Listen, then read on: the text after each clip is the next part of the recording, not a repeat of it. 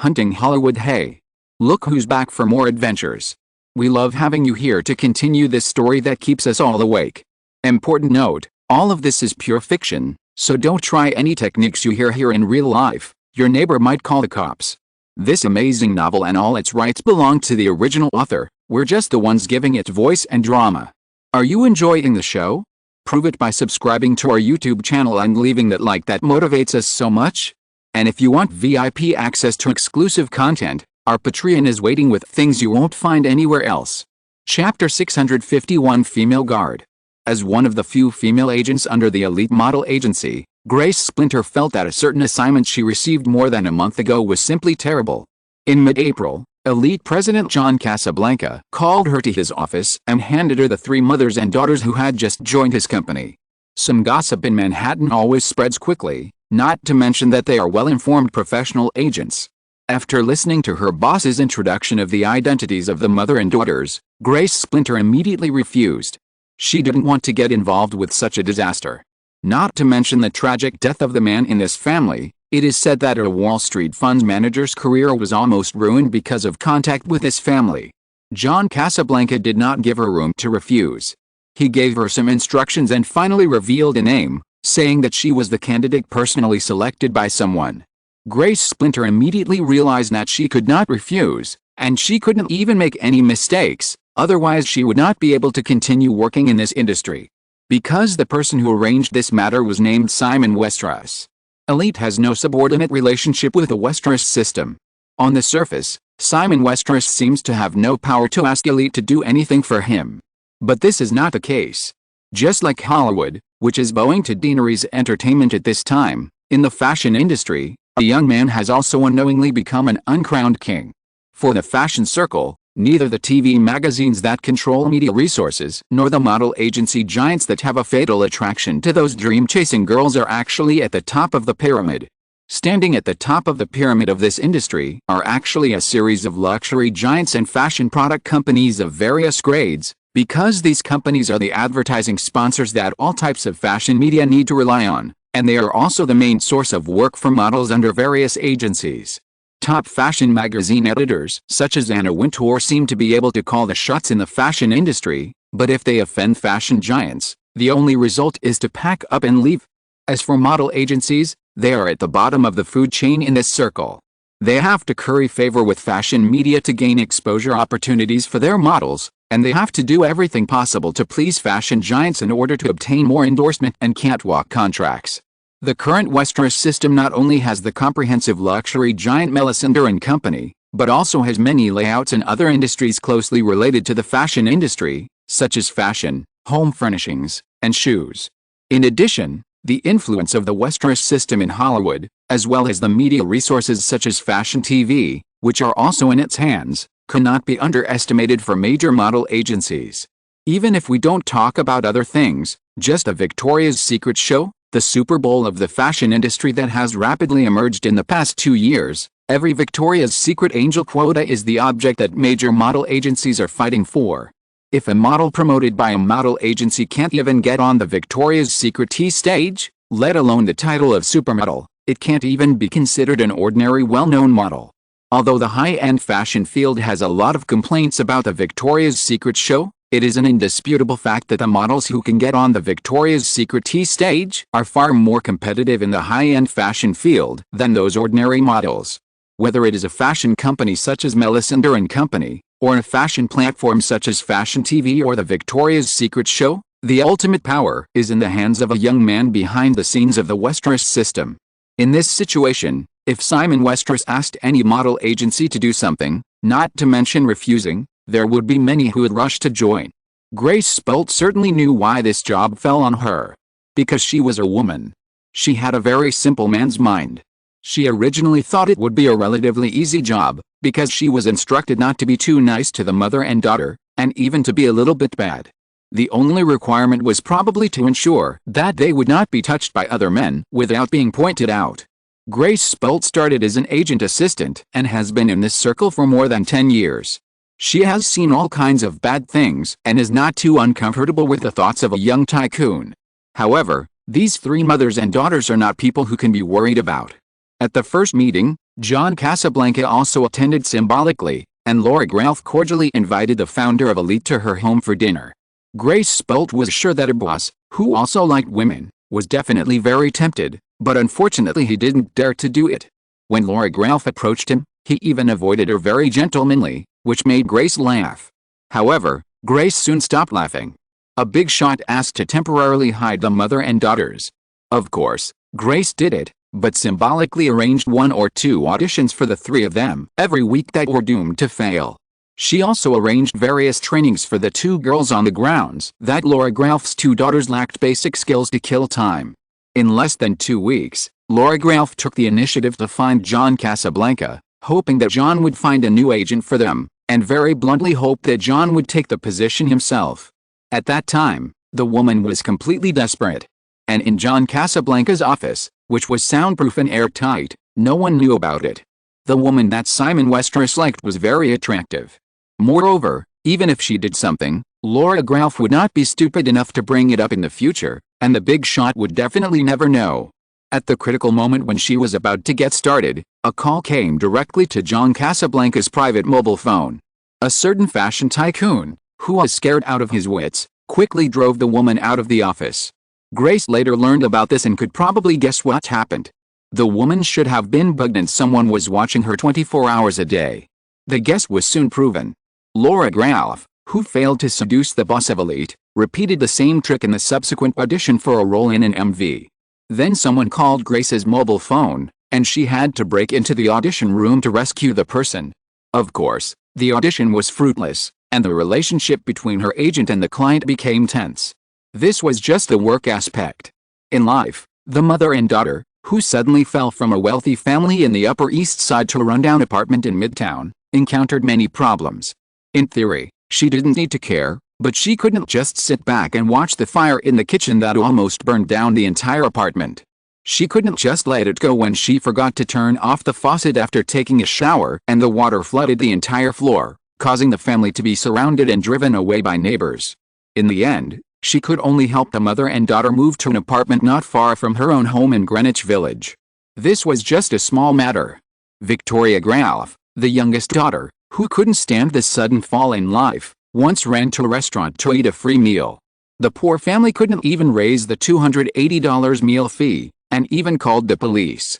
In the end, she had to step in to solve the problem. Kathy Ralph, the eldest daughter, chose to run away from home after a quarrel with her mother over trivial matters. Laura Ralph was also careless. She realized the next day that her daughter had not returned home for a day and a night. She immediately called the police and then contacted her agent. Being avoided by the whole of Manhattan like a plague god, this family had no one else to rely on if something happened. In the end, the girl was picked up from a shelter in Williamsport, central Pennsylvania.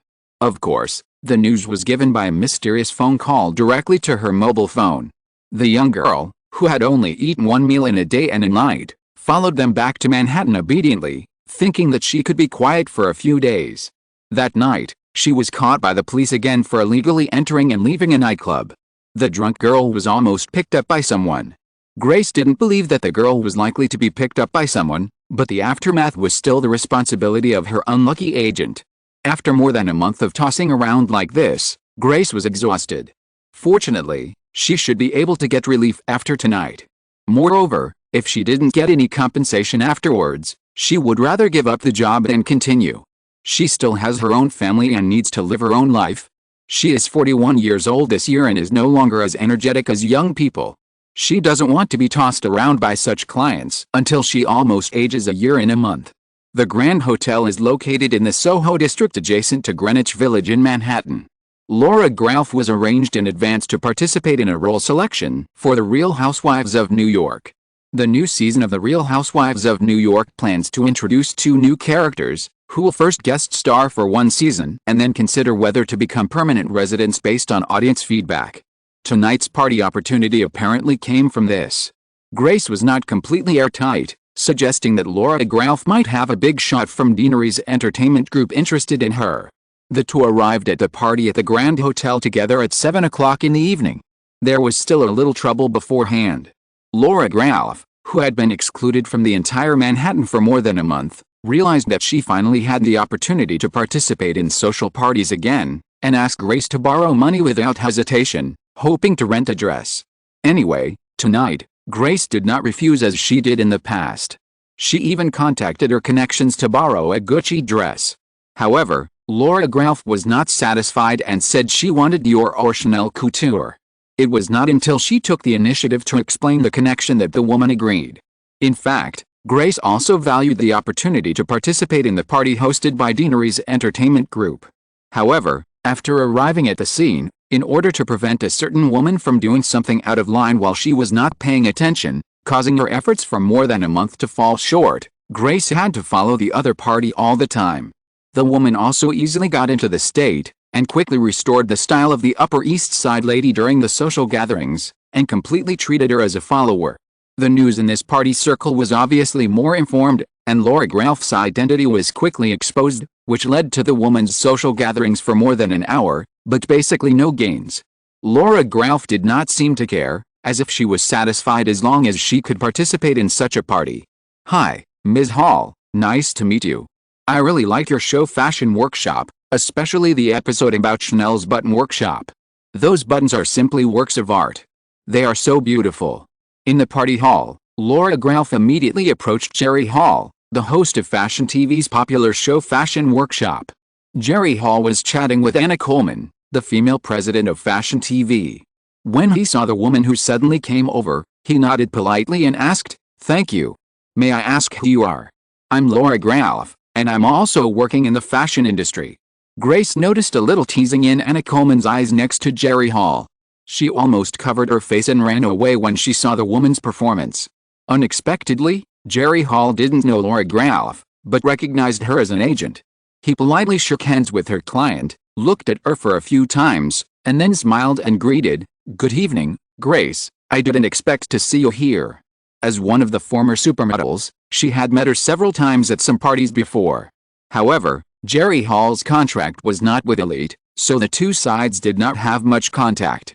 Now this woman was said to be with Simon Westeros and had successfully transformed into the television industry, so there was even less intersection between them. Seeing that she had to miss one social opportunity after another, Grace almost burst into tears when she heard someone take the initiative to greet her. "Hello, Jerry." Grace also smiled appropriately, motioned slightly to her side, and explained, "I am here with a client." Jerry Hall looked at Laura Ralph again, and probably felt some female instinctive vigilance, so he ignored her and turned to Grace again, introducing her warmly, "Grace, this is Anna Coleman, the president of Fashion TV." "Hello, Ms. Coleman. I am Grace Speld, an agent under Elite." Grace shook hands with Anna, and said, "The development of Fashion TV over the past year or so is really amazing." "Thank you." Anna Coleman smiled and shook hands with Grace, and glanced at Laura Ralph without leaving any trace, and it seemed that she had no intention of having too much contact with Grace. As the first global professional fashion TV station that has expanded rapidly, Fashion TV certainly has a lot of cooperation with Elite, but these things are not the turn of Grace, an ordinary agent under Elite, to intervene. Moreover, Grace also realized that the reputation of a certain client beside her as a disaster star obviously affected her social activities at the party. After a few polite words, Grace was about to take her client away tactfully. Suddenly, there was a commotion in the direction of the entrance of the hall. The four women looked over together and happened to notice the figure of a young man. Laura Ralph, who was obviously the most impatient, quickly brightened up and couldn't help blurting out, "This is Simon Westeros." Jerry Hall noticed Laura Ralph's excitement and became a little wary of this woman with a better figure than her and better skin and face care. He leaned over to Anna's ear and said something, ignoring Laura and the others, and took the initiative to walk towards Simon. Laura Ralph stared eagerly at a figure surrounded by the crowd for a while, and finally reacted. She took out a makeup mirror from the Gucci bag that was also borrowed to check her makeup. Without waiting for Grace to say anything, she took the initiative to walk towards Simon Westeros. There is nothing to be reserved about. It was said that the young super tycoon just happened to like women like her. Thinking about the scandals that were exposed some time ago, Simon Westeros was so generous to his lover that it was simply enviable. If she could catch such a man, she would be able to get out of her current quagmire-like life immediately. Chapter 652 Female Guard, 2. After patiently following for a while, Laura Ralph finally found an opening, came to Simon and took the initiative to extend her hand to introduce herself. "Hello, Mr. Westeros, I'm Laura." Simon had just greeted several main creators of Seinfeld. Hearing this, he extended his hand to shake hands with a woman in front of him. He did not pretend not to know her, but he was not warm. He looked at the tall and graceful figure of the woman in the deep V Gucci dress in front of him without disguising his eyes, and said, "Hello." Laura Ralph had already prepared a topic for chatting up, and was about to speak, but Jerry Hall, who had just come to Simon and had not left, suddenly leaned over to the man's ear and whispered a few words. Simon smiled and nodded, and then slightly gestured to Laura Ralph, and turned and walked away with the woman beside him. Laura Ralph subconsciously followed 2 steps, but still stopped. She did not forget the etiquette of the party. Clinging to him would only make people bored. Cursing the woman beside Westeros in her heart, Laura Ralph still maintained an elegant smile on the surface, pretending to walk away in vain, but her attention never left the figure of a certain man. Grace Spolt watched the whole process of Laura Ralph's chatting up, and was a little confused, but she could only regard it as the intention of a big shot to play hard to get. However, since Simon Westeros has arrived, her busyness for more than a month will finally have results. "It's just a little bit short, so I still have to be more cautious." Grace came back to Laura Ralph and planned to continue staring at her until the end. Laura Ralph noticed Grace approaching her, and without thinking much, she said with some complacency, "Grace, did you notice the look in Westeros' eyes just now? He must be very interested in me." Grace secretly complained in her heart. Of course she would not expose anything, and continued to stay by this woman's side and socialize at the party. About half an hour later, Laura Ralph, who had been paying attention to Simon's movements, suddenly found that Westeros was walking towards the entrance of the hall, with Jerry Hall still holding the man's arm beside him. "Is he leaving?" Grace also noticed the movement in the direction of the door, and was suddenly a little frustrated. "I still have to endure it." But a certain man did not give them much time to react, and his figure quickly disappeared at the entrance of the hall. However, when the 2 women were full of disappointment, a tall middle-aged man in a suit who looked like a bodyguard walked directly towards the 2 of them, looked at Laura Ralph, turned to Grace, and said, "Excuse me, are you Ms. Spolt, the agent of Ms. Ralph?" Grace nodded quickly. "Yes, you are." As she spoke, she politely extended her hand. The middle-aged man did not shake hands with Grace, but directly handed her a business card. "Ms. Spurt, I am Mr. Westeros's bodyguard. He is very interested in Ms. Ralph. If you have time, please call this number at 9 o'clock tomorrow morning." After saying this, the middle-aged man left a business card and turned away. Laura Ralph didn't react until Simon's bodyguard walked away. She turned her head to look at her agent and found that Grace had put away the business card. She immediately reached out her hand with eager eyes. "Grace, the gentleman just said that Mr. Westeros is interested in me and the business card should be for me." Grace just shook her head. "I heard it very clearly, it's for me." Laura Ralph asked for it in vain and had to give up temporarily.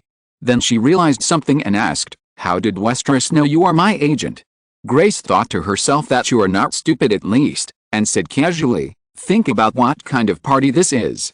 If Mr. Westeros wants to know the identity of a guest, it's just a matter of saying a word." Laura Ralph immediately accepted this explanation and looked at Grace's purse containing the business card. "Tomorrow morning, we should make this call together, right?" Grace shook her head and said, "Mr. Westeros should be very busy. Even if he wants to date you, it may not be tomorrow." "Laura, I'm leaving, will you go with me? It's only 9 o'clock now. It's still early. Then you can stay here by yourself," Grace said, and also walked towards the entrance of the hall. Laura Ralph paused, but still followed. If Laura Ralph really didn't leave, Grace would have to stay. She didn't want anything to go wrong on the last night. However, she was also sure that she would follow, so she insisted on leaving. The 2 walked out of the Grand Hotel together and got into Grace's car in the parking lot. The car had just started, and Laura Ralph, who was sitting in the passenger seat, quickly said, "Grace, can you lend me $500? Kathy and Victoria haven't had dinner yet, and I have to take some food back." In fact, before attending the party, the youngest daughter hoped that she could secretly take some of the buffet from the party back. Laura Ralph couldn't do such an indecent thing. Moreover, all her attention was spent on socializing. Although the buffet in the party hall was very rich, she had no time to eat it. At this time, she finally felt hungry after leaving the party. Over the past month, due to various problems, the Graf family has owed more than $26,000, of which $18,000 came from Grace herself. The job of a model agent is far less glamorous than the outside world imagines. The number of models signed by the entire elite has reached 2,000, and the top models are all directly controlled by John Casablancas and other management. Grace manages more than 30 girls, among which 5 or 6 have an annual income of more than $100,000, which is considered to be a little famous. This also makes her one of the top agents under elite. However, Grace's current annual income is actually only about $100,000. $18,000 is also a huge sum of money for her. Now, she is borrowing money again, and she actually wants $500 to buy dinner. In the whole of Manhattan, if you don't consider those expensive drinks, there are not many restaurants that cost $500 for a meal. Thinking so depressed, Grace pulled over the car and said, "How about steak?" Laura Graf looked at her and said reluctantly, "Okay, let's go down and eat together. You must be hungry, right? Then just pack 2 for Kathy and the others." Is this what a mother can say? Grace complained again and had to get off the car together. She was also hungry after being tossed around by this woman all night. The impromptu meal took more than an hour. However, most of the time, Laura Graf was talking to Grace about how to promote herself in the meeting with Westeros tomorrow. It was already 10:30 in the evening when she left. As expected, she just packed 2 steaks for her 2 daughters. After sending Laura Graf back to her apartment, Grace could finally go home. Her husband, who worked in the First Boston Securities Trading Department, did not rest either. He went to the bedroom of the 2 children to see the sleeping son and daughter. Grace returned to the living room, leaned on the sofa, took the coffee handed by her husband and drank a sip, and finally relaxed. Knowing that she had recently received several difficult clients, her husband asked with a smile, but Grace did not say much. She laughed at herself a few times and asked about the other party's work. The man was also a little hesitant.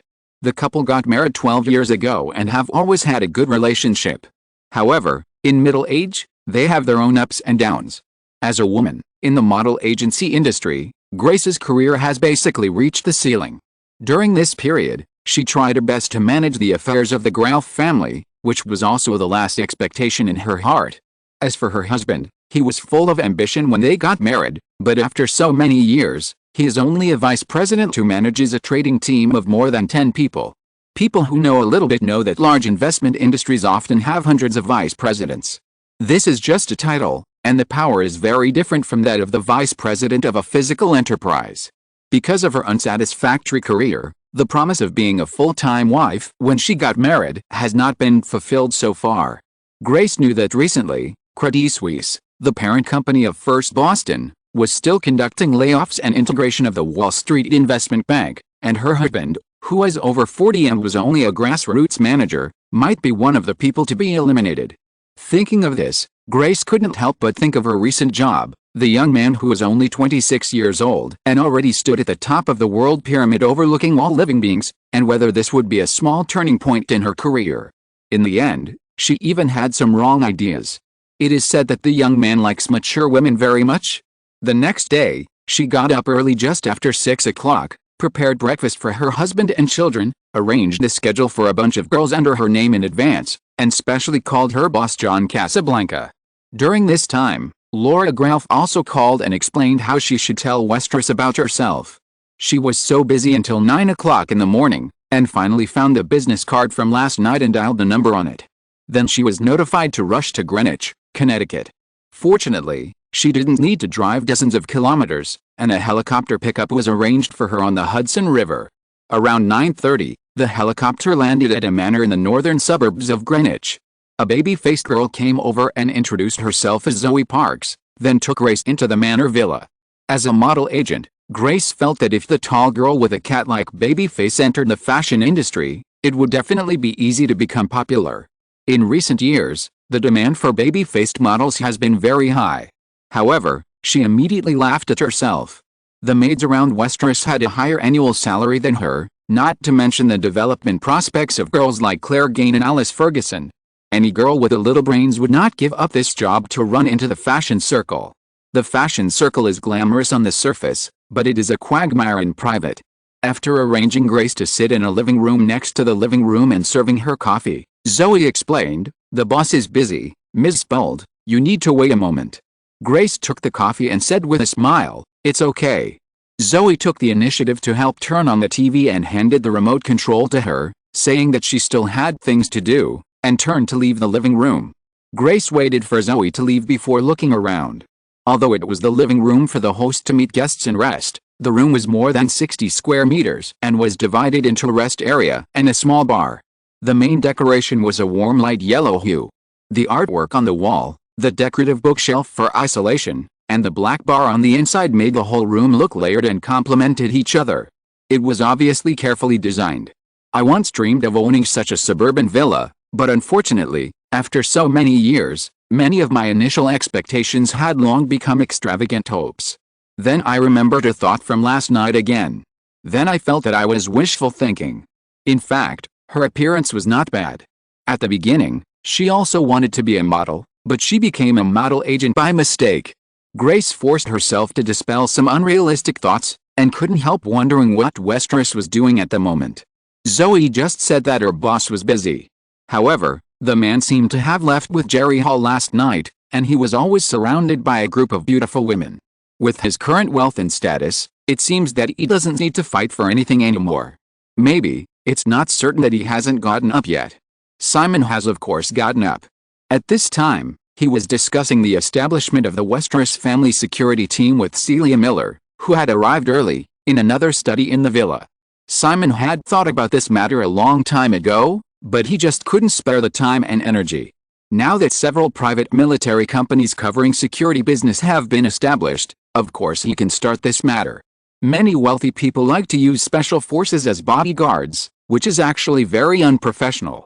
The attributes of professional soldiers tend to be offensive weapons, and the top soldiers are more like this.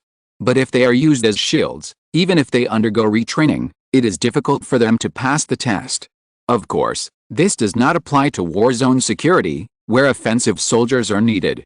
As for professional security teams in a peaceful environment, it is best to select ordinary people and train them from scratch according to the standards of shields.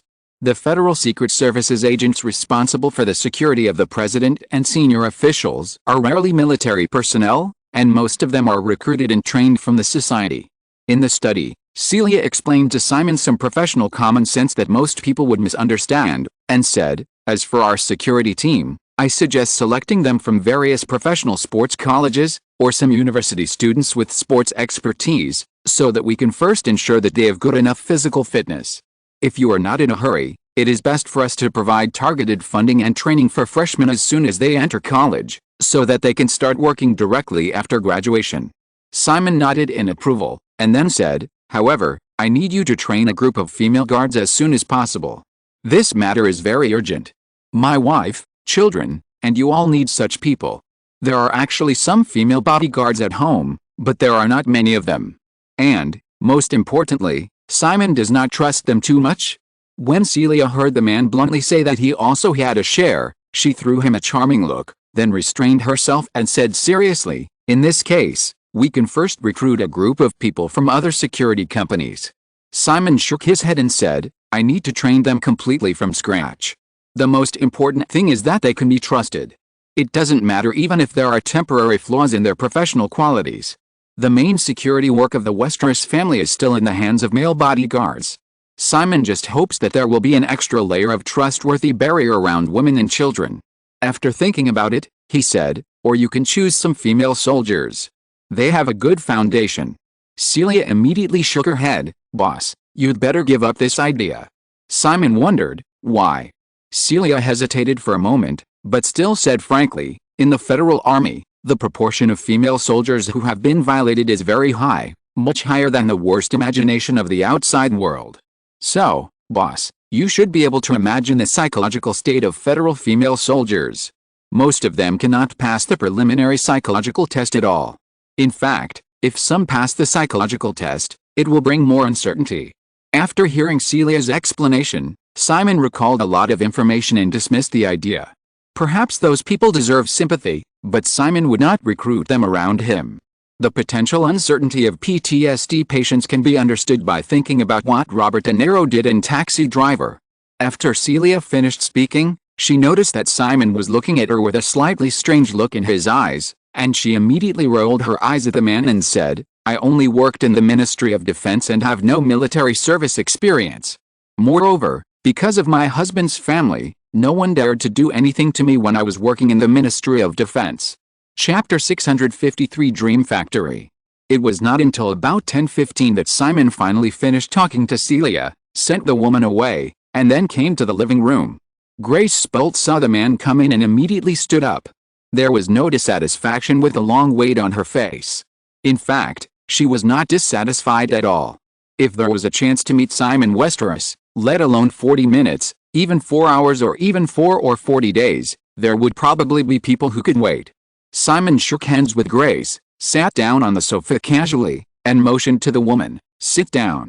Grace sat down again. Of course she didn't dare to be as casual as the man, and even felt a sense of embarrassment in front of this young man who was more than 10 years younger than her. Zoe followed in, poured coffee for the two again, and then quietly left. Noticing that Grace's eyes were wandering around and followed Zoe's figure out of the living room, Simon held the coffee cup, crossed his legs and leaned on the back of the sofa, and said, "Is Zoe suitable to be a model?" His own baby-faced maid looked a bit like another Brazilian supermodel Caroline Tardini in Simon's memory, but CT was active after 2000 and is still a little girl now. Maybe in the future, she can be recruited together like the Queen and the young Master Cassandra. Seeing Simon speak, Grace quickly turned to the man and said, "Yes, but Miss Parks probably doesn't think much of the modeling job." Simon shrugged slightly and smiled, "That's hard to say, but if he runs away again, I won't even have a maid to make coffee at home." Grace knew that the young man in front of her had hundreds of girls. When she heard the man say this, she didn't respond. She just smiled and raised the coffee cup to her mouth and took a small sip. Westeros was in no hurry to talk about Ralph's mother and daughter, and she certainly wasn't in a hurry either. She couldn't help but quietly look at the handsome face of the man in front of her, thinking of the voice of another woman in the corridor just now. That was not Jerry Hall last night, and it should not be his wife.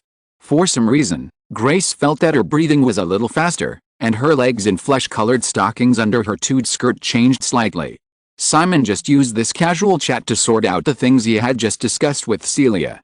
After drinking a cup of coffee, he turned to the main topic and said, "I am very satisfied with your performance in the past month, so there will be a reward this time."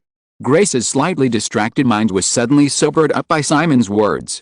She felt a little relaxed and excited in her heart, but she didn't show it on the surface. Noticing the man's empty coffee cup, she hesitated for a moment and took the initiative to stand up, picked up the coffee pot on the coffee table and came to the man, slightly bowed to help the man refill his cup. Another new woman's fragrance came, and Simon also looked at the woman in front of him closely.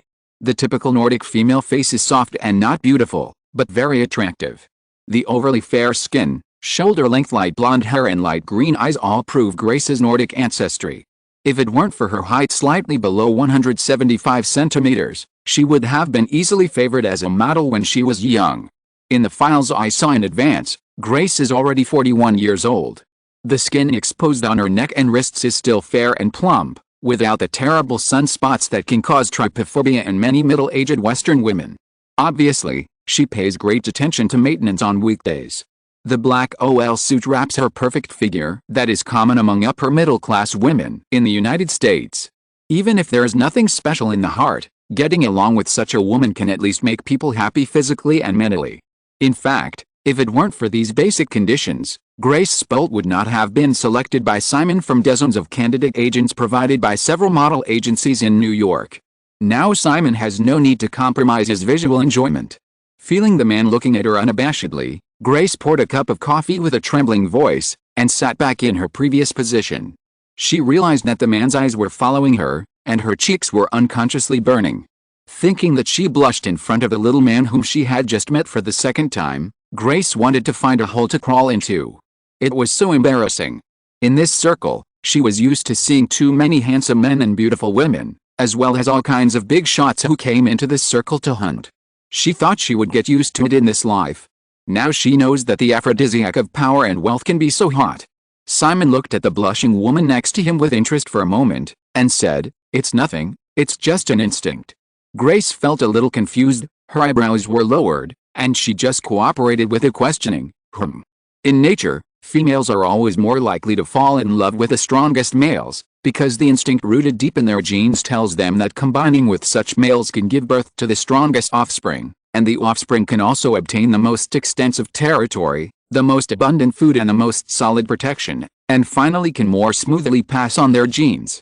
Although we humans claim to be civilized creatures, we have only transformed this instinct into other factors, and our bones have not changed. Grace only felt that the man's words were a little cold, just like the truth that has existed in nature for tens of millions of years, the vicissitudes of life, and the unchanging. But this coldness could not neutralize the heat on her cheeks. Simon smiled and reached out to press the top of the white clock on the side table next to the sofa. Zoe walked in quickly, took a look at the situation in the living room, lowered her head slightly and stopped looking around, and asked in a low voice, "Boss, take Grace to take a bath. She may be a little tired recently. Relax." "Okay," Zoe nodded, and turned to Grace. "Ms. Spalt, please follow me." Grace also knew that she needed to avoid this man to calm down a little. She said thank you in a mosquito-like voice, got up and left with Zoe. Grace left, and Simon temporarily went to the study to deal with some work emails. About an hour later, Zoe brought Grace directly to the study. Perhaps because of the bath, the woman had a little more radiance on her body.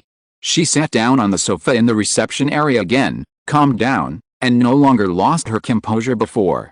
However, I don't know whether she expected or worried that the man would break into the bathroom while she was taking a bath, but this did not happen in the end. Simon did not stand up and walk to the reception area. He sat behind the desk and asked with a smile, "How do you feel?" Grace was a little disappointed that the man was talking to her from such a distance, but she immediately replied, "Not bad, thank you." Simon temporarily put down the pencil in his hand and said, "Well, let's talk about business. First of all, I am very satisfied with your work some time ago. There will be a reward, but you did one thing wrong." Grace nodded slightly. The man's tone was not heavy, indicating that her small mistake was insignificant. Simon also continued, "I remember I told you to be a little mean to the mother and daughter. You seem to take care of them too well." Grace blinked, and then felt a little wronged. Of course, she remembered the man's instructions, but these words were transmitted through other people. Who knows what he was thinking? After all, it is common sense that someone who arranges such a thing must take good care of the parties involved.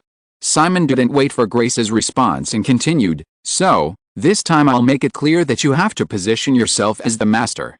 Do you have a cats at home?" Grace shook her head. They were busy on weekdays and didn't have the energy to keep pets. However, she also completely understood Simon's attitude.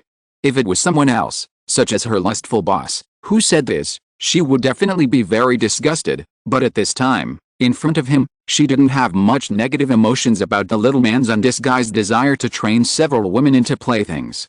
After all, he didn't want to do this to her. Moreover, that woman was really annoying. Maybe she offended him in some way. In her heart, she defended him so little, she looked over and waited for the man to continue. Simon realized that Grace had understood what he meant, so he didn't continue, and changed the subject and said, "Okay, let's talk about the rewards. Elite had 13 places in the Victoria's Secret fashion show last year. This year will not change, but 3 of them can be given to you." Grace's heart skipped a few beats, and she felt herself falling back to reality. However, this time, of course, is a very exciting reality. Although some of the girls under her name are slightly famous, none of them can be on the Victoria's Secret tea stage. In the past 2 years, these places have been firmly occupied by several core executives of Elite such as John Casablancas. Now, she didn't expect that she could get 3 at once. Just from the simplest analysis of model salary, this means that she has the opportunity to raise her 3 clients with an annual income of only about $100,000 to the level of supermodels with an annual income of $1 million US. According to the agent's commission ratio, although a part of it must be handed over to the company, if the operation is successful, her future annual salary will be enough to multiply several times on the current basis. Of course, Victoria's Secret angels may not necessarily develop too well. After all, the size of the Victoria's Secret army has reached about 40 people, but this circle cannot accommodate 40 top supermodels. Some models have been on the Victoria's Secret tea stage, but they are still tepid in the past 2 years for various reasons. However, Grace also believes that she has accumulated experience in this circle for more than 10 years. What she lacks is only resources and opportunities. What's more, this time, Simon Westeros was standing behind her. This young man who controlled a super business empire worth hundreds of billions of dollars, if he showed a little bit of resources, it would be enough to make her die. Feeling that the man was looking at her again, Grace quickly came to her senses and said, "Thank you, Mr. Westeros. I will definitely do what you told me to do. You can call me Simon. In addition, you should also know that I have taken away the Victoria's Secret quota of other people in your company. This is actually a small punishment for Casablanca for not being honest last time. Will you feel pressured?" Elite President John Casablanca failed to control himself when Lord Ralph took the initiative to throw himself into his arms a few days ago. He thought he could take advantage of it without anyone noticing. Unexpectedly, at the critical moment, the surveillance agent sent by Simon called to calm him down. Grace also knew about this. She smiled and said, "It's nothing. There is always competition. What's more, as long as you, Simon, don't take back those 3 places, I can leave Elite now." With 3 Victoria's Secret Angel places in Westeros, a potential thigh that can't be thicker, if Grace can't stay in Elite, she has enough confidence to switch to other agencies or be independent. Simon shook his head and said, "It's best not to leave Elite. On top of the 3 places, I can give you some additional support. What you have to do next is to keep an eye on those 3 vases, and you can also try to go further." "Go further?" Simon looked at Grace's slightly confused and expectant eyes and said, "Yes, for example, the position of Casablanca." Grace suddenly felt her breathing quicken a little. John Casablanca is the founder of Elite. He has been the president since the establishment of Elite in the 1970s. However, it is not impossible to replace him. Elite was a partnership company from the beginning. After so many years, after many financings and equity changes, John Casablanca's equity is almost gone. Simon also knows that John Casablanca's, who has been controversial in the past, was kicked out of Elite in a high-level scandal a few years later.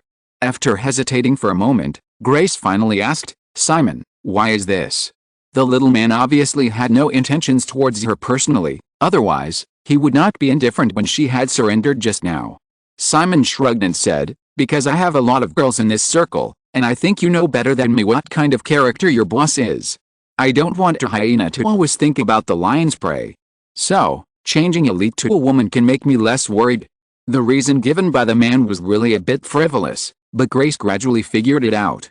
If she was promoted to the position, the young man in front of her would indirectly control Elite, the world's largest model agency.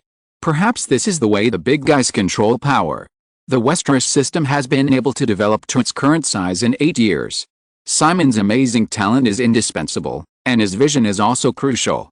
By supporting her and holding Elite in his hands, the influence of the Westeros system is equivalent to covering the entire fashion industry chain from enterprises, media to talent resources.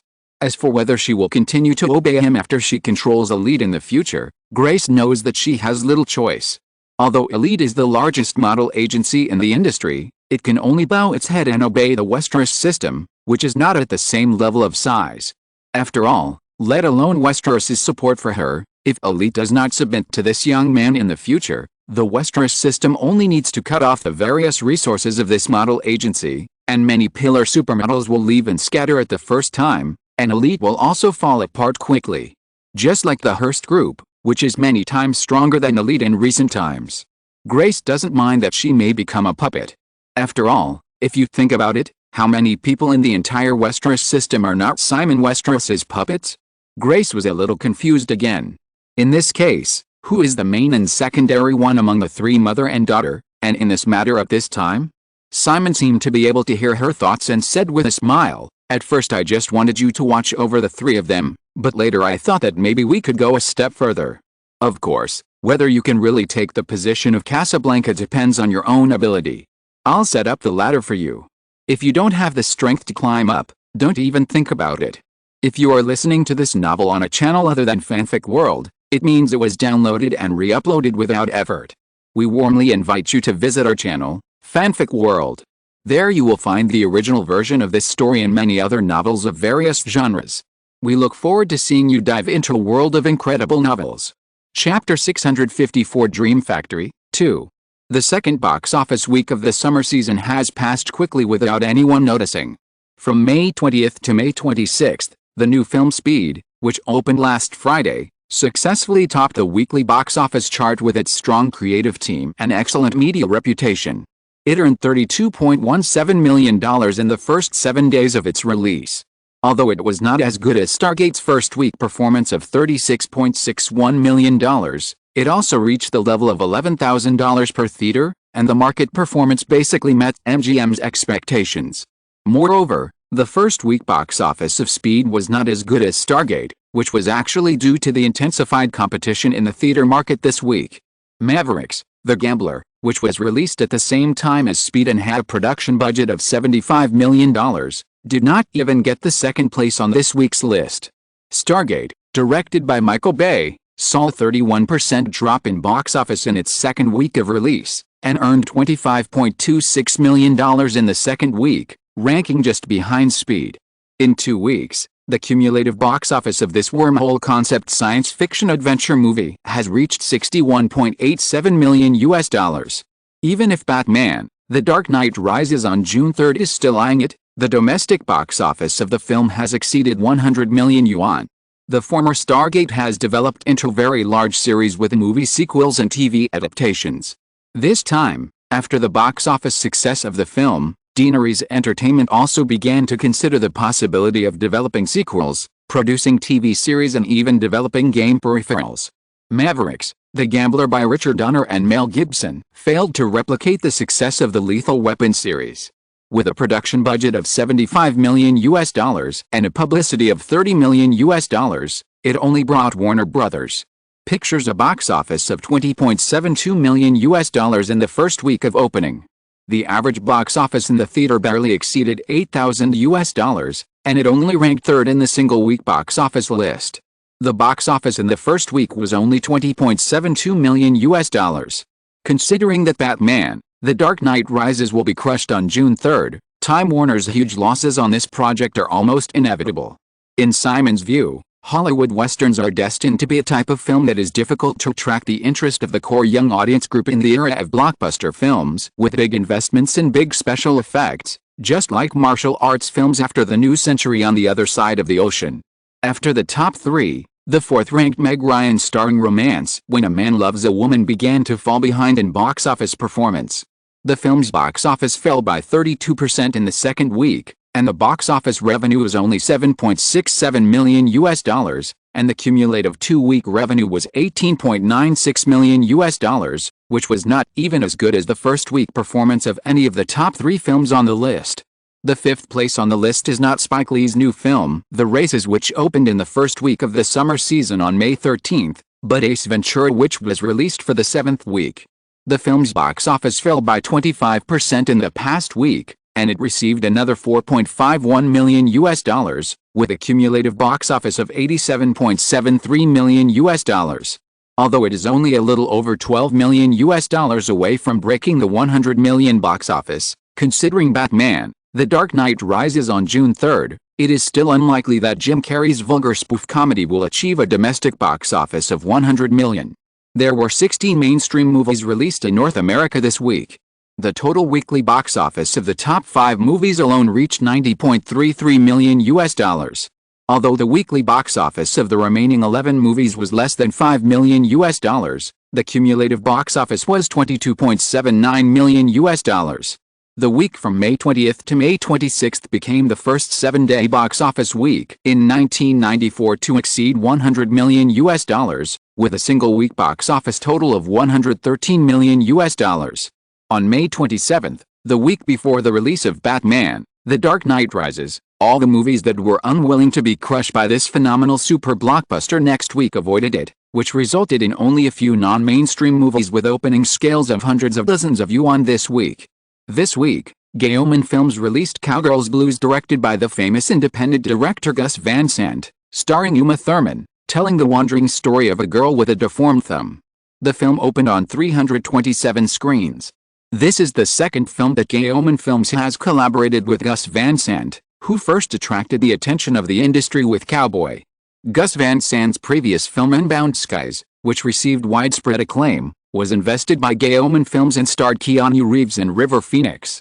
As a low-cost art film, several main creators took the initiative to reduce their salaries to star in it, and the budget was only $3 million. After the film was released, it only made $7.28 million in North America. Relying on River Phoenix's Venice film Emperor and the film's own art theme, it sold even better in Europe, which is a small success. The production budget of this Blue Cowgirl has also increased to $8 million. The film was completed last year, and the feedback from several film festivals was very average, so the May 27th schedule was chosen. The popular summer season is very friendly to commercial films. As for art films, especially niche art films with no big stars and very average reputation, there is basically no blessing. Gay Omen Films chose this schedule just to hope for the best. There are precedents for successful small films with average reputation and unknown creators in the past. Maybe the audience will like it. Simon did not have any expectations for Cowgirls with Blue Eyes. It was a small loss before The Dark Knight Rises. After all, you can't always make money. Losing money occasionally is good for your body and mind. The Princess and the Goblin was released at the same time as Cowgirls with Blue Eyes. This is an animated film invested and released by the British independent film company Hemdale. Hemdale is very unfamiliar to most people, but this film company invested in a famous science fiction film in the 1980s, James Cameron's Terminator. The North American theatrical distribution of the first Terminator was handled by Orion Pictures, but it was Hemdale that invested and produced it, and the copyright was originally in the hands of the other party.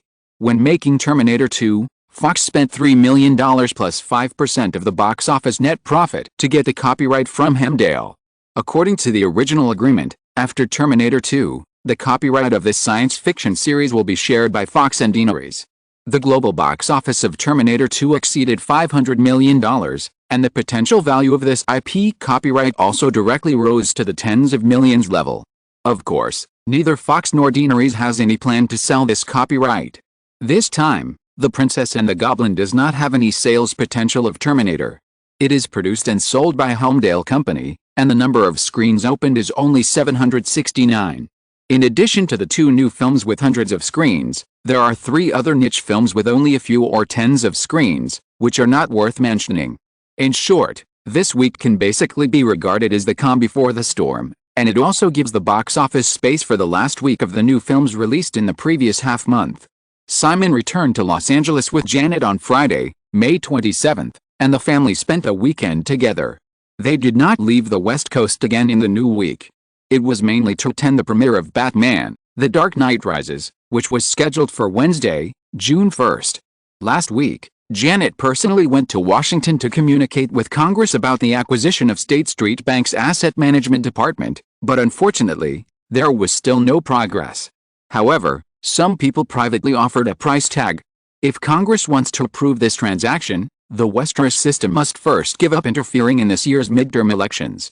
Obviously, many people feel pressured by the political offensive of the Westeros system during this period, and there are even rumors that Congress will investigate the Westeros system's illegal interference in political campaigns. Simon is not worried about the investigation. Simon is young enough now and has enough time to lay out the political forces of the Westeros system. There is no imminent crisis at the moment, so he has no reason to deliberately use illegal methods to interfere in the election. Moreover, the political lobbying activities of the Westeros system are monitored by a special compliance team at all times. Perhaps many small actions are inevitably borderline, but this is just like the various tax avoidance methods in this country. It may not be legal, but it is not illegal. It is basically a gray area within the rules of the game that everyone defaults to. The biggest reason why many people in Congress feel threatened is that the capital strength of the Westeros system is too strong. In this era when many top tycoons are only worth a few $1 billion, Simon's total personal assets have reached a terrifying $200 billion, and the entire Westeros system is even larger. As a result, other top political donors can already spend tens of millions of dollars in cash to support elections every year, which is a big deal. But the Westeros system can easily mobilize hundreds of millions of dollars. Aware of the fundamental obstacles of this matter, the couple discussed and finally gave up using prosecution to resolve the matter. involving mergers and acquisitions with assets of tens of billions of dollars. If a lawsuit is really initiated, the result will definitely be more protracted. Don't expect to get a result from Washington without 1 or 2 years, so it is better to wait patiently for half a year. After the midterm elections in November, think about the silence of the entire American political circle on the National Rifle Association after the 1994 midterm elections in the original time and space. As long as the Westeros system's sniper plan can be completed, many people in Congress should reconsider the consequences of offending the Westeros system. It is difficult to ensure that there will be no changes in the waiting for half a year. The result of the discussion between Simon and his wife and Cersei Capital team was to start cooperation with State Street Bank as early as possible, to avoid the acquisition case from falling through within half a year, which was considered to be a warm-up for the merger of the two parties in advance. Of course, the lobbying attempts will not stop in the past 6 months. Although it is not satisfactory, it is undoubtedly the best solution for the whole thing. As for the Hearst Group, after more than a week of silence, the Hearst family took the initiative to contact Simon again, trying to lower the conditions Simon had previously offered through negotiations. Simon simply ignored it. Faced with the overwhelming public pressure, the French government finally issued an expulsion order to William Hearst III, who fled to Paris, requiring him to leave France before May 31st. The former head of the Hearst family, who not only lost control of the family business recently, but also had most of his personal assets frozen, had to hide in Morocco when other major European countries were unwilling to accept him. The public is still forgetful after all. After a month of hype, the public opinion storm caused by the murder of Doris Fitch has gradually cooled down.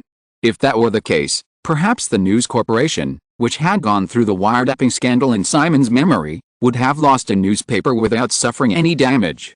However, a series of official investigations, claims lawsuits, and partner abandonment against the Hearst Group have not stopped, which is what has damaged the Hearst Group. On the other hand, 2 reporters from the News-Times in Danbury, Connecticut, who were very interested in the Woodfield Manor bombing, left Pittsburgh quietly after the newspaper management was under some strong pressure. Other media that had been closely following the bombing also gradually gave up following up. The cooling of media enthusiasm is not only the result of the Westeros system's quiet operation, but also the scene that the authorities hope to see. Many important clues of the bombing case have been lost after a series of investigations. Forcible investigation will consume a lot of government resources, and it is really difficult to get any results. Even if the federal high-level officials in Washington, who have a general understanding of some vague inside information, want to attack the Westeros system, they dare not rashly lift the lid without any solid evidence. After all, this accusation is too serious. If the Westeros system is exposed rashly, it may be disgraced, but some people who cannot produce evidence may completely ruin their political careers. Even if the truth is revealed indirectly through some tabloids in the form of conspiracy theories, it is impossible. After all, tabloids are seeking money. The fundamental purpose of exposing various conspiracy theories is to create gimmicks and promote newspaper sales. Usually, the various conspiracy theories of tabloids are directed at the federal government, including the president, Congress, and various other government departments. The public likes to fabricate such gossip, and Washington usually does not take them seriously. However, if it is aimed at a large jebel with assets of hundreds of billions of dollars, it is not seeking money, but playing with fire. If such a thing is exposed, the Westeros system will pursue it relentlessly. It is definitely not just a matter of closing a newspaper. A lot of people will be in trouble, and the mastermind behind the operation of the exposure will not be able to get away easily. Many truths that seem to be hidden very deeply are only for the ordinary public who lack information channels. It is not difficult for the powerful Westeros system to get to the bottom of a thing, and there is no need for evidence at all. Think about a series of fierce revenges triggered by an assassination case that didn't even make a splash. Exposing this matter may only bring shame to Westeros, but those who play tricks behind the scenes may lose their own lives or even the lives of their families. Those who know the inside story of the Woodfield Manor explosion probably don't think that Simon Westeros can't do such a thing. Everyone has a big family and a big business, so there is no need to go and give up his life when Westeros can't be brought down. After a long time, more traces will be erased, and there will be no truth to this matter. A new week. Time quickly enters June.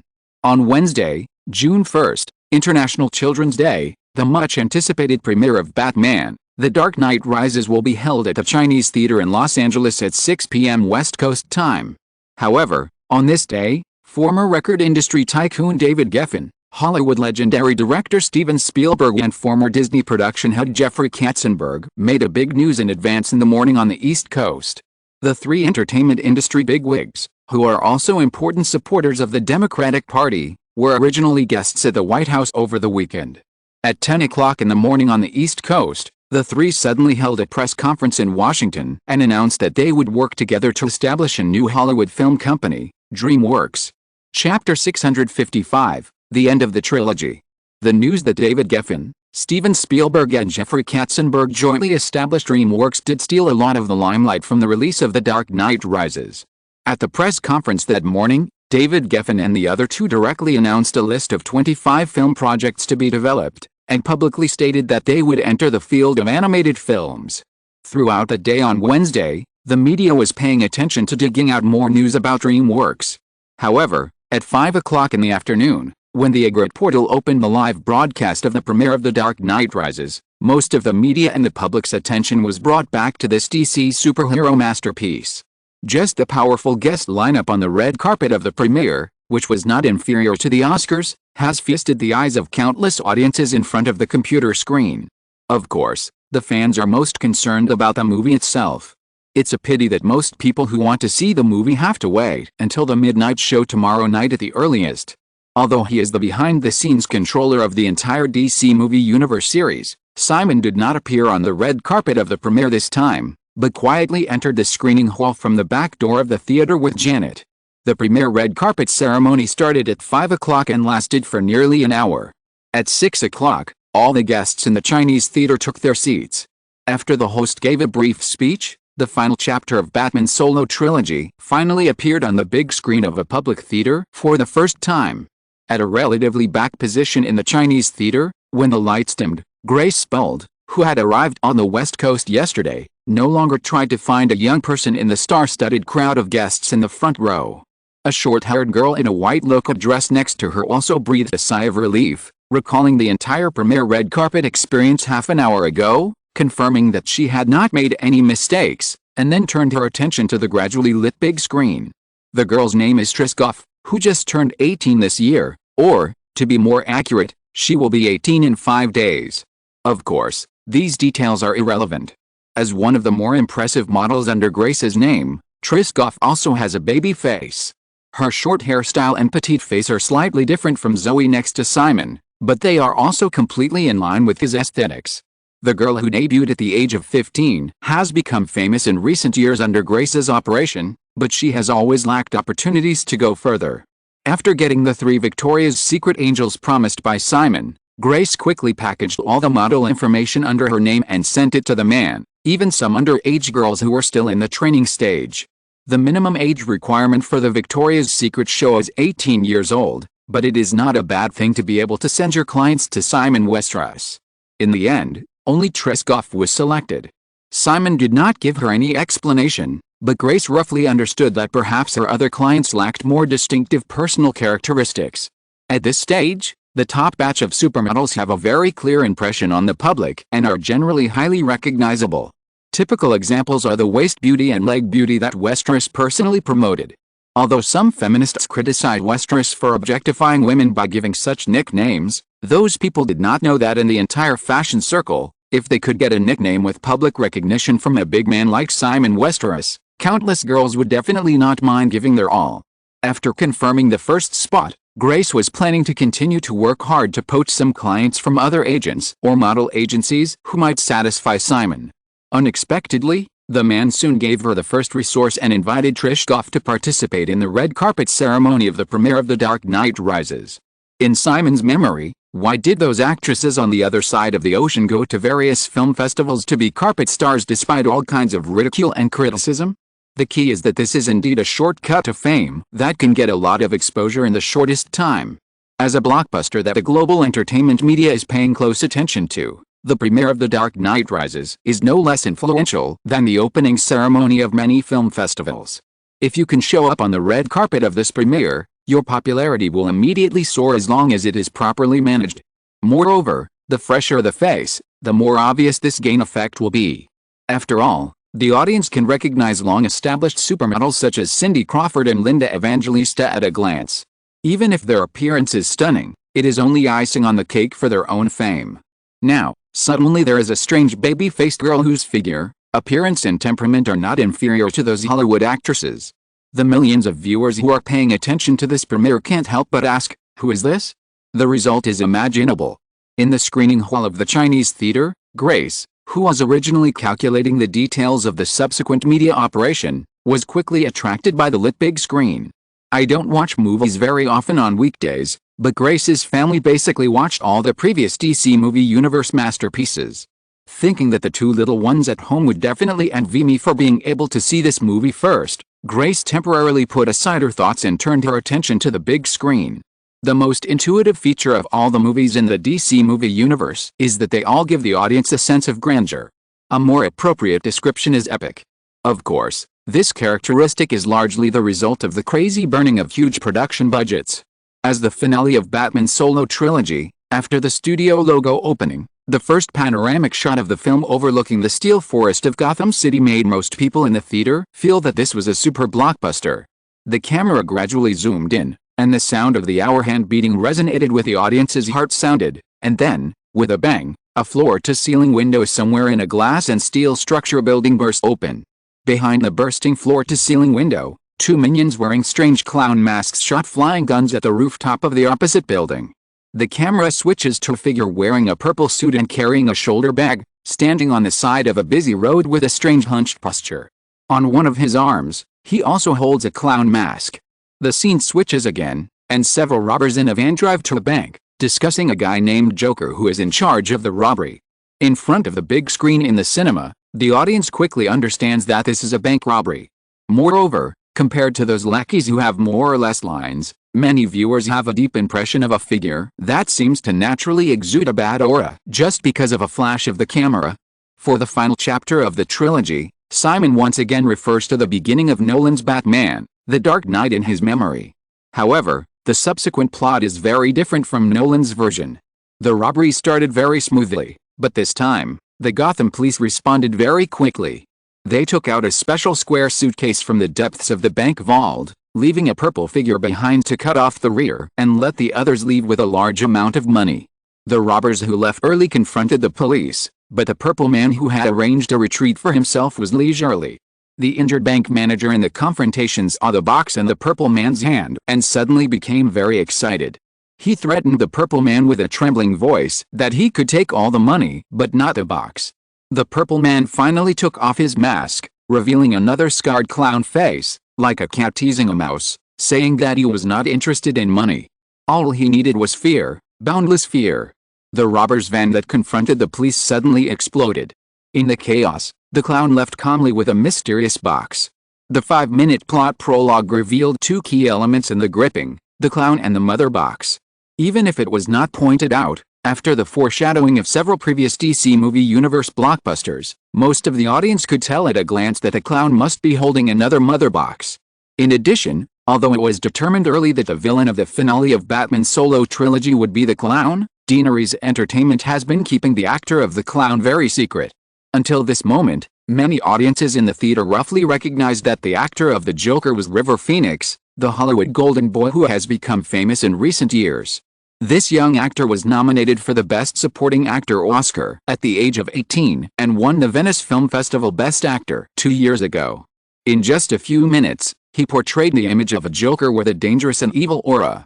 The DC movie universe has become more and more popular in recent years, but except for some technical awards, other aspects have not been favored by the Oscars. This time, just 5 minutes into the opening, many film critics in the Chinese theater screening room had an idea that River Phoenix, a talented actor, was almost certain to win the Oscar for Best Supporting Actor next year. In the past, River Phoenix died of a drug overdose last year. The appearance of Simon, the Big Butterfly, has changed many things in Hollywood. During the cooperation with Deaneries Entertainment on 7 Deadly Sins, River Phoenix quit his drug addiction due to the strict monitoring of Deaneries Entertainment. The actor's acting skills are absolutely excellent, and his natural evil temperament is also very consistent with the image of the Joker that Simon needs. So, After careful consideration and repeated auditions, Simon finally gave the role of the Joker to the other party. However, for the sake of mysterious marketing, Deaneries Entertainment has kept silent about the actor who plays the Joker until today's premiere. Sitting in an inconspicuous position in the screening hall with Janet, Simon can judge that River Phoenix's Joker is no less than the Heath Ledger version in his memory just by feeling the reactions of some of the audience around him.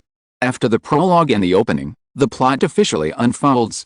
The DC movie universe has been officially integrated. Therefore, although the main line is still close to Batman and the story has not left Gotham City, the film shows the existence of superhero characters such as Superman and Cyborg through many details such as television, newspapers and character conversations. In the process of tracking down the Joker, who has been committing crimes frequently in Gotham City recently, Bruce Wayne also expressed some potential concerns about Superman, the alien visitor. This also made a potential small foreshadowing for next year's Batman v Superman, Dawn of Justice. On the other hand, as the plot progresses, the mother box that the Joker stole also explains the cause and effect. This mother box is a collection that an auction house deposited in a bank and intended to be auctioned as an antique. It is rumored that it was first discovered in a copper mine in a European noble territory. 200 years later, no one knows the origin and function of such a thing. After the decline of the nobles, they began to sell their ancestral collections, and the mysterious mother box was one of the most publicized. Moreover, this mother box from human society has actually attracted the attention of many people such as Bruce Wayne, Diana Prince and even Lex Luthor. It was originally planned to hold a grand auction in Gotham City, but the Joker got there first. The mother box was stolen, and Batman began to intensify his pursuit of the Joker. At the same time, after the Joker got the mother box, he kidnapped several scientists to study the mother box. Among them was a botanist and extreme environmentalist named Pamela Isley. The powerful mother box is not something that can be easily controlled by tiny humans. In an experimental accident, Pamela Isley, played by Nicole Kidman, encountered the same situation as Cyborg and evolved into Poison Ivy, who has the superpower to control plants. Poison Ivy, who was brainwashed by the Joker, continued to be an accomplice to the Tiger. With her superpowers, she quickly mastered some of the uses of the mother box. In a subsequent experiment, through the time and space gaps opened by the mother box, the Joker easily spread a nerve agent that can drive people crazy to the town where the laboratory is located, triggering a catastrophe like a doomsday crisis. After seeing the tragic experience of the residents of the town, Poison Ivy parted ways with the Joker and soon encountered Catwoman. Simon made a small CP in this plot, of course, just a little bit. In the 1990s, the United States was generally conservative, and both gay love and lace were a bit out of place. Of course, people with gay hearts can definitely understand the essence of it at a glance. The experiment was successful, and the Joker wanted to use the countless time and space gaps opened by the mother box to spread his nerve gas to the world in a short period of time, so that everyone would become a clown. Batman tried his best, but he failed to stop the Joker's attack. The nerve agent spread to the whole world with Gotham City as the center by using the time and space gaps that the mother box kept opening. At the critical moment, Poison Ivy, who had abandoned the dark and turned to the light, developed an antidote for the nerve agent. The best way is of course to spread the antidote through the time and space gaps of the mother box. Unfortunately, compared with a well-prepared Joker, the antidote developed by Poison Ivy was very small, and it was impossible to copy enough antidote in a short time. When the situation was almost deadlocked, Poison Ivy thought of another way to use the natural purification effect of plants to crack the Joker's nerve agent. With the help of Catwoman, Poison Ivy found an ancient vine in the botanical garden of Gotham City that can perfectly combine with the antidote for the nerve agent and can be quickly purified in a short time. So, when Batman and the Joker started the final battle on the other side, a shocking scene also appeared in Gotham City. At the cost of consuming her own vitality, Poison Ivy gave birth to countless wildly growing vines, which also spread rapidly in all directions with Gotham City as the center, and successfully purified the nerve agent released by the Joker. The former steel jungle soon turned into a green city full of vines. After a fierce battle, Batman successfully subdued the Joker, and the time and space gap opened by the mother box was closed. Although a heavy price was paid, Gotham City, and the whole world, was saved again. At the end of the story, Gotham City regained its peace, and the auction was held as scheduled. However, Bruce Wayne lost the auction of the mother box to a mysterious girl of unknown origin. In the end, Bruce Wayne and the mysterious girl who introduced herself as Diana Prince sat opposite each other in a cafe, and the Easter egg scene in Batman: The Dark Knight reappeared. Chapter 656, The Ultimate Film Industry. After the main film, as usual, there was the Easter egg that everyone was looking forward to. The Easter egg of Suicide Squad, which will be released at the end of the year, had already appeared in the first Batman Begins. This time, Batman: The Dark Knight Rises only had one Easter egg, but it made all DC fans in the Chinese theater screening hall very excited. In a corner of a city street that had obviously experienced a car chase, a burly figure in a cape stretched out his hand to tear open the roof of the almost scrapped Batmobile, which was emitting flames. Batman in the car slowly stood up. The two strongest DC superheroes confronted each other on the big screen for the first time. There were no lines, but this was enough. The screen was completely dark, and after a short break, thunderous applause soon rang out in the screening hall. The applause lasted for more than a minute until the host and several main creators of the film took the stage and sat down, and then it slowly stopped.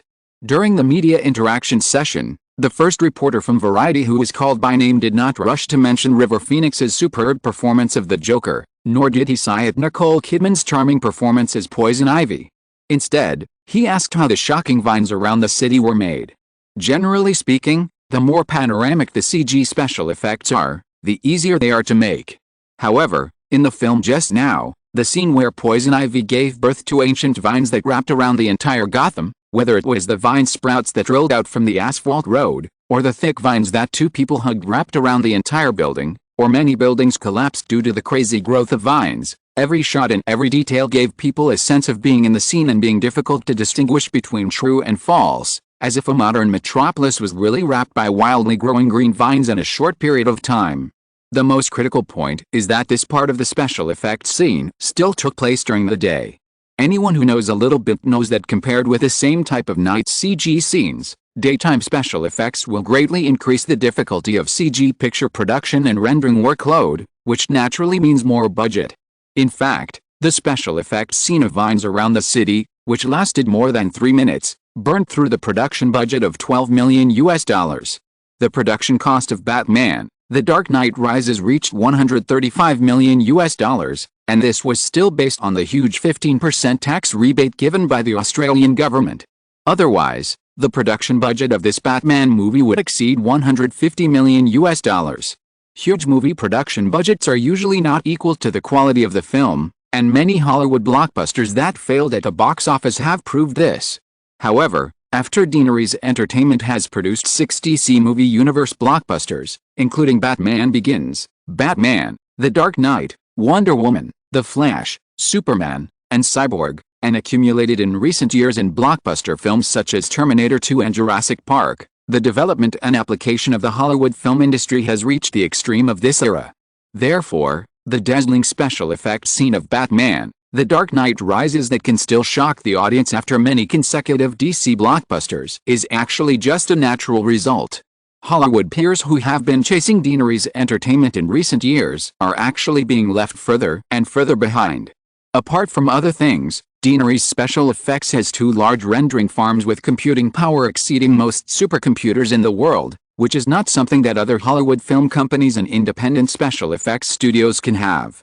Not only in terms of technology, Deaneries Entertainment has formed a complete set of film industry streamlined operation system through the experience and running in of many super blockbusters in the entire process of film project pre-planning, formal production, and post-promotion.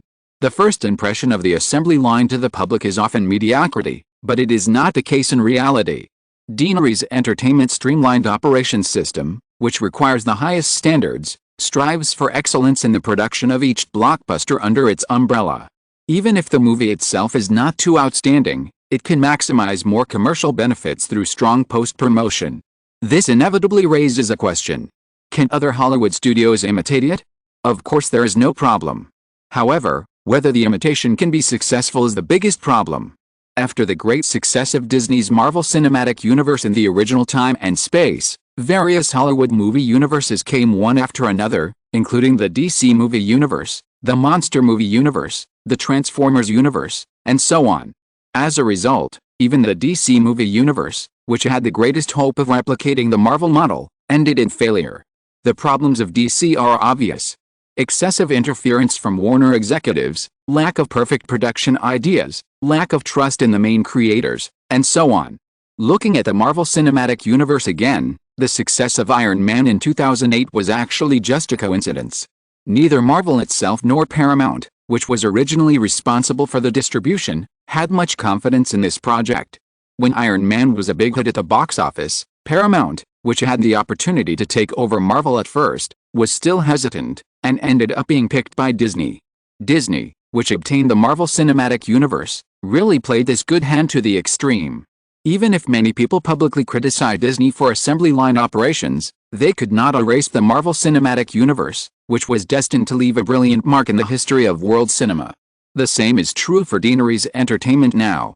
Simon has absolute control over Deaneries Entertainment and has a clear and firm production plan for the new DC movie universe. Time Warner and Deaneries can jointly provide the best production and publicity resources for all projects. All these are the foundation of the success of the DC movie universe. Not only that, Simon has successfully applied the production and publicity experience accumulated from a series of DC movie universe blockbusters to many projects under Deaneries Entertainment, such as the Jurassic Park series, the Teenage Mutant Ninja Turtles series, and the Mission Impossible series. These super successful blockbusters eventually created the extremely powerful Deaneries Entertainment Group in Hollywood at this time. After the premiere, the word of mouth of Batman, The Dark Knight Rises was officially lifted on the second day. The comment of The Hollywood Reporter that Hollywood still has only two kinds of movies, one is the DC movie universe movie, and the other is other movies, is a classic summary of most media's praise for Batman, The Dark Knight Rises. Mainstream paper media such as Variety, Los Angeles Times, New York Times, Boston Globe, Chicago Tribune, etc. have given high praise to this finale of Batman's solo trilogy. The amazing thing about the film is definitely not just the outstanding special effects that are still further advanced after the previous 6 DC blockbusters, but also the wonderful plot that is linked and completed in one go, the demanding pursuit of details under the atmosphere, the Joker portrayed by River Phoenix, Nicole Kidman's Poison Ivy, etc., have become the focus of many film critics. In the end, the media comprehensive score of Batman Rises reached an astonishing 9.7 points, which is 0.1 points higher than the comprehensive media score of 9.6 points of Batman Begins, the first film that amazed movie fans that year. Considering the common phenomenon that Hollywood sequels often fail to break through the previous work, the media reputation of Batman Rises is even more rare. On Thursday night, Batman Rises was officially rolled out on 3,515 screens in North America, and the number of screens for opening also set a new record. Friday, June 3rd. The first day of the massive release of The Dark Knight Rises, the box office data of the previous week in the North American film market was also released. The two new films released last Friday, Cowgirls Blues and The Princess and the Goblin, failed to make any splashes, so from May 27th to June 2nd, North American theaters were basically dominated by several old films. Keanu Reeves and Sandra Bullock's Speed won the first place in the weekly box office list without any suspense. Due to the lack of competition from new films, the weekly box office of the film fell by only 21%, earning another $25.39 million, and the cumulative box office for 2 weeks reached $57.56 million. Simon originally expected that the box office decline of Speed this week could be controlled within 20%, and the 21% single-week decline was slightly lower than expected. Obviously, although there were no other strong competitors in the same period, the film was still affected by The Dark Knight Rises. The audience's expectations for this DC movie universe super blockbuster largely led to cooling of the market in the week before the film was released. Stargate, directed by Michael Bay, continues to occupy the second place on the list. In its third week, the film's decline also narrowed to 23%, earning $19.45 million. The cumulative box office in 3 weeks reached $81.32 million, which is not far from the 100 million yuan threshold. The Western film Maverick, starring Mel Gibson, ranked third, and its decline this week was also only a very good 22%. However, the opening box office of Maverick was too low, with only $16.15 million in the second week, an accumulative box office of $36.87 million in 2 weeks, which was only comparable to the $36.61 million first-week box office of Stargate. Considering the strong impact of The Dark Knight Rises on June 3, the total North American box office of Maverick is likely to stop at less than $60 million. Relying on the local box office, Warner can only barely recover the $30 million investment in the film's publicity and distribution, and huge losses are inevitable. When a new box office week begins, the attention of the North American media and the public is almost entirely attracted by The Dark Knight Rises. After the overwhelmingly amazing word-of-mouth opening on Thursday, on Friday, the first day of its large-scale release, The Dark Knight Rises earned another record-breaking first-day box office of $26.13 million with 3,515 screens. The box office of $26.13 million on the first day of its release almost made most Hollywood filmmakers cry. Many Hollywood movies may not have such a high box office in the first week of their release, but The Dark Knight Rises only took one day. The media's unremitting hype and the public's already formed viewing habits of the DC movie universe have further boosted the film's phenomenal viewing craze. From June 3 to June 5, the first 3 days of the weekend, The Dark Knight Rises earned a strong $78.37 million, which is also a record-breaking first weekend box office result. From June 3 to June 9, the first week box office was released, and the box office revenue of The Dark Knight Rises in the first 7 days of its release finally reached $127.63 million. It was overwhelming and unstoppable. Faced with a strong crush of The Dark Knight Rises, the box office of Speed and Stargate, which had originally had a very good box office momentum, was directly cut in half in the new week, with a drop of 49% and 53% respectively, and the single-week box office directly fell to $12.93 million and $9.21 million. However, Mel Gibson's Mavericks is even more miserable. The box office was not high at the beginning. Faced with the impact of The Dark Knight Rises, the third week of its release fell by as much as 57%, and the single-week box office directly plummeted from $16.15 million last week to $6.93 million. Not to mention the original box office expectation of $60 million last week, it is now difficult to cross the threshold of $50 million. As for other movies such as When a Man Loves a Woman starring Meg Ryan and The Race by Spike Lee, they were hit to the edge of the lower shelf at one time. The same is true for Ace Ventura by Dean Rees Entertainment. Ace Ventura originally crossed the $90 million box office threshold with a box office revenue of $3.17 million from May 27 to June 2. The box office in the new week also fell by 53% due to the impact of Batman: The Dark Knight Rises, with a single-week box office of only $1.49 million and a cumulative box office of $92.39 million. Although Dean Rees Entertainment still reserves 325 screens for this film, it is expected that it can only get a box office of about $5 million at most in the future. The final box office of Ace Ventura will be around $97 million, just one step away from the $100 million box office club. Speaking of which, as long as Simon is willing, Dean Rees Entertainment can cross this threshold, but for the sake of suppressing Jim Carrey, Simon did not approve some plans proposed by the publicity and promotion team of Ace Ventura. Regardless of the situation of other films, The Dark Knight Rises was a huge success at the box office in its first week. Dean Rees Entertainment and Time Warner Group immediately jointly held a grand celebration party at the Employee Activity Center of Dean Rees Studios in Malibu on Saturday, June 11. Although he no longer directly manages Time Warner's film business, Terry Semel still came to Los Angeles from New York on the day of the celebration party.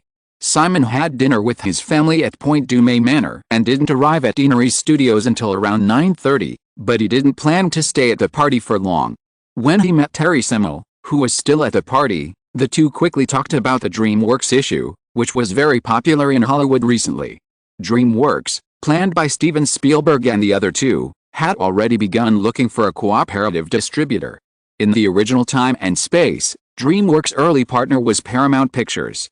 This time, in addition to Dean Rees, MGM and Disney, the other four of the 7 Hollywood studios, Columbia, Paramount, Warner and Fox, all extended olive branches to DreamWorks.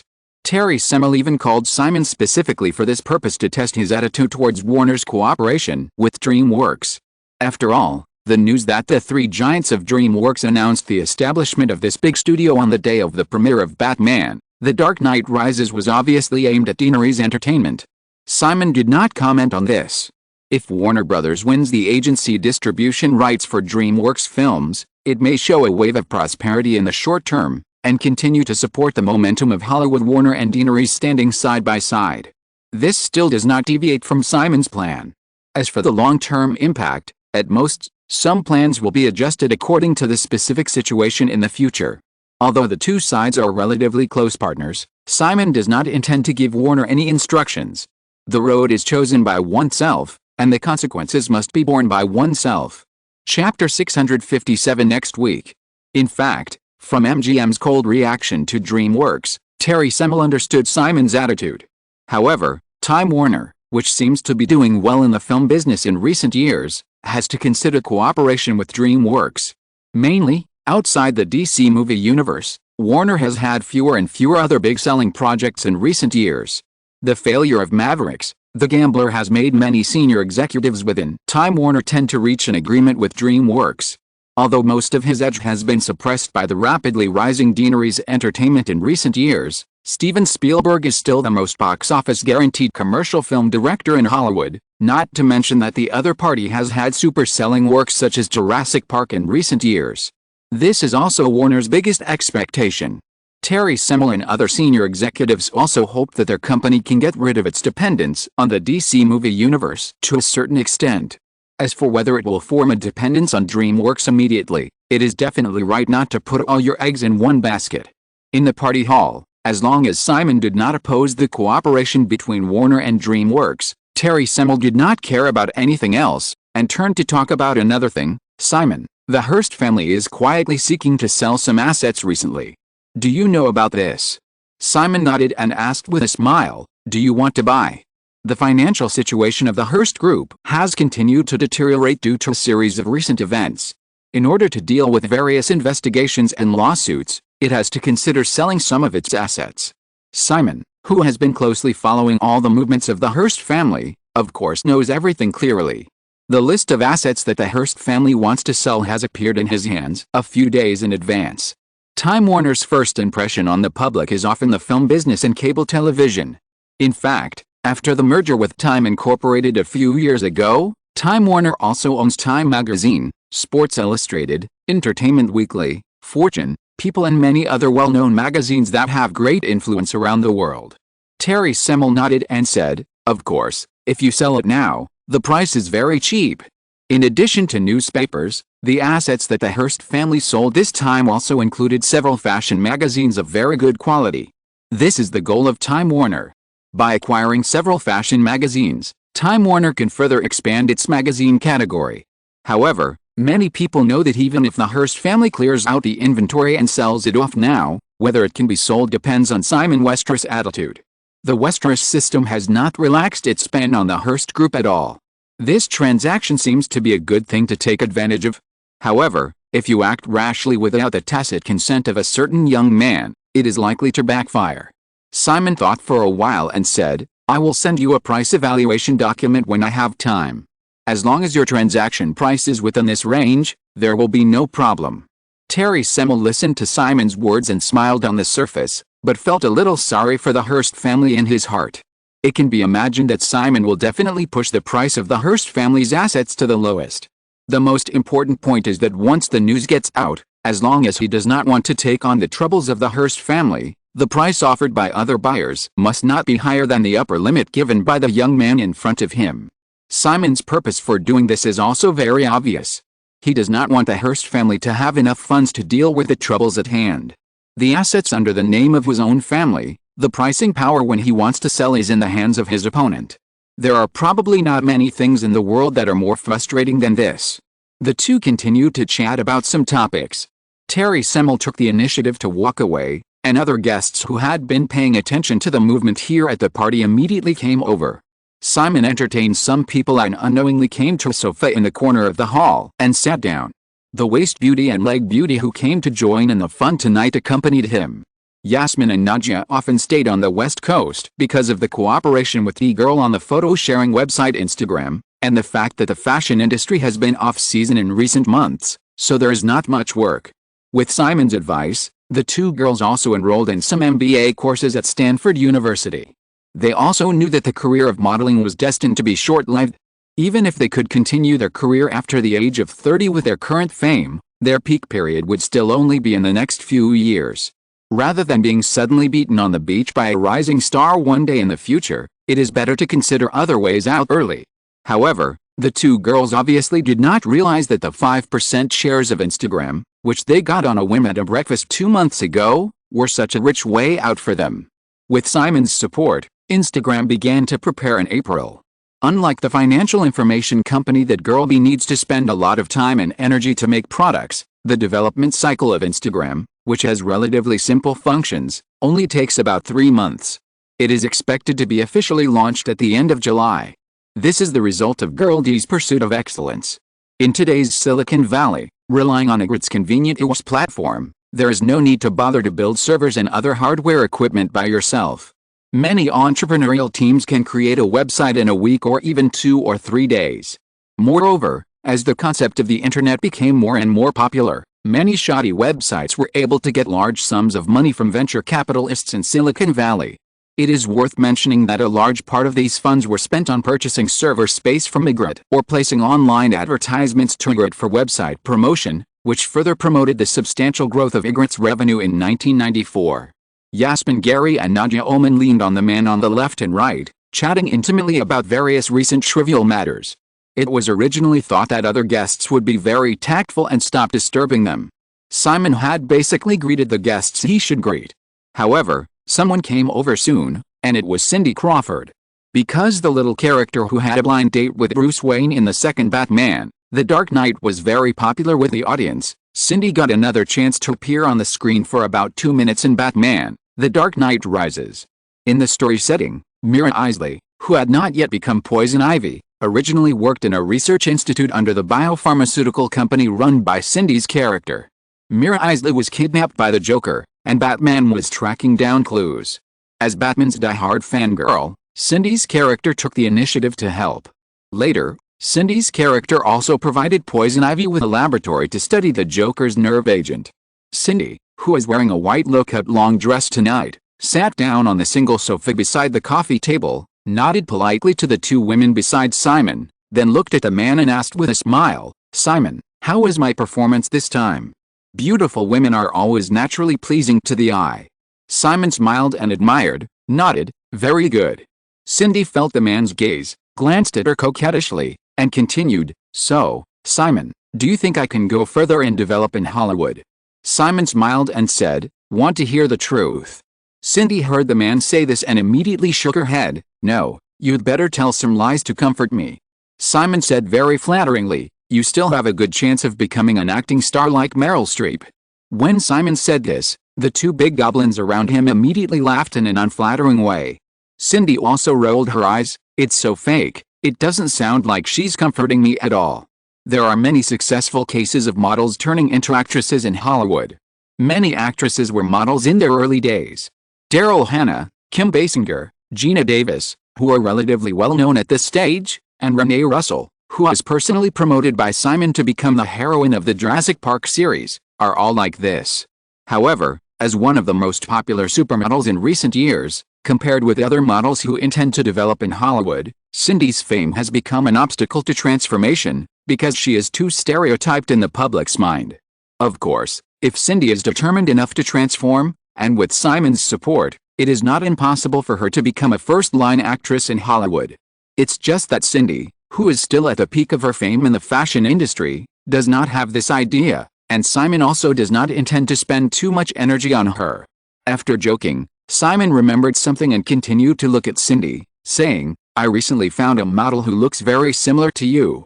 I'm still considering whether to let you two appear on the Victoria's Secret runway together. Maybe the audience will think that your long-lost twin sister has appeared." Cindy paused, but still took the initiative to say a name, Shanna Zadrick. Simon was a little surprised, "You know." Cindy tried her best to make herself look not so concerned, and nodded slightly, "Yes, Have you forgotten that I am also a client of Elite?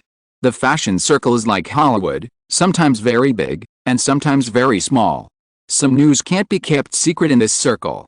For example, Simon Westeros recently selected another lucky person named Triscuff. The other party has already contacted the Victoria's Secret team and is almost certain to appear on this year's Victoria's Secret runway. As for the more niche gossip, the matter about the Gralf mother and daughter is actually not an absolute secret. Shanna Zadrick, who happens to be one of Grace Spurt's clients, is 25 years old this year. She debuted late and entered the industry after graduating from college. She not only looks very similar to Cindy, but also has a small mole at the corner of her mouth. If you look closely, the two of them are obviously different, but if they put on makeup and dress up, they can completely achieve the effect of twins. In fact, it is precisely for this reason that Simon has rejected Grace's recommendation of Shanna Zadrick. There is no need for two angels who look alike to appear on the Victoria's Secret runway to attract the audience's attention. What's more, Cindy is one of the spokespersons of Victoria's Secret. It is not a good idea to launch a replica to distract the public's attention. Although the decision has been made, it does not prevent Simon from teasing Cindy as a funny thing at this time. However, although Cindy tried her best to look calm, Simon heard the girl's tone with obvious resentment and realized that she was not as relaxed as she seemed. Thinking about it, he quickly understood. The top modeling circle is so small that supermodels who have finally reached the top don't want anyone to threaten their position, especially supermodels with similar styles. Whenever possible, supermodels who have successfully risen to the top will try their best to suppress them. Just like Naomi Campbell's relentless suppression of Tyra Banks, who is also a black supermodel, is well known in the original time and space. When women in this circle fight, the intensity is far more intense than in other industries. Without Simon's support, Cindy could have hundreds of ways to prevent a model who imitated her style from making a name for herself, but now, if a girl is attached to the towering tree of Westeros, she can't suppress it. Even the temptation to enter Hollywood just now was Cindy's instinctive reaction after she felt a sense of crisis. Seeing the expression on the big fairy's face change from resentment to pity, Simon was unmoved. Instead, he laughed hatefully and said, "Want to compete with eyes? Yasmin is much better than you in this respect." Then he patted the thin waist of the girl next to him and said, "Baby, compete with Cindy." Knowing that many waist beauties with twists and turns have been gloating recently, Yasmin Gary did not hesitate to cast a look at Cindy, charming and provocative. In this era, few girls who can become top supermodels are water-based. In addition to her outstanding figure and appearance, Yasmin's unique and elegant catwalk is highly recognizable, and the girls' eyes on the catwalk are even more unique.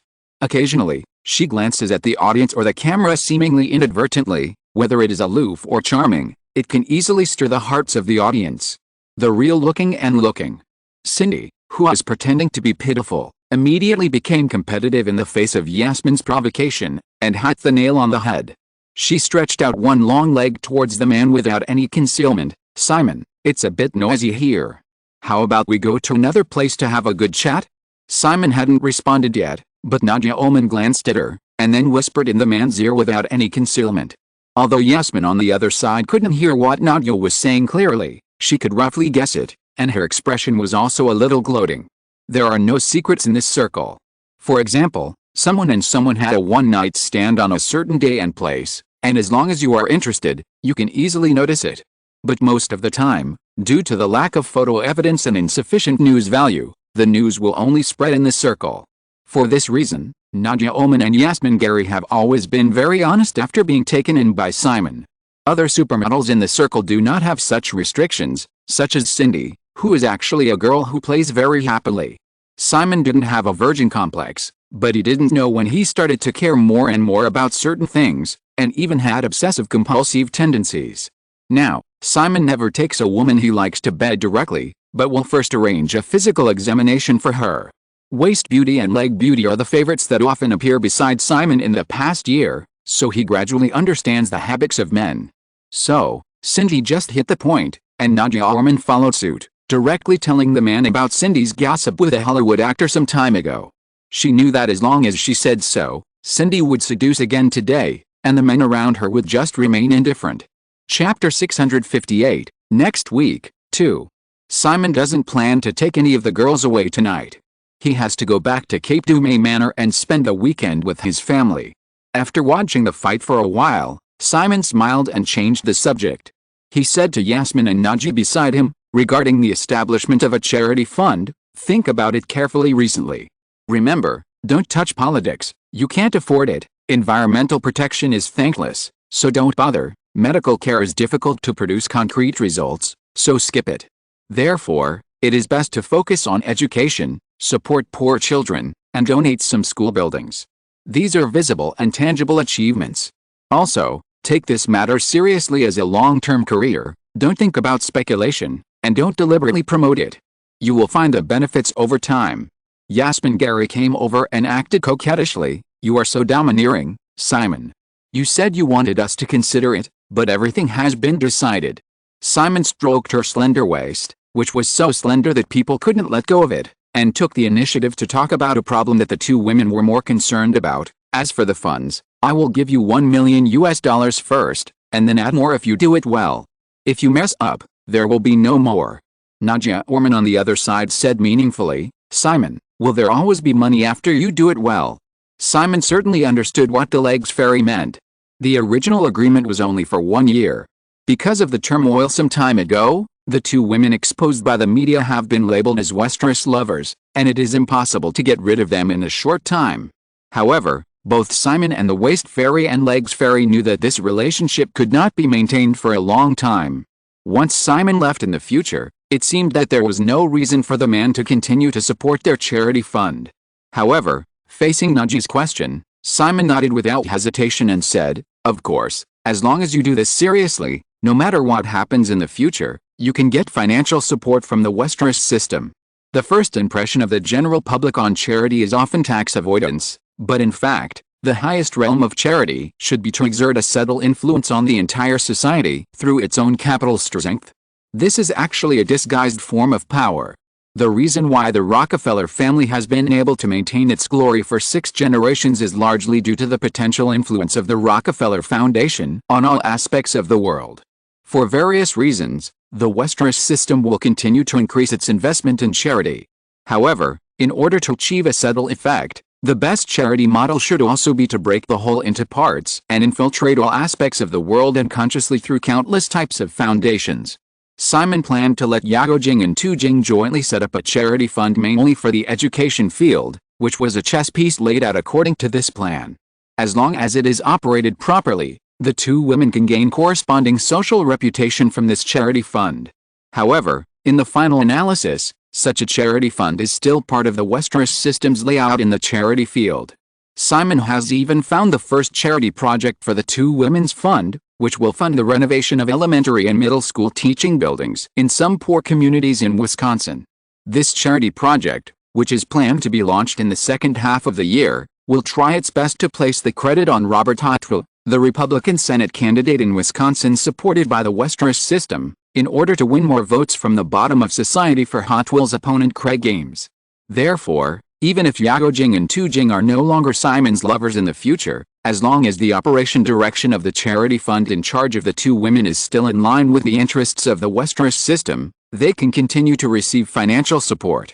Simon did not respond to his teasing. Cindy was a little disappointed, but insisted on not leaving. She also guessed with some hatred that Nadia Orman had just said something bad about her in the man's ear. Listening to Simon's conversation with the two women about a charity fund, I couldn't help but feel envious. Someone is supporting his two big vases in all aspects. Think about it, some time ago, when the scandal was exposed, Westeros not only did not publicly deny it, but directly used private jets to help the two women stay away from the whirlpool of right and wrong. During this period, under the media and public relations operation of the Westeros system, the two girls' reputations and careers have not been affected too much. Such a powerful, wealthy and responsible man, even if he can only be his lover, will definitely attract too many women. Cindy thought sourly, and inexplicably insisted on sitting on the sofa next to her, turning a blind eye to the provocation of the two big goblins beside Simon. Fortunately, not long after, Simon got up and left the party, and did not take the two women with him, which gave Cindy, who also failed, some comfort.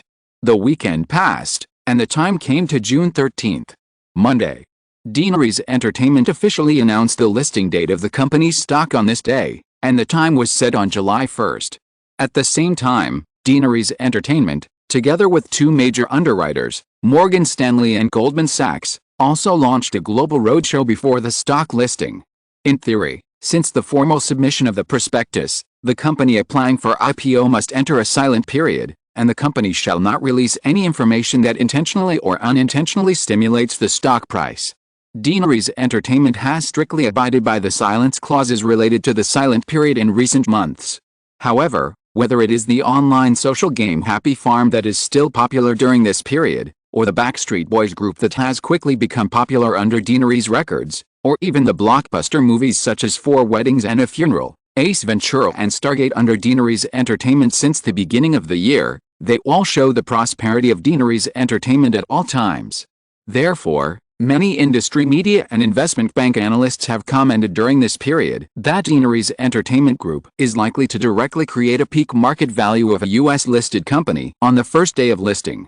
On the other hand, just at the beginning of the new week, the traditional media circle has heard that Simon Westeros personally set a price limit for some assets that Hearst Group intends to sell. The Westeros system does not prevent other companies from acquiring Hearst Group assets, but they cannot exceed the maximum transaction price set by Simon, otherwise they will be hostile to the Westeros system. Then a rough price list was circulated. The total value of the 13 newspaper and magazine assets that the Hearst family intends to sell would not be less than $500 million before all the turmoil. However, in the recent situation where the assets themselves have depreciated significantly, Westeros has once again lowered the price by a large margin, offering a limit price of only 30% of the actual value, and the total transaction price has barely reached $150 million, which is simply a direct bargaining. The assets that the Hearst family intends to cash out are the ones that have been most affected by the turmoil. They had already expected to sell at a low price, even if it was half the original value. Because of the extreme need for funds, they could barely accept it. Simon's statement directly made the Hearst family give up the plan to sell and cash out.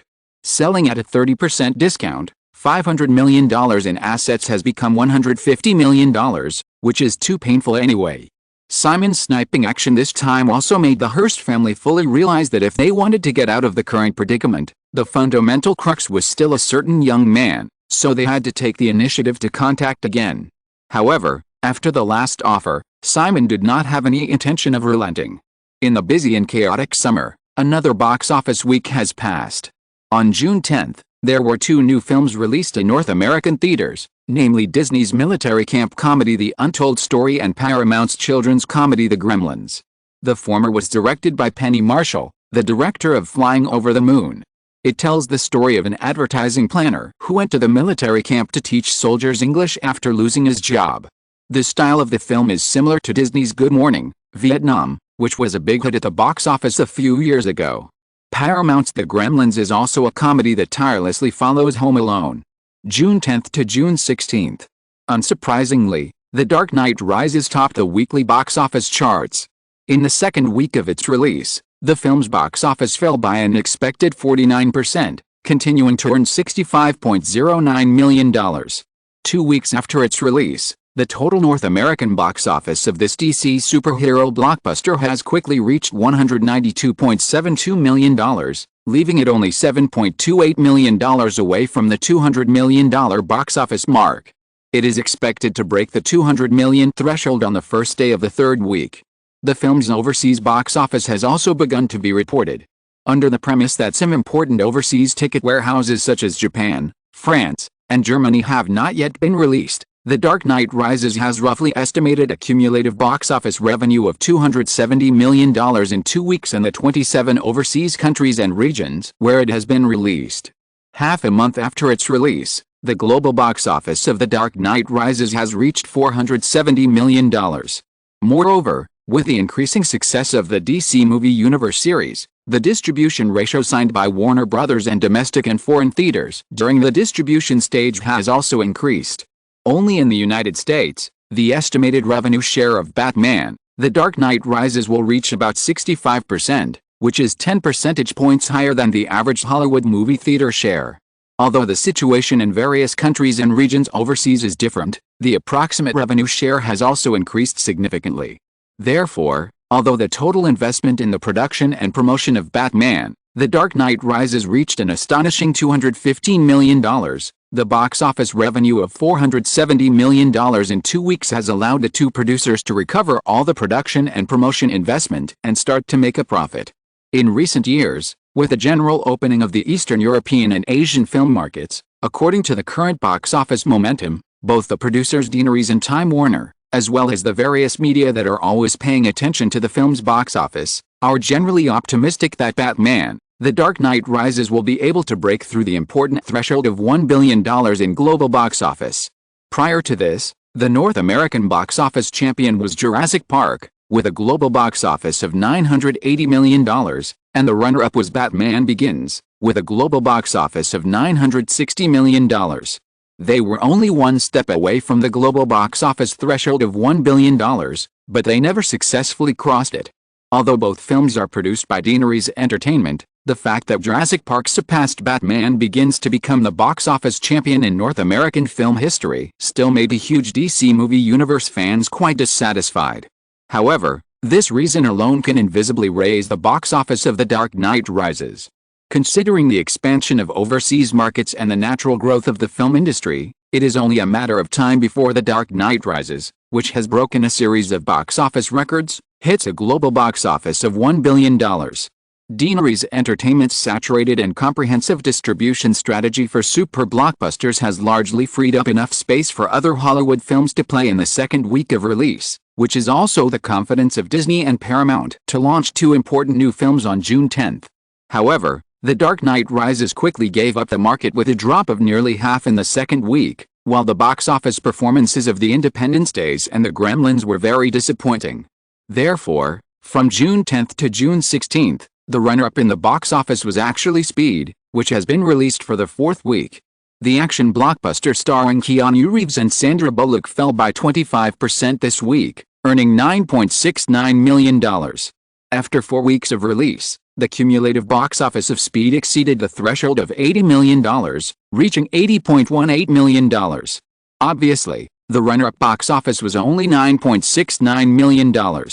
This week, except for The Dark Knight Rises, no other movie had a single week box office of more than $10 million. However, for Speed, it successfully overcame the big hurdle of being crushed by The Dark Knight Rises, and the cumulative box office exceeded $80 million. In the future, it will not only be able to smoothly advance to the billion-dollar club, but also have the hope of going further. Disney's The Invincibles finally maintained its third place, following Speed, and the box office in the first week of its release was $8.2 million.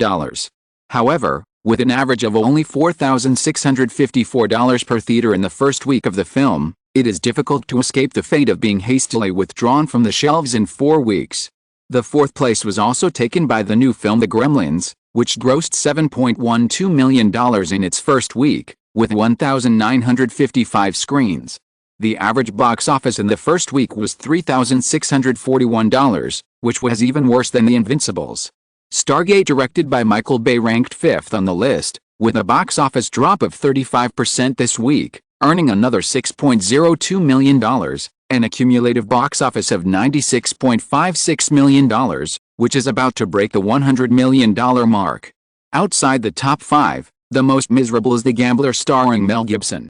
Compared with this same period, Speed, relying on excellent box office to maintain the scale of 2,869 screens for 4 weeks, because the opening performance was not as expected, the number of screens for Mavericks began to decrease in the third week of its release. In the fourth week starting on June 10, the number of screens was reduced from 1,969 in the third week to 1,326. This also caused the film to fall by 53% this week after the box office plummeted after being crushed by The Dark Knight Rises last week, leaving only a pitiful $3.19 million in the single-week box office. Therefore, in the new box office week starting on June 17, most mainstream theaters in North America withdrew the screening of Mavericks, The Gambler, and the film was basically off the shelves, and the North American box office was also fixed at a low of $46.99 million. Perhaps in the subsequent second and third rounds of screenings in remote areas, it can continue to earn $1 or $2 million in box office, but overall it will not help the overall situation. This super blockbuster with a total investment of $105 million completely made Time Warner lose money without tears. With the huge profits brought by The Dark Knight Rises, Time Warner could easily make up for the huge losses caused by Magic, but the failure of such a blockbuster project directly triggered turmoil in Time Warner's management. Chapter 659, A Good Start. June 17th, Friday. Another box office week has arrived. The Dark Knight Rises has entered its third week of release, and the box office momentum has further slowed down. The two new films released in North American theaters this week have been long planned. They are the horror film The Conjuring, produced by New World Pictures under Deaneries Entertainment, and The City Slickers 2, the sequel to Columbia Pictures' 1991 hit comedy The City Slickers. As the opening film of the planned The Conjuring movie universe, Simon has been following up on this project in person. The production cost of The Conjuring was only $15 million. After the film was completed, after several internal test screenings to confirm media and audience feedback, Simon specially approved the film's publicity and promotion budget to reach $30 million, which is equivalent to twice the production cost. The publicity and promotion budget of Hollywood movies is usually only half of the production budget. As a non-sequel film, Deaneries Entertainment is the only Hollywood company that has the confidence and courage to make a one-time publicity and promotion investment equivalent to twice the production budget. In fact, it is mainly because Simon hopes to open up the market situation of the Conjuring movie universe as soon as possible. As long as a new movie universe series can be successfully opened up, the investment of up to $45 million in a horror film is completely worth it. Relying on sufficient publicity and promotion budget, The Conjuring has won sufficient audience attention in the past few months despite the strong edge of Batman, The Dark Knight Rises. However, on the internet platform, the number of views of the Conjuring movie trailer on the Egret portal is second only to Batman, The Dark Knight Rises among a series of heavyweight new movie trailers in this summer season, and it has been rated by many entertainment media as the most thrilling horror movie trailer of 1994. Although the New World Pictures team followed Simon's instructions and did not announce the ambition of the Conjuring movie universe in advance, The Conjuring has been widely circulated on the internet platform with a gimmick of the real experience of the paranormal investigators, the Warrens. Several books related to the life experiences of the Warrens, specially recommended by Amazon Online Mall, once entered the bestseller list. Taking advantage of the shift in audience expectations after the release of The Dark Knight Rises, after 2 weeks of intensive promotion, The Conjuring also held a grand premiere at the Hollywood Chinese Theater on June 15th. On June 16th, the film's reputation was lifted. North American mainstream media gave almost one-sided positive reviews. The Hollywood Reporter praised that The Conjuring perfectly taps into the deepest fears of the audience, and is even more creepy than the psychological horror of The Ring. Variety also gave a very high evaluation, one of the most perfect horror films in Hollywood. There is no mystery, no deliberate exposition, the audience is like an invisible hand grasping their hearts, and they are scared to the end. Not only that, many media specifically mentioned the slogan on the poster of The Conjuring at the end of the film review article, which is almost a gimmick but is actually very serious: "Heart patients, please watch with caution." Most people have a rebellious mentality. Even if they understand that this reminder is a promotional method of Deaneries Entertainment, many viewers still subconsciously want to verify whether The Conjuring can really scare themselves into a heart attack. According to preliminary statistics, the media comprehensive score of The Conjuring after the premiere also reached a very good 8.6 points, which also made more people want to go to the theater to find out. Movie marketing, in the final analysis, is to find ways to stimulate the audience's desire to watch movies. The series of publicity techniques of the New World Pictures team can be said to have perfectly achieved this. The audience's tendency to watch movies has been mobilized to the highest level before the film is released on a large scale. As the most direct competitor this week, Columbia Pictures tightly covered the reputation of City Slickers 2 until the opening day on Friday. On June 17th, The Conjuring officially opened in North American theaters with a scale of 2,362 screens. The opening screen scale of City Slickers 2 also reached 2,243. Then, compared with a one-sided media praise for The Conjuring, the media reputation of the sequel of the comedy film starring Billy Crystal, which created a local box office of $123 million 3 years ago, was directly collapsed. The comprehensive media score on Friday was only a pitiful 1.8 points, and almost no media spoke well of the film. Among them, The film critic of Newsweek even mocks City Slickers 2 sarcastically as a meaningless and shabby sequel. I am curious how the filmmakers concentrated their efforts to complete such a bad job. The reputation and box office of Hollywood movies are never absolutely positively correlated. Because the film market has always had a fixed demand for watching movies at any time, if there are no other strong films in the same period, sequels such as City Slickers 2 that have the popularity of the previous work can attract many audiences to buy tickets, even if the reputation is very bad. However, this time City Slickers 2 directly hit The Conjuring with a very good reputation, not to mention The Dark Knight Rises, which is still popular in the third week of its release. For the audience, whether it is to choose the new film, The Conjuring, or to watch The Dark Knight Rises again, which is absolutely worth the money, it is obviously more cost-effective than watching a bad movie with a media rating of only 1.8 points. As a result, City Slickers 2, which had a production budget of $40 million and was expected to earn at least $30 to $50 million in box office revenue in the absence of fierce competition, was directly crushed by The Conjuring and The Dark Knight Rises. From June 17 to June 23, The Dark Knight Rises easily achieved 3 consecutive championships. After last week's box office was cut in half, the film's decline this week narrowed to 27%, earning another $47.51 million, and the cumulative box office reached $240.23 million, becoming the first film in 1994 to break the $200 million domestic box office. The Conjuring ranked second on the list. Even though it was expected, the film's opening box office performance still clearly exceeded many people's expectations.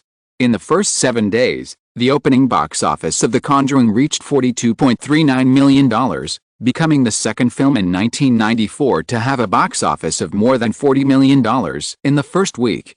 Prior to this, except for the phenomenal The Dark Knight Rises, the highest opening box office performance this year was only Stargate with $36.61 million. Many media outlets exclaimed that The Conjuring would become another The Sixth Sense or The Exorcist after the box office data of the film was released, but Simon did not have such extravagant hopes. To be precise, The Conjuring is more of a perfect commercial film with classic marketing operations, and has not reached the phenomenal viewing trend of The Sixth Sense and The Exorcist a few years ago. Even so, with only $42.39 million in the first week, Deaneries Entertainment has recovered a large part of the total investment of $45 million. There is no doubt that the domestic box office of the film will exceed $100 million, and it can even reach the range of $150 million to $200 million. Simon personally intervened and approved the publicity and distribution budget equivalent to twice the production cost. The most fundamental expectation is that the Conjuring movie universe can have a good start. As for the box office, breaking $100 million is the best. If it cannot break $100 million, as long as it can reach the hot-selling level of $60 million to $80 million, the project can be considered up to standard, and this series can be smoothly promoted. Now, the North American box office potential alone is between $150 million and $200 million, and the film is expected to be a global hit in the near future. Deaneries Entertainment has directly scored a great start in the Conjuring movie universe. After the first week's box office came out, Simon instructed New World Pictures president Danny Morris to start the promotion of the Conjuring movie universe concept to warm up for the first spin-off film of the series, The Haunting of the Mortuary, which will be released during the Halloween season at the end of the year. City Slickers 2 ranked third on the list. However, compared with the box office success of The Conjuring, the opening box office of City Slickers 2 can only be described as bleak.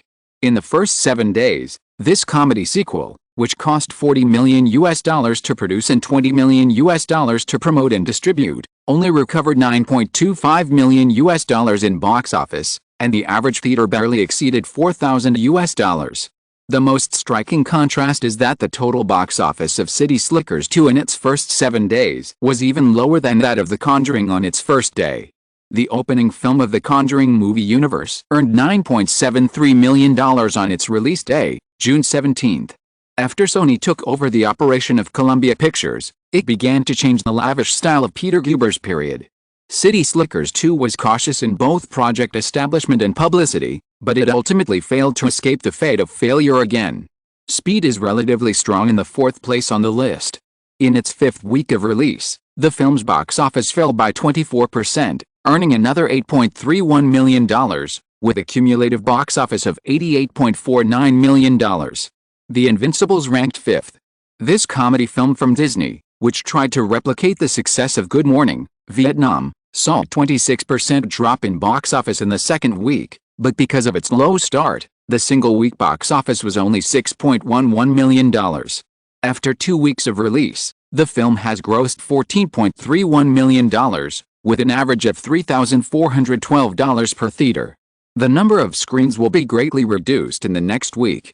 In addition to the top 5 on the list, it is worth mentioning that Deanery's Entertainment Stargate, released on May 13, successfully crossed the threshold of the 100 million box office club this week, with a single-week revenue of $4.13 million and a cumulative box office of $100.69 million. On the other hand, Deanery's Entertainment's vulgar comedy Ace Ventura, released during the Easter season, was officially withdrawn this week. The film has been released in North American theaters for 11 weeks, with a total domestic box office of $97.63 million, only $2.37 million away from breaking the 100 million mark. However, whether it is Simon, who personally intervened in the withdrawal of the film, or other management of Deanery's Entertainment, they are not sorry that Ace Ventura failed to break the 100 million mark. It was even intentional. And it is not just to suppress Jim Carrey's momentum. This is mainly because so far, in the first half of 1994, even if we don't count The Dark Knight Rises, which was released by Warner Brothers, there are 3 movies that have made over 100 million yuan at the domestic box office in the North American market, including 4 Weddings and a Funeral during the Valentine's Day period, Stargate at the beginning of the summer season, and the DC super blockbuster The Dark Knight Rises. 2 of them belong entirely to Deanery's Entertainment.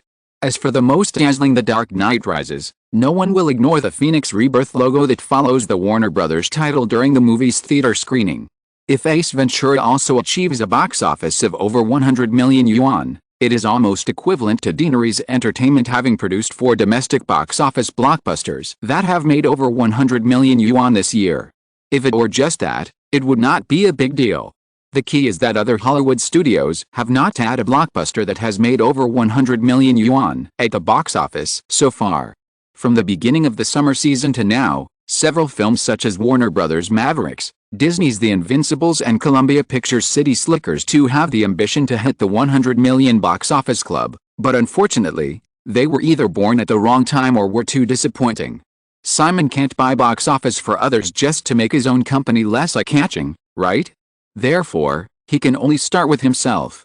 Directly withdraw Ace Ventura and stop the domestic box office of the film within the 100 million yuan threshold. Compared with 3.5 billion breaking films, 2.5 billion breaking films will always appear less eye-catching. However, this small move can only make Deanery's Entertainment low-key for a while. With the box office momentum of The Conjuring, there is no suspense that the domestic box office will quickly break 100 million. Not only that, next, there is another potential super blockbuster, Forrest Gump, which will be released on July 1st. And after Forrest Gump, there is also Half True Lies, a film jointly produced by Deanery's Entertainment and Fox. After a quick calculation, this is another 2.5 movies. As for other film companies, Simon specially sorted out the summer movie list after the box office of The Conjuring was released.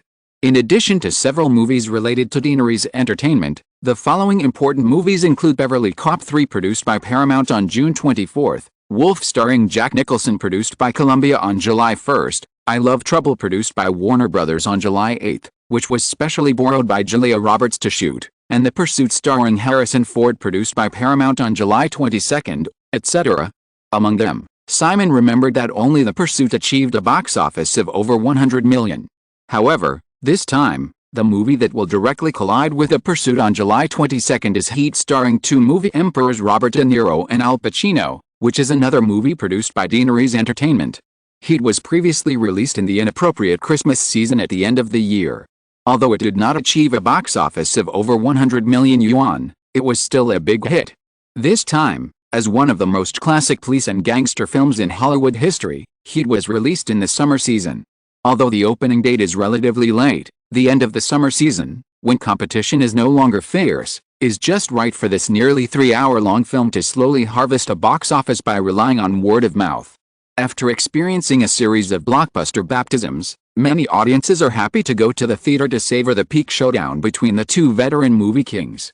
So, Burning Pursuit versus Heat, the two strong collides, even if Heat with a length disadvantage cannot threaten Burning Pursuit. Squeezing the other's box office space is inevitable.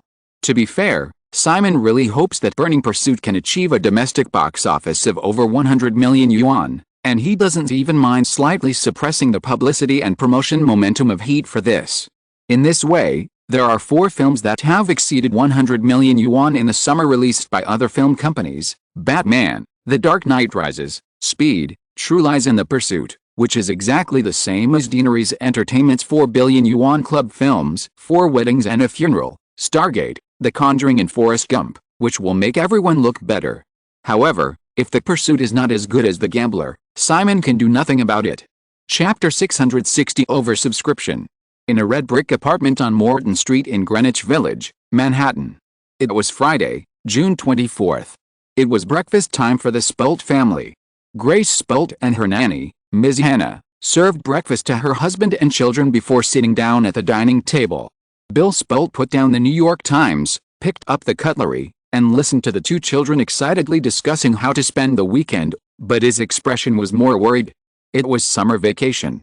If it were previous years, the couple should have been able to send the two little guys to some summer camps, and sometimes even use their annual leave to travel together, but this year they had to cancel all plans. Credit Suisse's integration and layoffs of First Boston have officially started. During this period, employees have been called in for interviews and then left, and some departments have even been cut off as a whole. As a 43-year-old grassroots supervisor who has not yet made a name for himself, Bill Spolt is very clear that he may be called in for a talk in the next half a month at most. Wall Street is the world of those young people who are as energetic as wolves. At his age, if he is laid off, it will be difficult for him to find a similar job on Wall Street. What's more helpless is that he has no other skills. Perhaps, he can drive a taxi. It seems that the income of New York taxi drivers is still good. Although it will be very tiring and there is no status, if it really comes to that, he probably won't care about anything else. As a man with some male chauvinism in his bones, he can't let his wife earn money to support the family alone. According to the previous expenses of the family, it seems that they can't afford it. Grace Spolt promised that the two children can go to Long Island Beach to swim on weekends. Noticing the worry on her husband's face, she glanced at the New York Times placed next to her and took the initiative to find a topic and asked, "Bill, is there any news today?" Bill Spolt heard his wife's voice and forced a smile, but shook his head and didn't respond as usual. Recently, he has been extremely exhausted. This time, some people will certainly be eliminated in the layoffs and integration, while others will be able to get promotion opportunities. During this period, Bill Spolt has been using the few resources and connections he has to do his best, but unfortunately the results are very limited, which makes him feel more and more that he is about to face the end. Although he did not respond, when Bill Spolt heard his wife's question, a headline from the economic section of the New York Times just appeared in his mind. Deaneries Entertainment Group's IPO is 37 times oversubscribed. For many popular companies, it is common to get oversubscriptions of more than 10 times or even dozens of times during the IPO process. However, this IPO of Deaneries Entertainment Group is very different. The IPO issue price of this rapidly rising Hollywood entertainment giant was officially determined to be $22.50, which is $2.50 higher than the initial range of $18 to $20. Based on its 250 million new shares issued, the overall valuation of this IPO is $53.1 billion, and the financing scale has reached $5.625 billion. Both the IPO valuation and the financing scale have set a record high on Wall Street.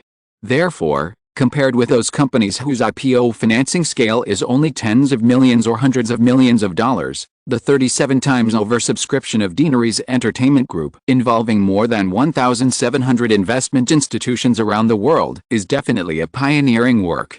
Oversubscription means that many investment institutions cannot finally obtain shares, which just means that the market has a strong desire to buy after the company is officially listed. It can be imagined that what a grand occasion it will be when Deaneries Entertainment is officially listed next Friday. General Electric, the largest listed company in the United States by market value, has been in danger recently due to the close pursuit of Cisco and AOL. Now, there is no need to wait for Cisco and AOL to overtake. Deaneries Entertainment is expected to easily sweep General Electric to the second place after its listing. Recently, various financial media and Wall Street analysts have been speculating whether Deaneries Entertainment will go further and become the first corporate giant in American history with a market value of more than $100 billion. Based on the rough financial report data for the first half of 1994 recently revealed by Deaneries Entertainment and the strong upward momentum of this comprehensive entertainment group in all aspects, the market value has reached $100 billion, and the price-earnings ratio is only about 40 times, which is not excessive at all. Therefore, this possibility is really great. The lead underwriters of Deaneries Entertainment's IPO are Goldman Sachs and Morgan Stanley. However, other investment banks can also get a share of the pie through various other cooperations. As one of the old investment banks on Wall Street, First Boston has also made similar efforts before. Unfortunately, it failed to achieve its goal due to various reasons. The reason why the parent company Credit Suisse is determined to integrate First Boston and the inaction of First Boston's management during the IPO of Deaneries Entertainment are actually a reason that cannot be ignored.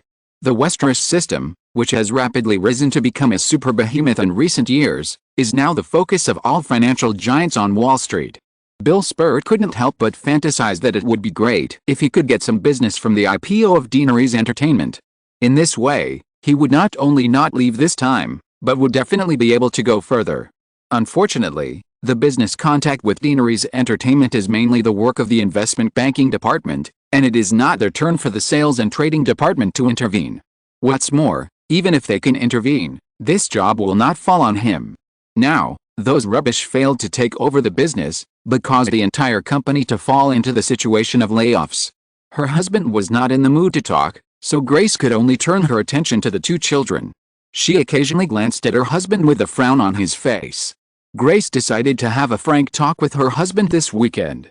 With the resources she had recently acquired, Grace had talked with elite President John Casablanca several times and took the initiative to ask for a promotion.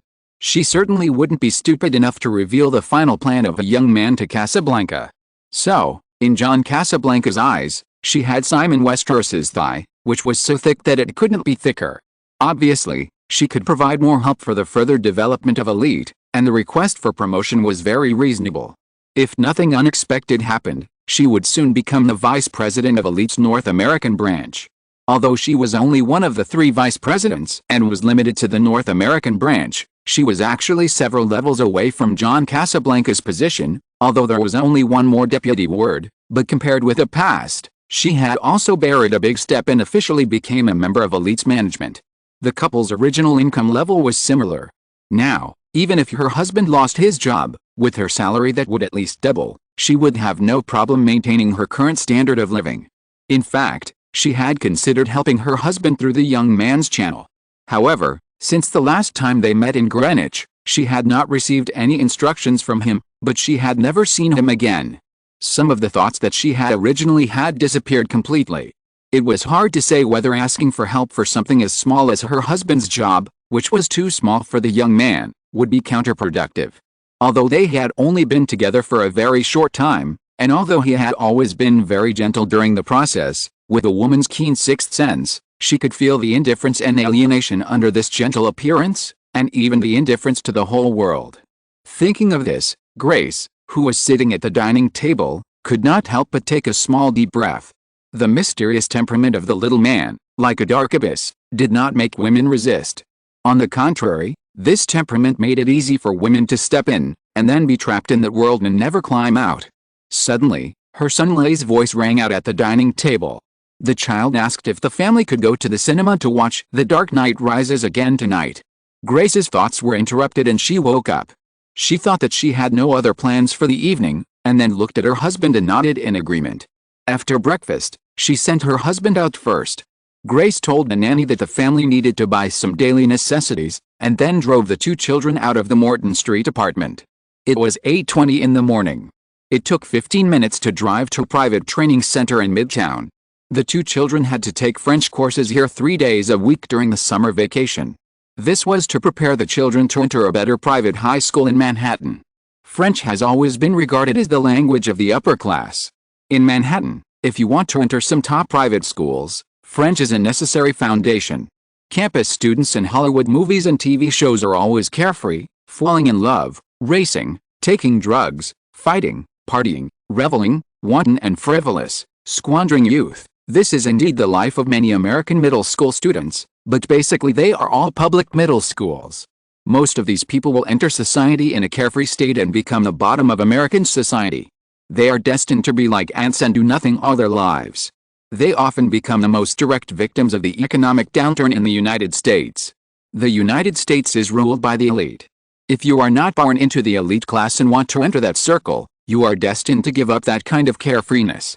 Even so, many times, the climbing of several generations may not be accepted by a certain circle. Grace still remembers the situation when her 2 children went to kindergarten. At that time, the couple wanted to send their children to a famous private kindergarten with a long history in the Upper West Side. They originally thought that they could do it by spending more money. As a result, the children had to be interviewed for admission, and it was definitely not a symbolic interview. For this reason, she even had to take her daughter Rita, who was only 3 years old at the time, to participate in preschool training, and then watched her daughter being directed and manipulated by the arrogant kindergarten interviewer like a small animal. As a result, after spending thousands of dollars in training fees, she was still rejected after the interview.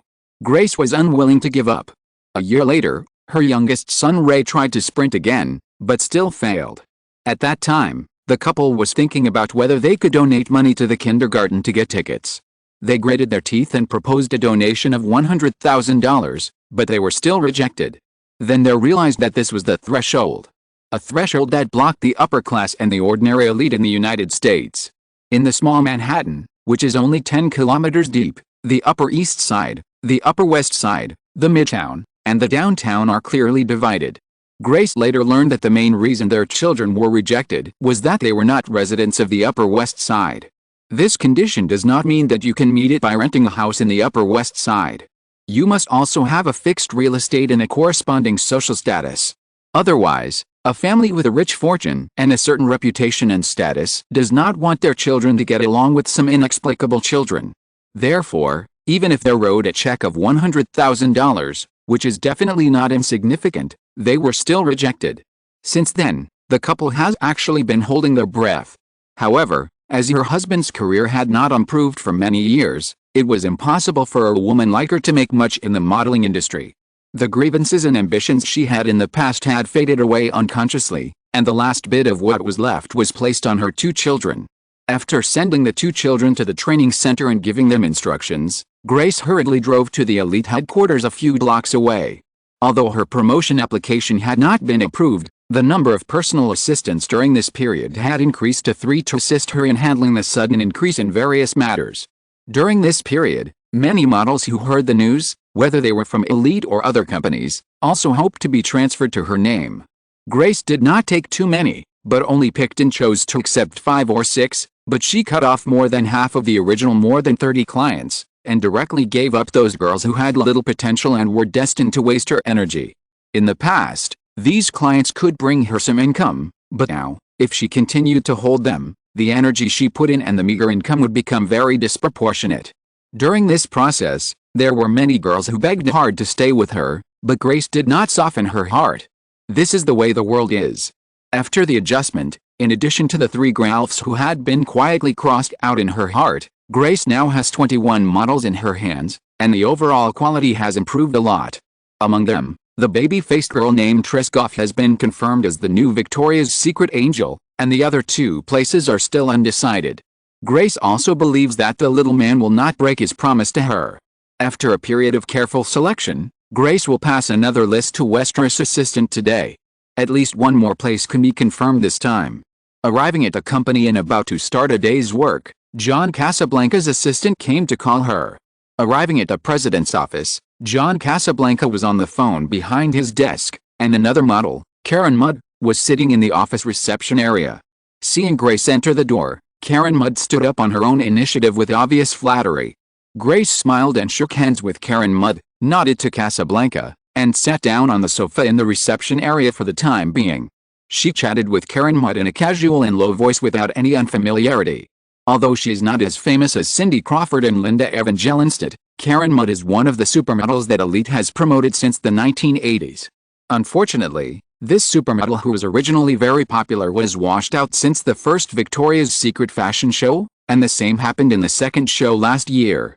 Missing the strong exposure platform of Victoria's Secret, and with so many young girls rising rapidly, Kathryn Mudd soon showed a tendency to die on the beach.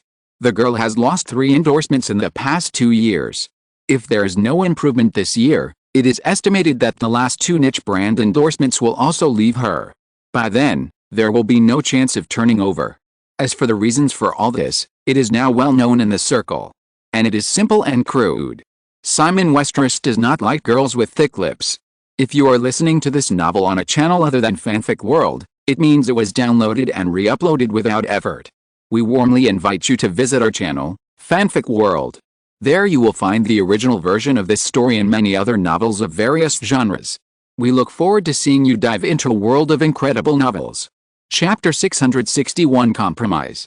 John Casablanca finished the call quickly, stood up and walked over, saying, "Good morning, Gray." Grace roughly guessed the intention of her boss, but remained calm on the surface and replied with a smile, "Good morning, John." John Casablanca nodded to Kathryn Mudd next to him, sat down on the sofa, and said directly without much nonsense, "I know you are very busy, so I will make it short. It's like this. Kathryn's development has not been smooth in the past 2 years, and you happen to have some good opportunities, so how about you take charge of her next?" Even though she had already guessed it, Grace's mind turned quickly when Casablanca proposed it. Kathryn Mudd, 24 years old this year, has been in the industry for 8 years since she was signed by Elite. At the age of 18, she began to receive widespread attention under the strong promotion of Elite, and gradually became a supermodel second only to Cindy Crawford, Linda Evangelista and other big names. Then, all this came to an abrupt end 2 years ago. It is definitely not an easy thing for the fashion industry to cultivate a supermodel. In addition to the model's own qualifications, it also requires sufficient resources, considerable acquired efforts, and a large amount of luck. If Kathryn Mudd's obsolescence had nothing to do with a certain man, accepting the other party's agency rights would actually be a good choice. The girl is not too old, and with the foundation of her past fame, she is still expected to return to the peak with a little operation. But it is different now. Grace knows very well that everything she has now is given by that man, and it is completely easy for the other party to take it back. Therefore, since the man does not like girls with lip augmentation, it is obviously not a wise choice for her to take over such a client and use the resources he gave to help him operate. After a little consideration, Grace quickly shook her head and said, "Sorry, John, I already have enough clients now, and it is difficult to spare energy for Kathryn." Kathryn Mudd next to her immediately showed a disappointed expression. John Casablancas kept smiling and said, "Don't be so quick to refuse, Gray, you can think about it again. In addition, are you going to send another batch of model information to Mr. Westeros today? How about adding Kathryn?" Grace suddenly felt that this might be John Casablanca's main purpose. If Kathryn Mudd is selected by Westeros, although the probability seems small, as long as it happens, it doesn't matter whether the other party's agency contract is transferred to her name. Wanting to refuse again, facing John Casablanca's friendly eyes, Grace hesitated again. The head of Elite seemed to be easy to talk to at this time, but in fact, everyone in the company knew that he was a tyrant within Elite. After a little hesitation, Grace finally nodded, "Okay, John, but Kathryn needs to prepare a document for me as soon as possible, preferably before this afternoon."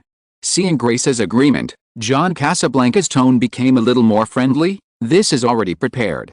As he said this, he gestured to Kathryn Mudd, and the girl took out a thick brown paper file bag from a large shoulder bag next to the sofa and handed it to her. Grace took it and opened it directly in front of the two of them. The most conspicuous thing in the file bag was a videotape, a stack of photos, and a resume. This is the standard information Grace is about to give to Simon's group of girls. It seems that the preparation is really sufficient. Thinking of this, Grace quickly scanned Kathryn Mudd's resume calmly, took out the stack of photos, and then found some differences. Then she looked up at Kathryn Mudd and finally confirmed it. This girl has obviously tampered with her perfect lips that she was once proud of recently, and they look much thinner. Grace didn't know the story of the King of Chulike's thin waists, and many people in the palace starved to death, but because she was in this circle, she also felt that the lip augmentation projects of many plastic surgery clinics in recent years were bleak. Now, there has been a reverse operation, just to cater to the preferences of a guy and adjust her lips to be thinner. Karen Mudd's previous lip augmentation was definitely not natural, and Grace knew it very well. So, from thin to thick, and then from thick to thin, even if the plastic surgeon's skills were superb, the lips would appear more or less unnatural, and still look like two thin sausages. Obviously, it was still not very pleasing. However, Grace did not comment on this. She put away Karen Mudd's information again, agreed, and left John Casablanca's office. In fact, she was also worried that if Westeros really chose Karen Mudd, it would mean that one of the 3 places that should have belonged to her would be taken away. She was thinking about whether to secretly throw the information into the trash can. However, thinking about the 3 standard items in the file bag, she decided to give up. In order to avoid causing too much jealousy among her colleagues, Grace has been very low-key during this period, and the information about the girls is only organized by a few people she is familiar with. Now, she has been found out by others without knowing it. Obviously, she has the help of people around her, most likely the new assistants assigned to her by the 2 companies recently. As the world's largest model agency, the internal competition between agents is much more intense than outsiders imagine, not just the models themselves. Grace never revealed to John Casablanca that she actually had 3 places. She only showed that she had the opportunity to recommend some girls to Simon Westeros by chance, so she could barely deal with it calmly. Otherwise, she knew that at least one of the 3 places would have to be given up. Just after returning to her office, Michelle, her assistant who has been with her for 3 years, came over and said that the photographer of Vogue had arrived. At the beginning of the month, Grace appeared at the premiere of The Dark Knight Rises. After some subsequent operations, the baby-faced girl Trish Goff, who is under Grace's name, soon received an olive branch from Vogue. Originally, the other party only wanted Trish Goff to be a regular cover model. As long as she could be on Vogue, even if it was just a cover, it would be a rare opportunity for many models. Grace did not agree immediately. She bargained with Vogue for a while and revealed some half-true and half-false news. Finally, she got the opportunity to be the cover girl in August. Today is not to take photos immediately, but just a meeting, mainly to confirm Trish Goff's personal style. Grace had already considered this. Or rather, it was the intention of a certain man. In the information sent at the beginning, the man wrote something on a photo of Trish Goff with a pure style and sent it over specially. There were only 2 words on the photo, "Lovely baby." These 2 simple words made Grace suddenly enlightened. The key to being remembered in the fashion industry is to have your own style. Trish Goff's short-haired, baby-faced image has made her highly recognizable. At this time, adding a positioning label of "Lovely baby" is definitely the finishing touch. After discussing with the photographer of Vogue for more than half an hour, Trish Goff herself was asked to take a test photo with makeup. The meeting ended at 10:30 in the morning. The remaining time before lunch was spent reorganizing the model information that was about to be sent to a certain man.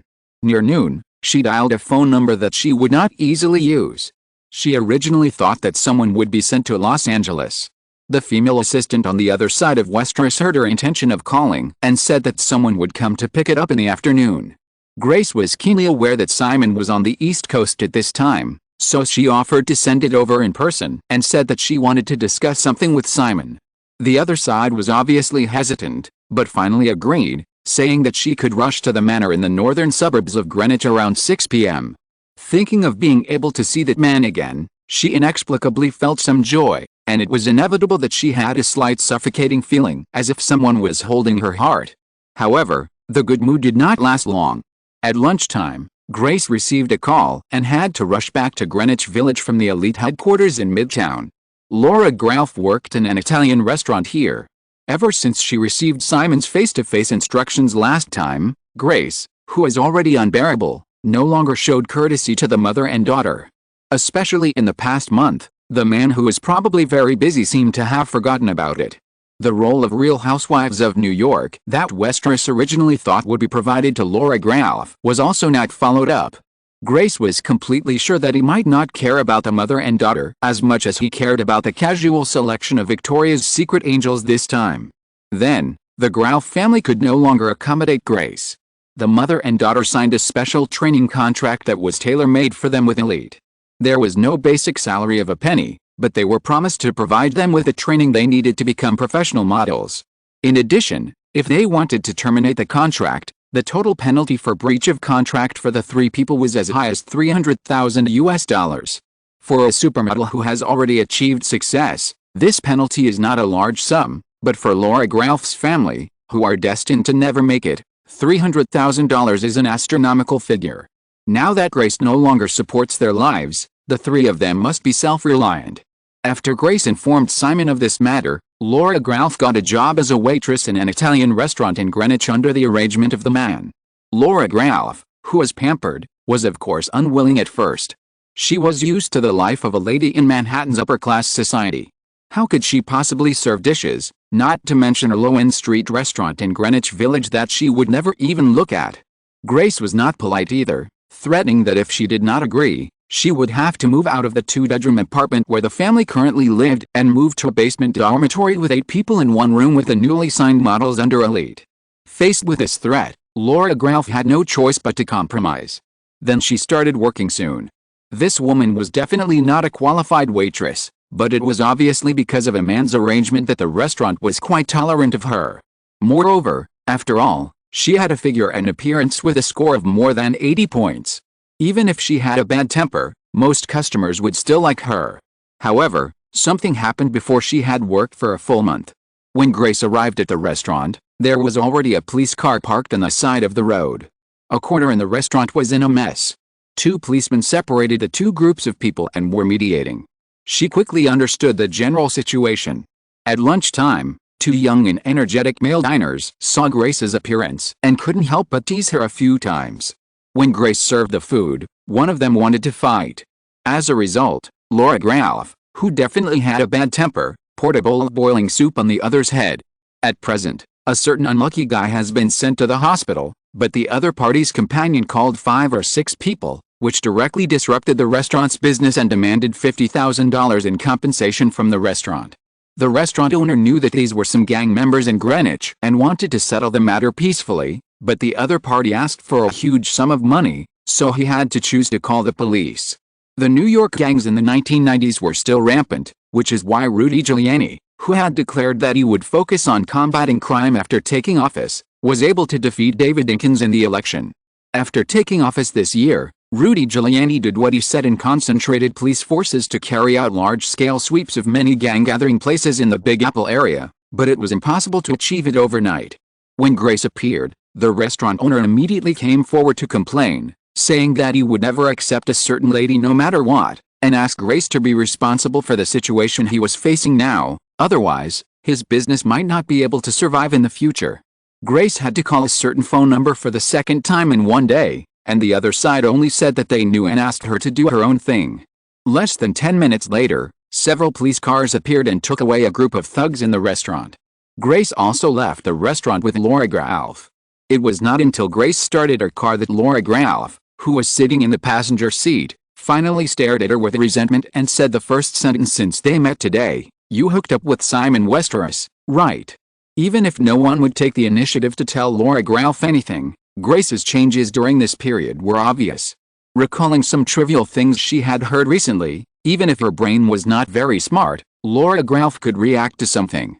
At the party at the end of last month, Simon Westeros was very interested in her and left his business card. But then there was no follow-up. The message Grace sent back was just to ask her to wait patiently. As a result, she had been waiting in vain until now. Nearly a month had passed, but it was her agent who got the benefit. As Grace's client, Tris Goff suddenly became a new Victoria's Secret angel and was able to go to Los Angeles to attend the premiere of The Dark Knight Rises. This was undoubtedly the most direct evidence. But she was forced to serve dishes, and some job interview opportunities that she had in the past suddenly disappeared. This was even more hateful. Bitch. She must have done it on purpose. Grace just glanced at her sideways, neither admitting nor denying. She was too lazy to pay attention to the woman next to her. Laura Gralf took this silence as a tacit agreement, thinking of her miserable situation in the past few months. She finally had some opportunities to turn around, but they were snatched away by the woman next to her. She could no longer suppress her inner emotions, stared at Grace and cursed loudly, "You bitch, you stole the opportunity that should have belonged to me." Hearing this, Grace narrowed her eyes slightly, slowly parked the car on the side of the road, turned off the engine, then turned around, raised her hand and slapped the woman in the passenger seat in the face. Chapter 662 Compromise 2. Grace's sudden slap made Laura Ralph a little confused. After years of pampering, she couldn't remember the last time someone hit her. Even in the previous conflict in the restaurant, two diners who happened to enter the store separated her from the two gangsters just after the incident, and she didn't suffer any loss at all. Feeling the little stars floating in front of her, Laura Ralph forgot to fight back for a moment, but still stared at Grace hatefully and said, "You actually hit me. I want to sue you. I want to terminate my contract with Elite." Grace slapped her and immediately regretted it. However, hearing the threat of the woman in front of her, Grace didn't intend to endure it anymore. She got out of the car and went to the other side, opened the car door, grabbed Laura Ralph's hair, pulled her out of the passenger seat and threw her on the curb, got back in the car and drove away directly. Returning to the company, because there was no helicopter to pick her up this time, and worried about encountering traffic jams at the end of the working time, Grace worked until 4:30 in the afternoon and left work early to rush to Greenwich. The agreed time was 6 o'clock in the afternoon.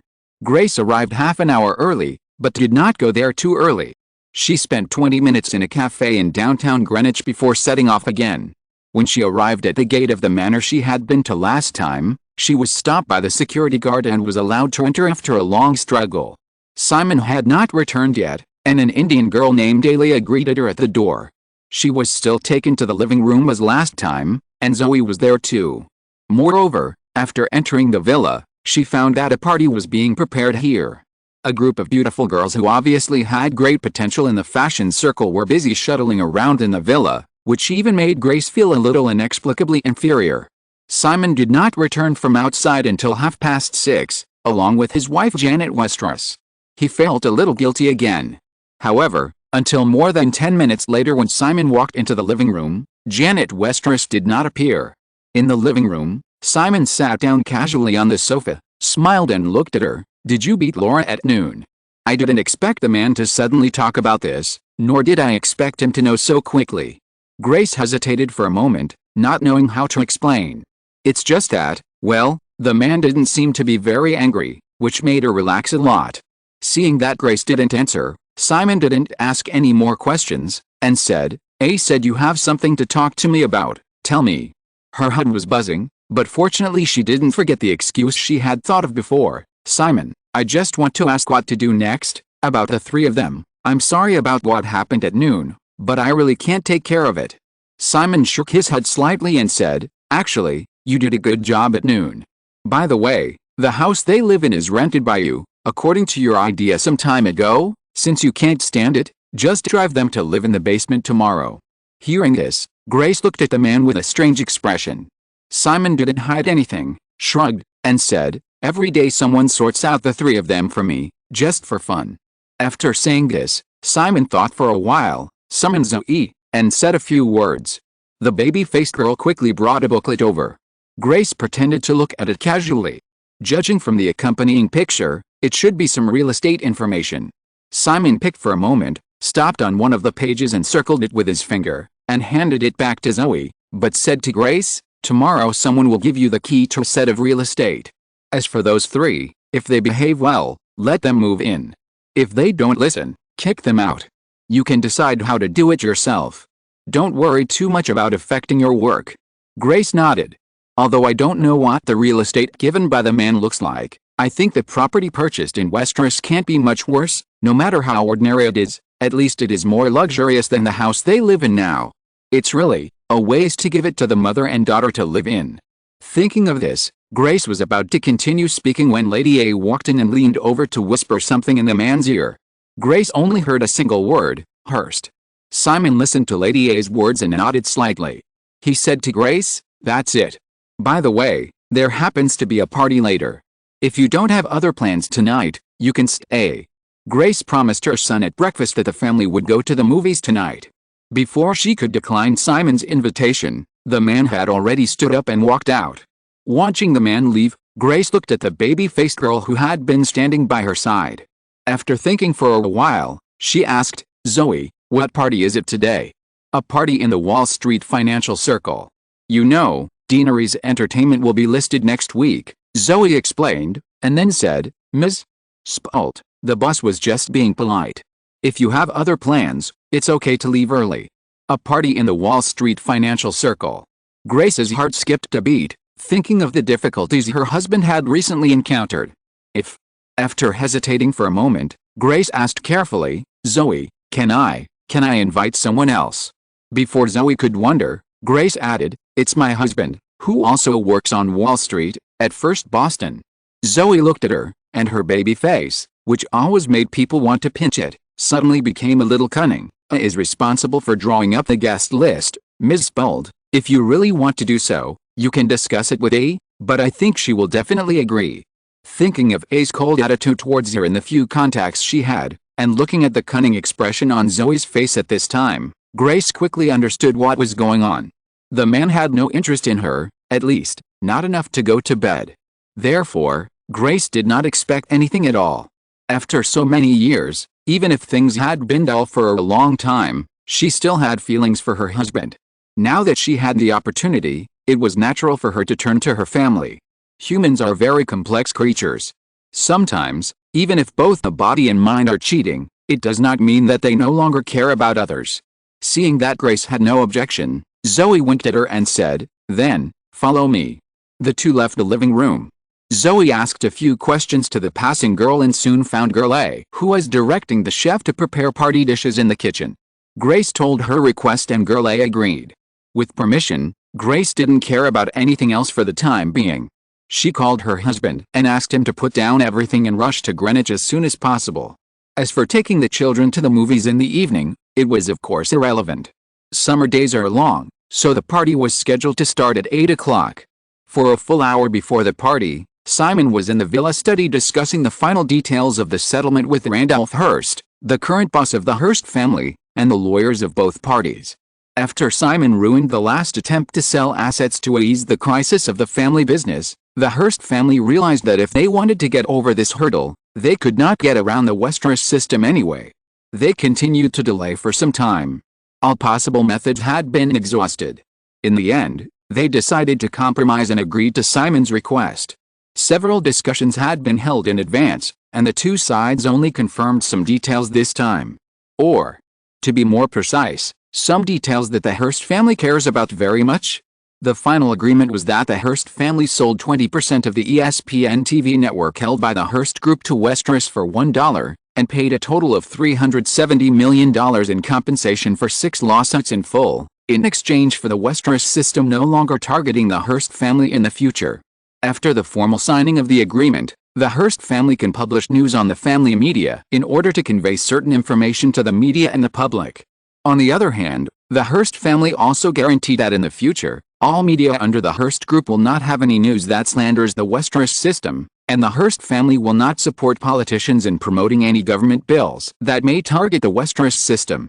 The basic core is that the two sides will not interfere with each other in the future. However, the restrictions imposed on the Hearst family by the settlement agreement far exceed the responsibilities that the Westeros system needs to bear. When the night fell, Simon and Randolph Hearst signed their names on several contracts respectively. The dispute between the Westeros system and the Hearst family, which had lasted for several months, ended at least on the surface. The two sides left the study together, and the party had begun. Randolph Hearst had no intention of showing up in public, even if doing so could bring some benefits to the Hearst family. He quietly left from the side door of the villa. After Hearst left, Simon said to James Raybould, who had just attended the meeting, "Jim, you privately send a message to ABC and ask them to buy the Hearst family's AETV network shares." AETV network is another basic cable network mainly focusing on fashion, life, and popular science, jointly operated by the Hearst family and the Metropolitan ABC Group. Both parties hold 50% of the shares, including Lifetime, History Channel and other TV stations. After the two sides reached a settlement, the Hearst family still needed to sell assets to compensate for the huge sum of $370 million in 6 lawsuits. The mindset of taking print media as the foundation for a long time will largely lead to the Hearst Group giving priority to selling its own non-core assets. If ABC is more proactive, it will be easy to take back all the shares of AETV network. Westeros Company took 20% of ESPN's shares, and then let ABC buy back the shares of AETV network. The Hearst family's layout in the television field is very little, and the rest is basically newspaper assets. After several months of conflict, coupled with a series of negative news during this period, the large number of print media owned by the Hearst family has actually been seriously damaged. In the future, with a general trend of rapid decline of print media, there will definitely not be many that can survive. By then, the fate of the Hearst family can be imagined. James nodded and understood Simon's intention. The two walked through the corridor to the hall together, but James quickly talked about another thing. Simon, since Jenny is no longer working now, maybe you can have another child. The Raybould couple had already acquiesced to the relationship between their daughter and Simon a long time ago, especially when the two had a child and the news was completely made public some time ago. The Raybould couple completely stopped considering other things. However, parents always think more about their children. Jennifer and Simon only have one daughter, which is not right for the Rayboulds. Whether in the East or the West, they are more or less patriarchal, and generally pay more attention to the inheritance rights of boys. Take the Hearst family just now, for example. After the death of William Hearst, most of the assets of the 6 children of William Hearst were left to his sons. Compared with the assets obtained by his brothers, the youngest daughter was almost left with nothing. Simon always felt a little embarrassed when Raybould mentioned such things. Jim, it depends on Jenny's opinion. I have no problem. James said as a matter of course, Jenny must want to have more children. She likes children very much? Simon had to nod. Okay, I will talk to Jenny when I have time. James was very satisfied with Simon's attitude, and smiled and raised his hand to pat him on the shoulder. Simon was helpless. Why do they all seem to have this bad habit? He quickly changed the subject and asked about the female assistant's younger brother Philip Raybould. His daughter had been given to someone else, so James paid more attention to his son. Philip Raybould had completed his undergraduate degree in economics at Yale last year, and according to James' arrangement, he went directly to the law school to continue his 3-year doctoral degree in law. James was indeed very interested in this topic, and was even more pleased that Simon took the initiative to mention Philip. The two walked and talked to the villa hall, which was already crowded with people. Although it was a gathering of the financial circle, some senior executives of the Westeros system in New York were also invited. James saw the figure of his old friend Robert Ager, greeted Simon, and walked over. Simon also smiled and greeted George Soros, who came to join in the fun tonight. This year is 1994. In the past, after becoming famous for sniping the British pound in 1992, Soros' second battle was aimed at Mexico. Simon remembered that the Mexican currency crisis broke out around the end of October. For Mexico, Simon did not have the same concerns as Europe or Asia. Although the Westeros system still would not join in the fun on the surface this time, it might as well make some arrangements in private, including $200 million invested in Soros's quantum fund. Moreover, in most people's impression, Soros is just a hedge fund tycoon, but in fact, it is not the case. Several funds under his name are also involved in stocks, bonds and venture capital businesses. This time, he also subscribed to 2 million shares of Deanery's Entertainment Group. Simon and Soros talked about the Mexican currency for a while. Just as they finished their conversation, Grace Spuld, who had changed into a black dress, came over with a slightly thin middle-aged man. When she came closer, Grace took the initiative to introduce, Simon, this is my husband, Bill. He works at First Boston. Simon noticed that the woman's eyes flickered with guilt when she spoke to him, and just smiled, stretched out his hand and shook hands with a middle-aged man in front of him who was obviously a little restrained. Hello, Bill. Mr. Westeros, it's nice to meet you. Just call me Simon. Oh, of course, Simon. Bill Spult held Simon's outstretched hand, and said with a bit of flattery, until he noticed that the other party slightly pulled back his arm, and then he quickly let go. Bill Spurt was suddenly called by his wife to the Greenwich mansion belonging to Simon Westeros. Looking at a group of Wall Street tycoons whom he could only look up to on weekdays, he felt as if he was in a cloud. He didn't know if he was dreaming and pinched himself several times in private. Chapter 663 Turning Point. After chatting for a few more sentences, Simon asked Bill Spult in a testing tone, So, Bill, tell me what you think about Deanery's Entertainment's IPO. Bill Spult, who had calmed down, knew how valuable this opportunity was. He forced himself to calm down and said after a little consideration, "Before Deanery's Entertainment, I usually wouldn't recommend Hollywood movie company stocks to my clients, because there is a lot of uncertainty in the film industry. Often, a movie's box office failure will cause a sharp drop in stock prices, and profits are also very unstable. The most successful thing about Deanery's Entertainment is that this company has largely resolved the strong uncertainty in the film industry with its highly sustainable DC movie universe and other series of film projects. In addition, Deanery's Entertainment's diversified development has also been very successful, which has given the company a strong ability to resist risks. Therefore, Deanery's Entertainment's IPO will definitely be very successful." Simon nodded slightly. As an outsider in the Hollywood circle, even if Bill Spolt had prepared in advance, it would be difficult for him to express such a thorough insight without careful investigation and thinking. With a smile on his face, Simon asked, "So, Bill, will you recommend Deanery's Entertainment stock to your clients next?" Bill Spolt was called by his wife at short notice, so of course he couldn't prepare in advance. However, Deanery's Entertainment's IPO is the biggest hot event on Wall Street recently, and Bill Spolt is in charge of stock trading business, so of course he can't ignore it. As for whether he will recommend this stock to his clients next, if it weren't for tonight, Bill Spolt didn't know if he could continue to stay in this industry. Resisting a bitter smile, Bill Spolt said, "If I can get new shares from Goldman Sachs or Morgan Stanley at the issue price, I will definitely try my best to sell it to my clients. If not, after the official listing, I will not recommend my clients to buy from the secondary market in the short term, because Deanery's Entertainment stock will definitely be highly sought after by the market in the early stage of listing, and the stock price will be inflated."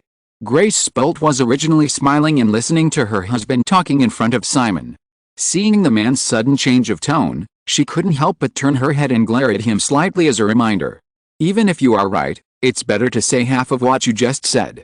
Simon certainly wouldn't mind, and asked again, "What do you think is a reasonable share price for Deanery's Entertainment?" Bill Spolt said, "It depends on the specific operating conditions of Deanery's Entertainment and the external economic environment. For now, the U.S. stock market has already started a new round of bull market, and Deanery's Entertainment also has a large number of hot projects to be developed, such as the DC movie universe, Jurassic Park, and Mission Impossible. Therefore, in the next 1 to 2 years, you can buy the stock price within 35 times the price-earnings ratio, and the highest should not exceed 40 times. Simon took a glass of red wine from the tray of the passing waiter, and when Bill Spolt finished speaking, he didn't ask any more questions and said, "Very good, I hope you have a good night." After that, he turned and walked away.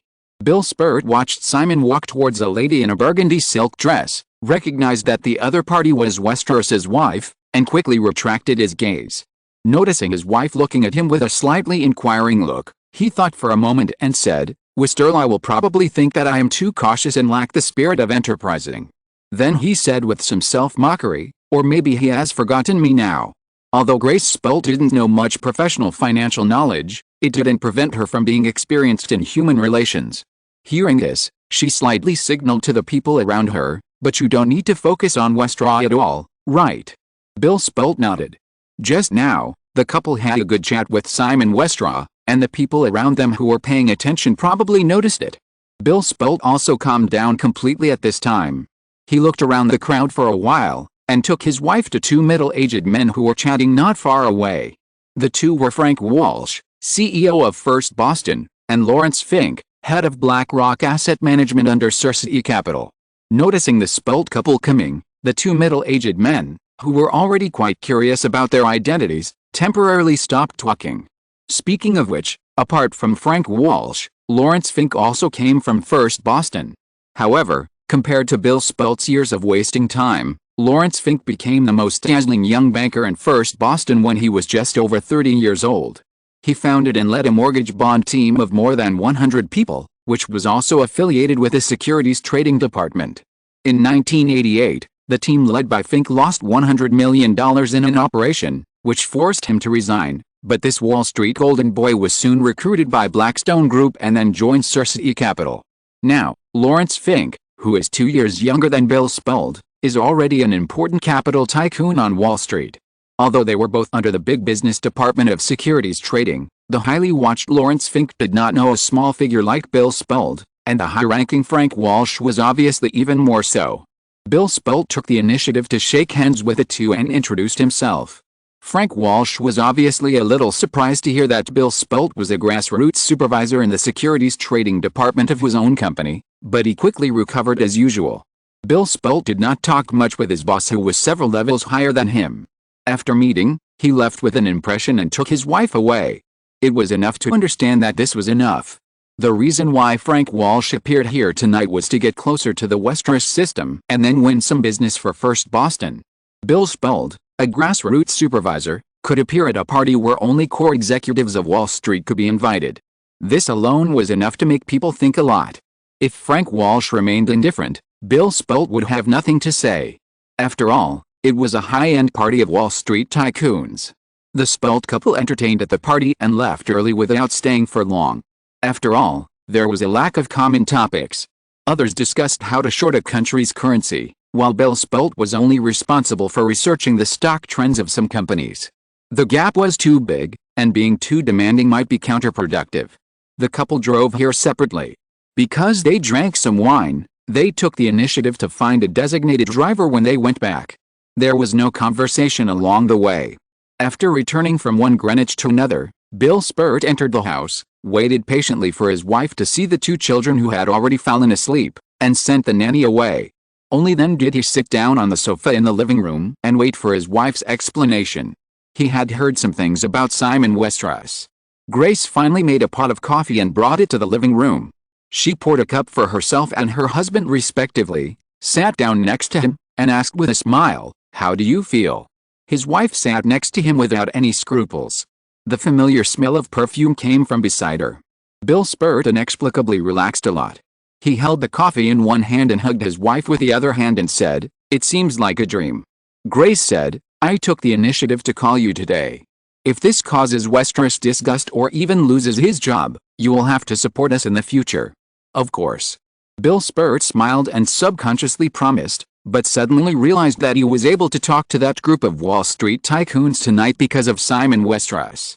If he would never have the tiger skin to pull. Grace was also thinking about how to explain the recent events, but she didn't notice her husband's strangeness. She said, "I was planning to talk to you tomorrow, but I didn't expect what would happen tonight. However, Bill, I must first remind you that those big guys have higher requirements for confidentiality. You know some things next, but remember not to tell anyone, otherwise we two little guys will be in trouble." Bill Spurt nodded and waited for his wife to continue. Grace had been trying to portray the relationship between herself and Simon as distant in her words. She secretly looked at her husband's expression and knew that it had worked, so she continued, "It was probably at the end of last month. Westeros took a fancy to a few women and put them in our company to help look after them. I won't tell you who they are, so as not to cause trouble if you let it slip. You can probably guess what the model agency is like.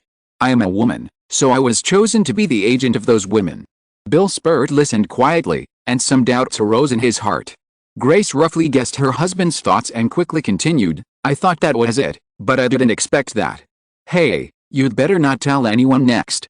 Our boss, John Casablanca, actually fell in love with one of the women in Westeros. As a result, because Westeros had been sending people to secretly watch him, Casablanca failed to succeed and also angered the other party." Bill Spurt subconsciously asked, "John Casablanca is not that stupid, right?" Grace said, "Yes, but that woman is too stupid. She doesn't know that she is actually favored by Westeros. In Elite, of course Casablanca is the biggest. She thinks that if she is with him, she will have the hope of becoming a supermodel." Bill Spurt suddenly felt that it was a bit messy. Then what? Then, Grace said, "Simon Westeros found me and said that he could provide resources to push me to the position of president of Elite. Even if it cannot be compared with some corporate giants, Elite is at least the world's largest modeling agency. What's more, the Westeros system does not seem to have any direct connection with Elite." For a moment, Bill Spurt couldn't figure out how Westeros was going to push his wife to the position of head of Elite, so he asked, "What is he going to do?" Grace also shook her head and said, "I don't know what will happen in the future, but I have already obtained some resources from the Westeros system. You know about the Victoria's Secret fashion show? Every Victoria's Secret Angel spot is now the object of competition among models all over the world. I have got 3 spots, which means that I have the hope of training 3 supermodels. Because of this relationship, if nothing unexpected happens, I may be promoted to Vice President of Elite US branch in the near future. Bill Spurt understood in an instant that if it weren't for tonight, the gap between him and his wife would widen as they retreated and advanced respectively. Grace patted her husband's leg gently and said, "Okay, that's all I can tell you. Today I went to Greenwich to deliver some information, and they happened to be preparing for a party there. Westeros casually invited me to stay. I had been planning to come back to watch a movie with the children, but then I thought this might be helpful to you, so I called you over temporarily." Bill Spurt hesitated, but nodded and said nothing more. Grace glanced at her husband's expression, and simply pointed out the truth in a relaxed tone with a hint of sarcasm. "You don't think there's anything between me and Westeros, do you?" Bill Spurt's expression froze slightly, and then he imitated Grace's tone. "I heard that Westeros likes mature women very much?" Grace raised her hand and hit her husband on the shoulder, but turned serious and explained, "He doesn't like me. Today is the second time I have seen Westeros. The first time was at the end of last month. He called me over and told me how to take care of those women. And today, I went to deliver some information about Victoria's Secret Angel candidates." Bill Spurt couldn't help asking, "Then why did he invite you to the party tonight?" Grace said, "Maybe it's to help me build some connections. In addition to those people from Wall Street, there are many senior executives from the Westeros system tonight. You know, if one day I become the president of Elite, I should be considered one of the senior executives of the Westeros system because I was personally supported by Westeros. Moreover, the other party's invitation is very casual. If it weren't for you, I wouldn't plan to stay." Bill Spurt nodded and relaxed completely. His wife had been so honest with him, and today she was obviously considering him and taking a big risk. He felt that if he continued to be suspicious, it would be too inhumane. Grace sensed her husband's mood change, took a sip of coffee, and changed the subject at the right time. "Do you think the greeting with Frank Walsh tonight will work?" Grace's question immediately dragged Bill Spurt's thoughts to the more urgent problems he faced recently. After thinking for a while, he said, "Walsh's ability is still good. He has been determined to stay in this company integration. If nothing unexpected happens, someone will talk to me soon. Then, do you think you can go further this time?" "Maybe." Bill Spurt started, but then he was not very confident and said, "In short, it should be okay to stay. As long as he can stay, or maybe get a little promotion, Bill Spurt can regain his foothold in the integrated Credit Suisse First Boston Group. At least, it doesn't seem to be a big problem to get through to retirement." After years of ups and downs, Bill Spurt no longer dared to expect too much. Bill Spurt didn't expect that the top management of First Boston would respond next week. The next day, Saturday, First Boston CEO Frank Walsh called him in person and invited him to have lunch together. Then, on Saturday night, the Spurts were invited to a First Boston high-level cocktail party. The following Sunday, Bill Spurt had been dealing with various phone calls and invitations since he got up in the morning. This sudden turn of events was a little unbelievable to the couple. Finally, when the new week came, Bill Spurt, who initially thought that he was only expected to be slightly more responsible for the head of the stock trading department under the Securities and Exchange Department, was directly notified that he might be promoted to become the next manager of the Securities and Exchange Department. Although he had to co-manage this department with another person in charge, this promotion was far beyond Bill Spurt's expectations. You know, the Securities and Exchange Department is a large business department within First Boston. Even after this integration, the total number of employees remains above 1,000, and it includes multiple sub-trading departments such as stocks, bonds, foreign exchange, and commodities. Moreover, as one of the most important core business departments of investment banks, there is also great potential for future promotion.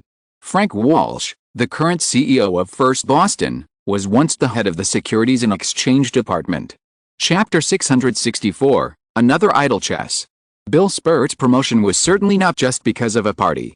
Simon slightly fueled the flames and deliberately asked James Raybould to find out Spurt's background and pretend to poach people. It was another idle chess piece out of habit. Whether it can be used in the future or not, it will never hurt.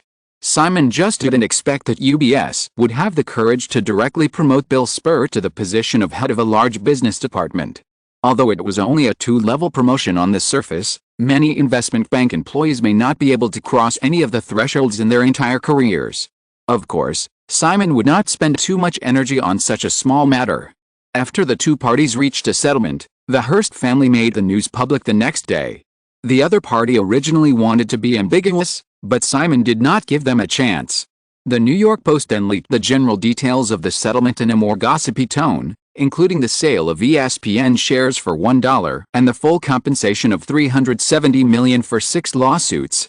Simon wanted to use the tragic experience of the Hearst family to deter all potential opponents of the Westeros system. Judging from the feedback during this period, the effect is very obvious. The North American media has formed an obvious chilling effect when discussing matters related to the Westeros system. After all, the powerful Hearst group has lost half its life in front of Simon Westeros. In the entire United States, there are definitely not many media forces that exceed the Hearst family. Without the constraints of the Westeros system, the Hearst family restarted the asset sale some time ago. From the initial feedback, it can probably recover $300 million, which is equivalent to a 60% discount. Under Simon's secret instruction, Metropolitan ABC Group, the parent company of ABC TV Network, also submitted a transaction application to the Hearst family, hoping to buy back the 50% share of AETV Network held by the Hearst family, with an offer of $200 million, which is equivalent to half price on the original price. Even if there is a subsequent bargaining, it will not increase the price too much. The Hearst family was still hesitating about which assets to sell to raise more funds, and ABC's invitation helped them make a good decision. 2 transactions, $500 million in cash, are basically enough for the Hearst family to get through the current difficulties. It is easy for those who are interested to find that, after removing the ESPN shares that were almost given away for free and the assets that are about to be sold, the total value of the remaining assets of the Hearst family is actually less than $1 billion. It took only 3 months for a century-old media family with a total family asset of $2.5 billion to fall to this situation. Moreover, even if the difficulties are temporarily overcome, the troubles of the Hearst family are far from over. For example, the San Francisco Chronicle, which occupies almost half of the remaining assets of the Hearst family, has seen a visible decrease in the number of subscribers of the San Francisco Chronicle in the past quarter due to the increasing popularity of personal computers in the San Francisco area and the targeted operation of the Westeros system in the past few months. At the end of the second quarter of 1994, this large regional newspaper with a century-old history is expected to suffer its first quarterly loss in many years. For an industry that has entered a decline cycle, once it falls into loss, it is definitely not an easy thing to reverse it. What's more, it is the Hearst Group that has been seriously injured. If there had not been this incident, Hearst Group could have mobilized enough resources to revive the business of the San Francisco Chronicle as much as possible. Now, it is impossible to repair a broken ship that is leaking on all sides and drifting in the ocean. After 3 months of confrontation, the matter was initially concluded. In addition to asking people around him to continue to keep an eye on the movements of Hearst Group so as to push the other party into the abyss at the right time, Simon himself no longer followed up on this matter personally.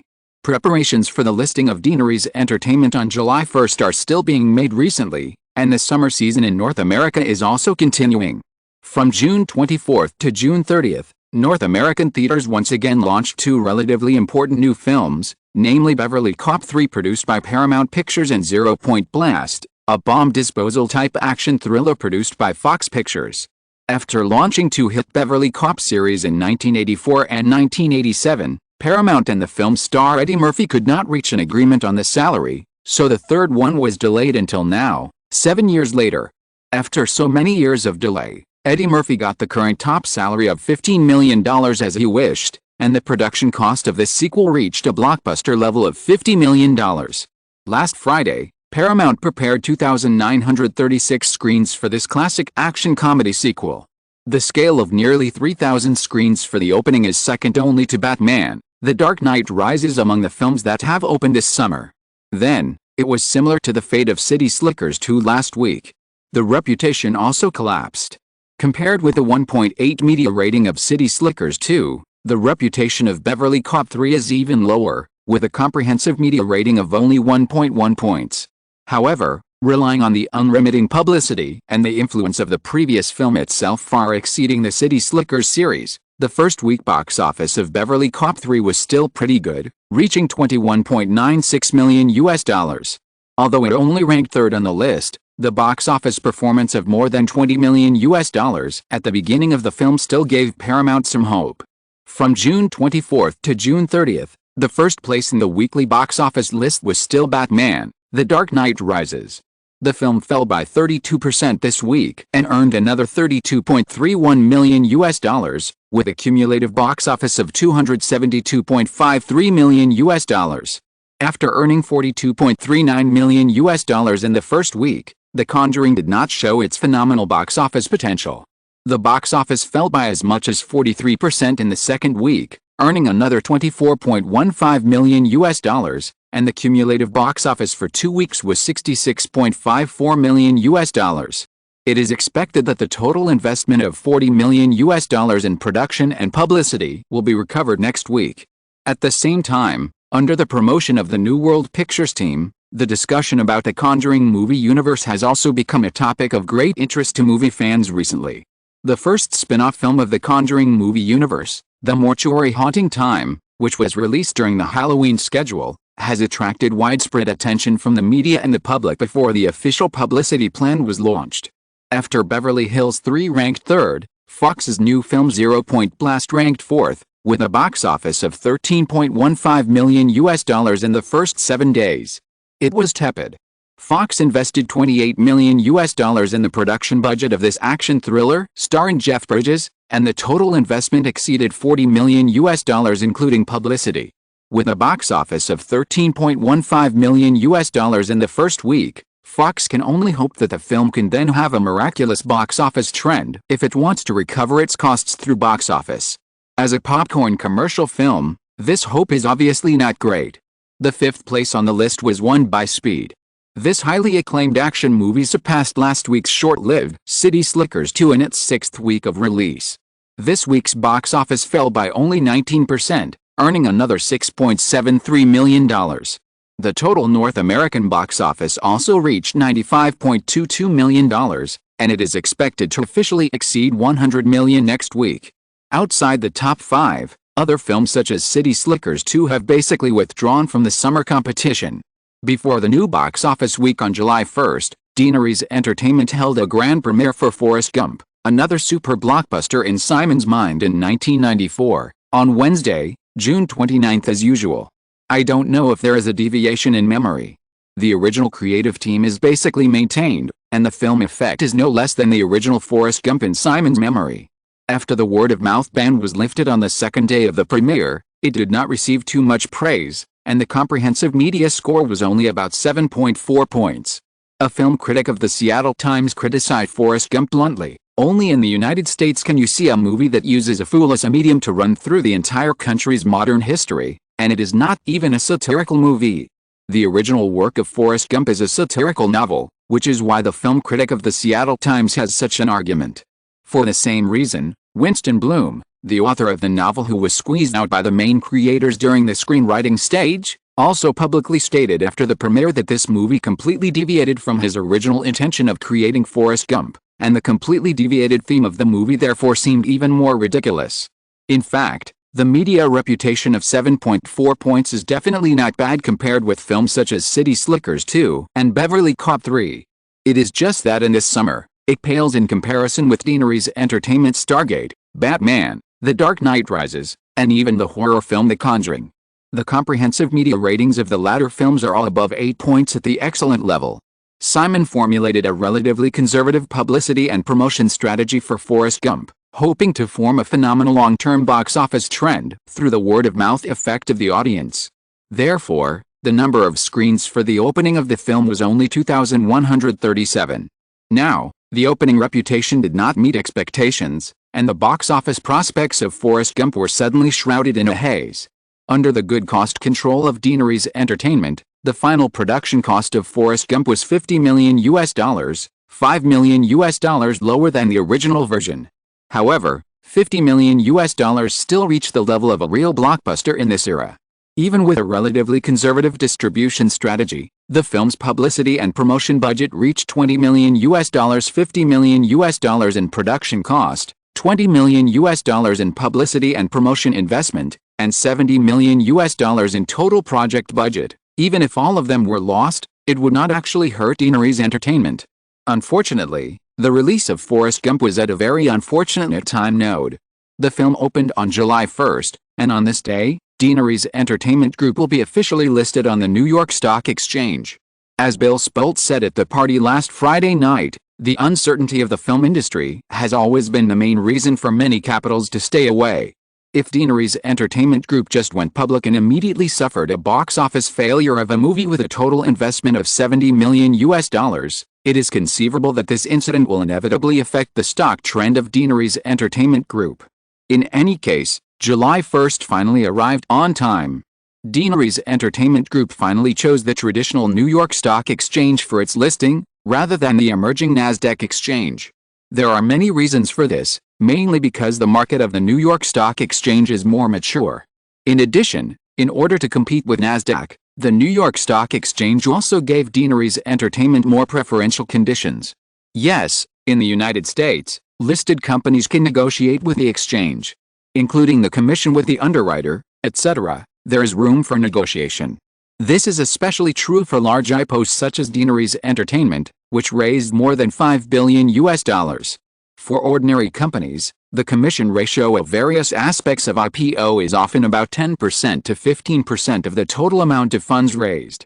After negotiations with the New York Stock Exchange, underwriters and other related institutions, including investment bank commissions, exchange fees, accounting and legal fees, etc., the total expenditure of Deanery's Entertainment's IPO is expected to be only $160 million, accounting for only 2.8% of the total amount of $5.625 billion raised.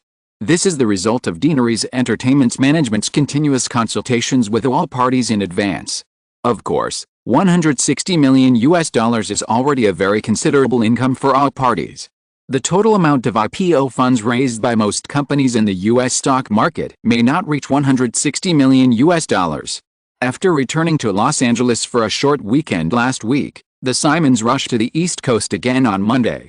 On July 1st, before 7 o'clock in the morning, the couple had already had breakfast and rushed from their apartment on Fifth Avenue to the famous 18 Broadway Street, the headquarters of the New York Stock Exchange. Hundreds of media from all over the world have been waiting outside the New York Stock Exchange since last night, and some senior executives of Deanery's Entertainment Group also stayed at the headquarters of the New York Stock Exchange all night. At the gate of the New York Stock Exchange, Simon and his wife had just gotten out of the car, and the surroundings were suddenly lit up with dazzling and dense spotlights. The security team deployed in advance formed a human wall to protect Simon and his wife as they entered the exchange building. In order to ensure the safety of today's IPO, the Westeros system had quietly taken over the security affairs of the New York Stock Exchange half a month ago. Simon knew very well how obvious the target he was at this time. In addition to the 150 security guards in uniform or plain clothes all over the streets, the Westeros family intelligence team also had hundreds of people cruising around Manhattan. Facts have proved that these measures are very necessary. In just half a month, the Westeros family intelligence team successfully intercepted 3 unscrupulous elements who tried to create trouble on the day of Deanery's Entertainment's IPO. 2 of them wanted to shoot Simon on the day of the IPO, and another veteran from Oklahoma even planned to place a car bomb outside the gate of the New York Stock Exchange. The reasons are different. Some people think that Simon's huge wealth has threatened American society. Some people think that anomalies like Simon should not exist in this world, and the veteran in Oklahoma is because of the war Simon launched in Africa. In the final analysis, Simon's huge wealth and huge power at this time have aroused the vigilance and fear of more and more people. Hatred of the rich is a kind of negative public emotion that has existed for a long time since human society entered the civilized era, and it is often used by those in power to vent public grievances. Therefore, Simon is also very clear that his current situation is unavoidable, and he is not too afraid of it. If you want to wear the crown, you must bear its weight. Everything has its own 2 sides. Because it is a sensitive time, Simon did not let the 3 guys who were caught disappear, but secretly escorted them to the FBI. However, the Westeros family still launched a deeper investigation into the motives of the 3. If it is proved that someone else is behind the scenes, Simon will still not be polite this time. As for the 3 people involved, imprisonment is inevitable. Even if they are released from prison in the future, both they and the people around them will be listed as key monitoring targets of the Westeros system. Simon will only tolerate this potential threat once at most. Chapter 665, Miracle on the First Day. Since Simon and his wife arrived at the headquarters of the New York Stock Exchange at 7 a.m., the atmosphere inside and outside the building of this century-old stock exchange has become increasingly heated as more guests arrived. Not only Amy Pascal and Robert Iger, the co-executives of Deanery's Entertainment Group, but also a large number of executives from various fields in the Westeros system, such as Ygritte, Cersei Capital, and Verizon Telecom, have arrived one after another. As an entertainment giant rooted in Hollywood, a large number of movie stars, pop singers and supermodels invited to the ceremony have made the New York Stock Exchange, which used to only gather a large number of people from the financial street, appear star-studded. As usual, Ygritte Portal broadcast today's listing ceremony live. When the time came to 9 a.m., the total number of viewers watching this listing live worldwide had exceeded 26 million. The attention of all is not enough to describe this grand occasion. At 9:15, the co-executives of Deanery's Entertainment, who took turns to be interviewed by the media, began to gather on the stage of the bell-ringing ceremony, and Deanery's Entertainment CEO Amy Pascal delivered a listing speech on behalf of Deanery's Entertainment. This job should have been Simon's responsibility. However, according to a certain ironic statement in my memory, although his strength does not allow it, Simon still adheres to the public strategy of keeping a low profile to the greatest extent, and tries not to show up as much as possible. In fact, Simon originally wanted to give the title of chairman of Deanery's Entertainment Group to Amy Pascal. In fact, doing so is equivalent to making room for many people to be promoted. However, after the matter was raised, the entire Deanery's Entertainment management expressed opposition. Although everyone understood that even if Simon did not hold any position in Deanery's Entertainment, he would not ignore the company, but public investors did not necessarily think so. As the Westeros system became larger and larger, they might think that Simon intended to completely give up the management of Deanery's Entertainment, which would inevitably affect the market's confidence in the company after the company went public. As a person who values long-term investment in his bones, Simon does not care so much about the short-term stock price fluctuations of various companies in the Westeros system, but he has to consider the interests of many other people. At 9:30, the New York Stock Exchange opened. Under the gaze of tens of millions of viewers in the trading hall, TV live broadcast, webcast and other media channels, the Simons, Amy Pascal, Robert Iger, Nancy Brill and other Westeros system executives pressed the button symbolizing the start of trading of Deanery's Entertainment Group stocks, officially completing today's bell-ringing ceremony. However, for most people who pay attention to this matter, the exciting day has just begun. After the bell-ringing ceremony, the stocks of IPO companies will not start to be freely traded in the secondary market immediately, but will enter the inquiry stage of investors from all over the world, so as to reasonably determine an opening price based on the real purchasing intention of the market, so as to ensure that there will be no large-scale buy orders in a short period of time in the formal trading stage, causing congestion in the trading system. Usually, corporate IPOs will only go through 2 or 3 rounds of bidding, usually opening at 9:30 and officially trading before 10:30. After the bell-ringing ceremony, Simon and his wife, Westeros system executives, a large number of media reporters, and many guests on the scene were not in a hurry to leave. It was only an hour for inquiry, and everyone had no lack of patience. Everyone wanted to personally witness what the stock price of Deanery's Entertainment, whose IPO valuation was as high as $53.1 billion, would reach when it officially opened. Through the IPO roadshow, media comments and other feedback before the listing, Deanery's Entertainment stock price would inevitably rise again on the basis of the issue price on the day of listing. This is a fact that everyone has recognized. However, the media and industry analysts have given very different predictions on how high Deanery's Entertainment stock price will reach on the first trading day after listing. Conservatives believe that Deanery's Entertainment Group's closing market value on the first day of listing should be between $60 billion and $70 billion. After all, this is already the top market value scale of American companies at this stage. Some people believe that Deaneries Entertainment will be able to break General Electric's throne of the first place in U.S. corporate market value on the first day of opening. As of yesterday's close, General Electric's stock price also hit a new high of $81.7 billion as the U.S. economy recovers. If Deaneries Entertainment wants to surpass General Electric in market value on the day of listing, the stock price increase on the first day needs to reach 53%. Even if the market value of Deaneries Entertainment is too large, it is not difficult to achieve this goal given the recent expectations of the capital market for Deaneries Entertainment. The most optimistic view is that Deaneries Entertainment's market value will break through the $100 billion mark on the first day of listing, becoming the first listed company in American history to reach a market value of $100 billion. This is not aimless. According to Deaneries Entertainment's previously announced first quarter 1994 financial report, from January to March at the beginning of the year, Deaneries Entertainment's quarterly revenue was $5.627 billion, an increase of 37% compared with the same period last year, and a net profit of $653 million in the first quarter, an increase of 16% year-on-year. According to this financial report, in 1994, Deaneries Entertainment's revenue will conservatively reach about $22.5 billion, and its annual net profit will not be less than $2.6 billion. Therefore, even if Deaneries Entertainment's market value exceeds $100 billion on the first day of listing, it is only equivalent to a price-earnings ratio of 38 times. The U.S. stock market, which has been recovering since the Gulf War, is full of companies with a price-earnings ratio of nearly 40 times, not to mention Deaneries Entertainment, a super entertainment giant that has suppressed all other Hollywood film companies on its own. The first round of inquiries took a long time. At 10 o'clock, the results of the first round of inquiries were finally displayed on the electronic display board in the New York Stock Exchange trading hall. The quotation range was from $24.75 to $25.25. Compared with the issue price of $22.50, it rose directly by 10%. Many people inside and outside the exchange couldn't help but calculate that according to the 3 rounds of inquiries, when Deaneries Entertainment stock price opened, it might have risen by 30% compared to the issue price, which was equivalent to directly breaking through the market value of $70 billion.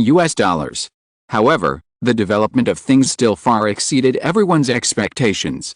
After the second and third rounds of inquiries at 10:15 and 10:30, the price range had risen to $27.50 to $28.50. The 3-round price increase of about 24% was slightly lower than some people's expectations. However, the exchange soon received feedback that investors' inquiry applications were still very active. In other words, the 3 rounds of inquiries were not the end, and things had to continue. Many guests who originally planned to leave the New York Stock Exchange after the stock opened had no idea that an hour had slipped away unknowingly. Everyone chose to stay and wait. The live broadcast audience of the Egret portal not only did not decrease due to the end of the bell ringing ceremony, but continued to increase during this hour. At around 10:30, the total number of viewers had exceeded 31 million. Afterwards, the inquiry continued. 4th round.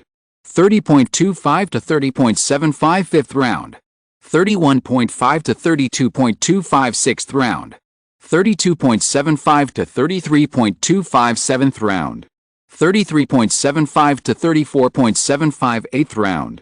35.25 to 35.75 in 1994, although electronic trading had begun to become more popular. In order to reduce the data processing load during stock trading, stock quotes were still fixed in units of 1/8 of a share, that is, each price change must not be less than $0.125. Until 11:45, countless viewers who had waited for more than an hour beyond their expectations, in their excitement and numbness, finally waited for the results of the 8th inquiry in the last round. The U.S. stock market does not close at noon. So, at 12 o'clock, the New York Stock Exchange finally announced that Deaneries Entertainment stock would open at $35.50 and officially start trading. As of this time, compared with the issue price of $22.50, Deaneries Entertainment stock price has risen by 57%, and its opening market value is as high as $83.3 billion, directly knocking General Electric to the second place and becoming the first in the market value of U.S. listed companies. General Electric's record was easily broken. Is 100 billion far away? With this question and some strange expectations, countless eyes are still closely following the changes in Deanery's entertainment stock after the official opening.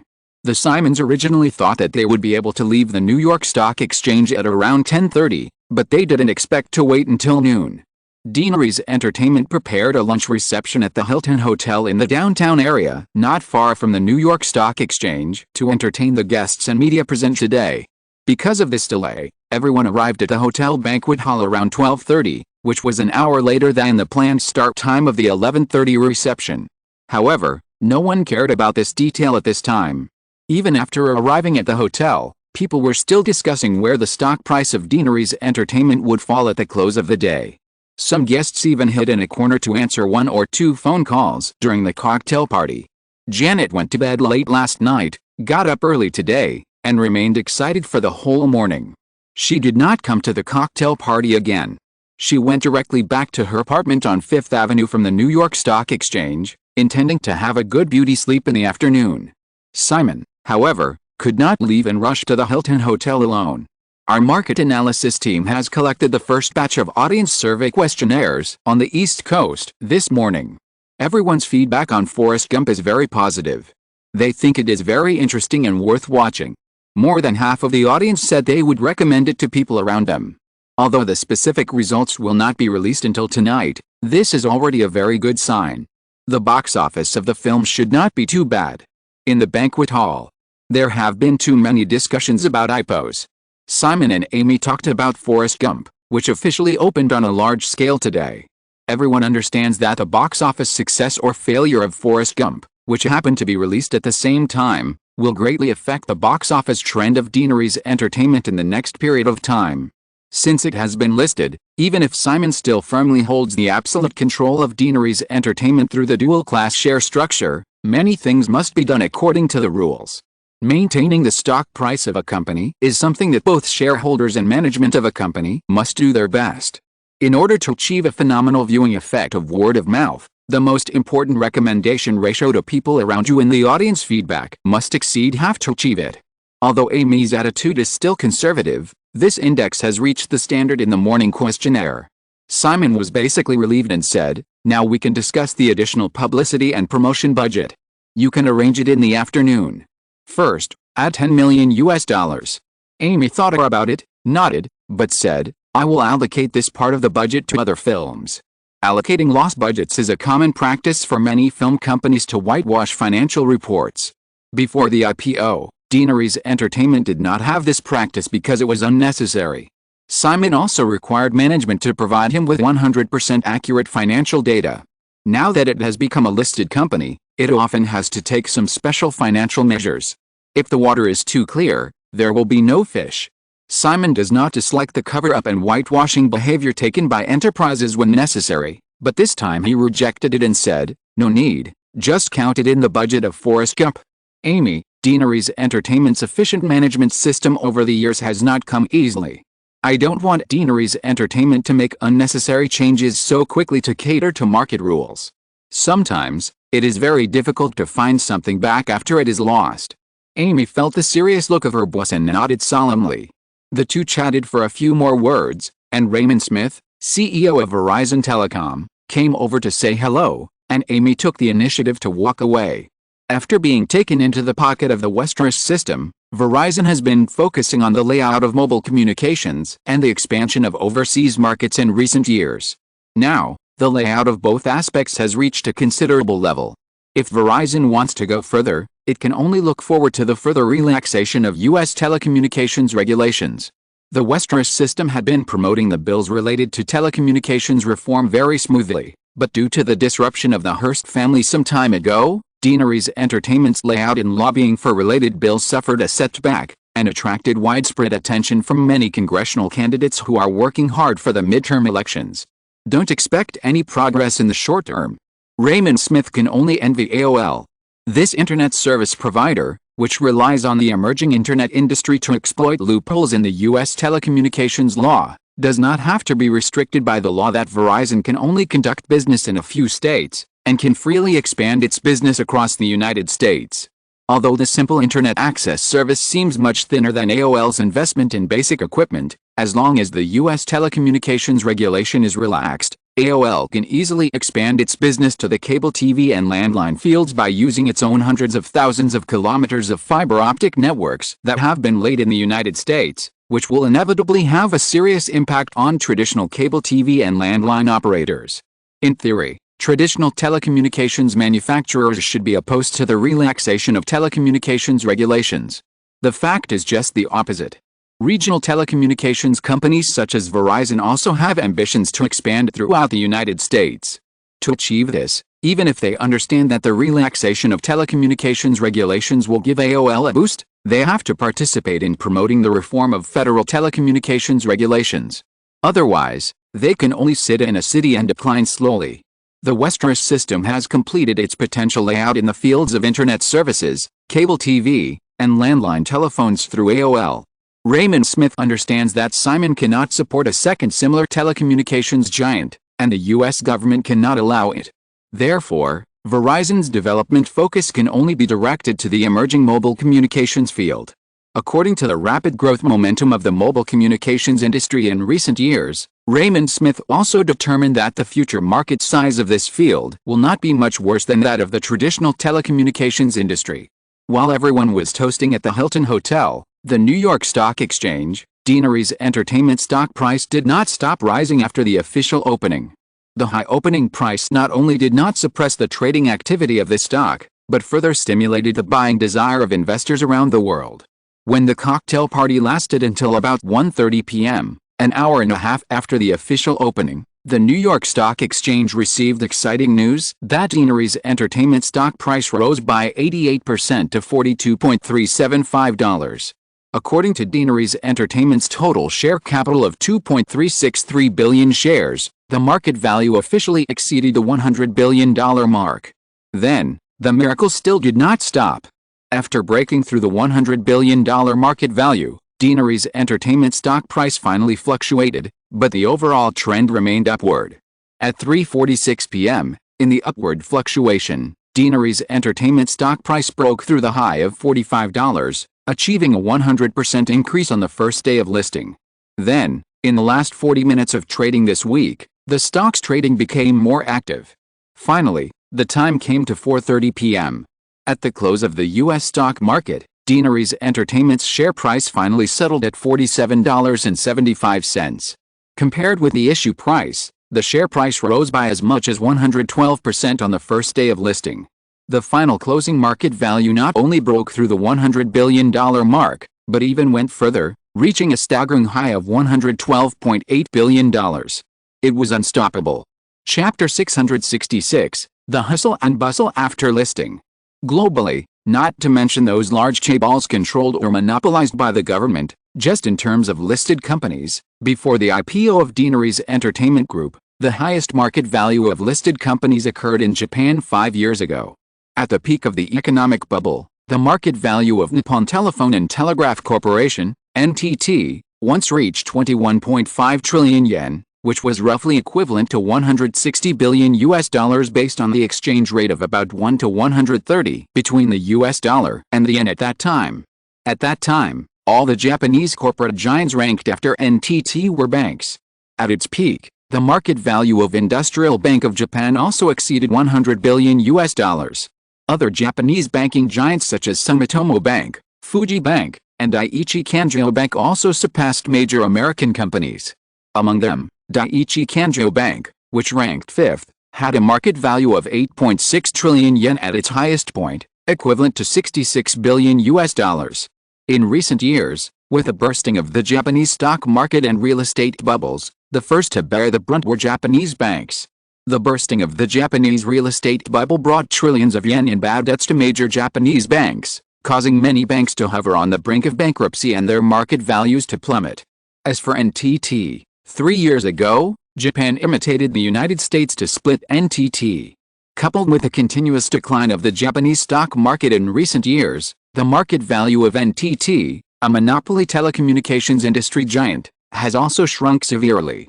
Although it still maintains the first place in the market value of Japanese companies, NTT's market value has only 6.3 trillion yen, which is equivalent to $61.1 billion according to the exchange rate of 1 to 103 after the recent appreciation of the yen against the US dollar.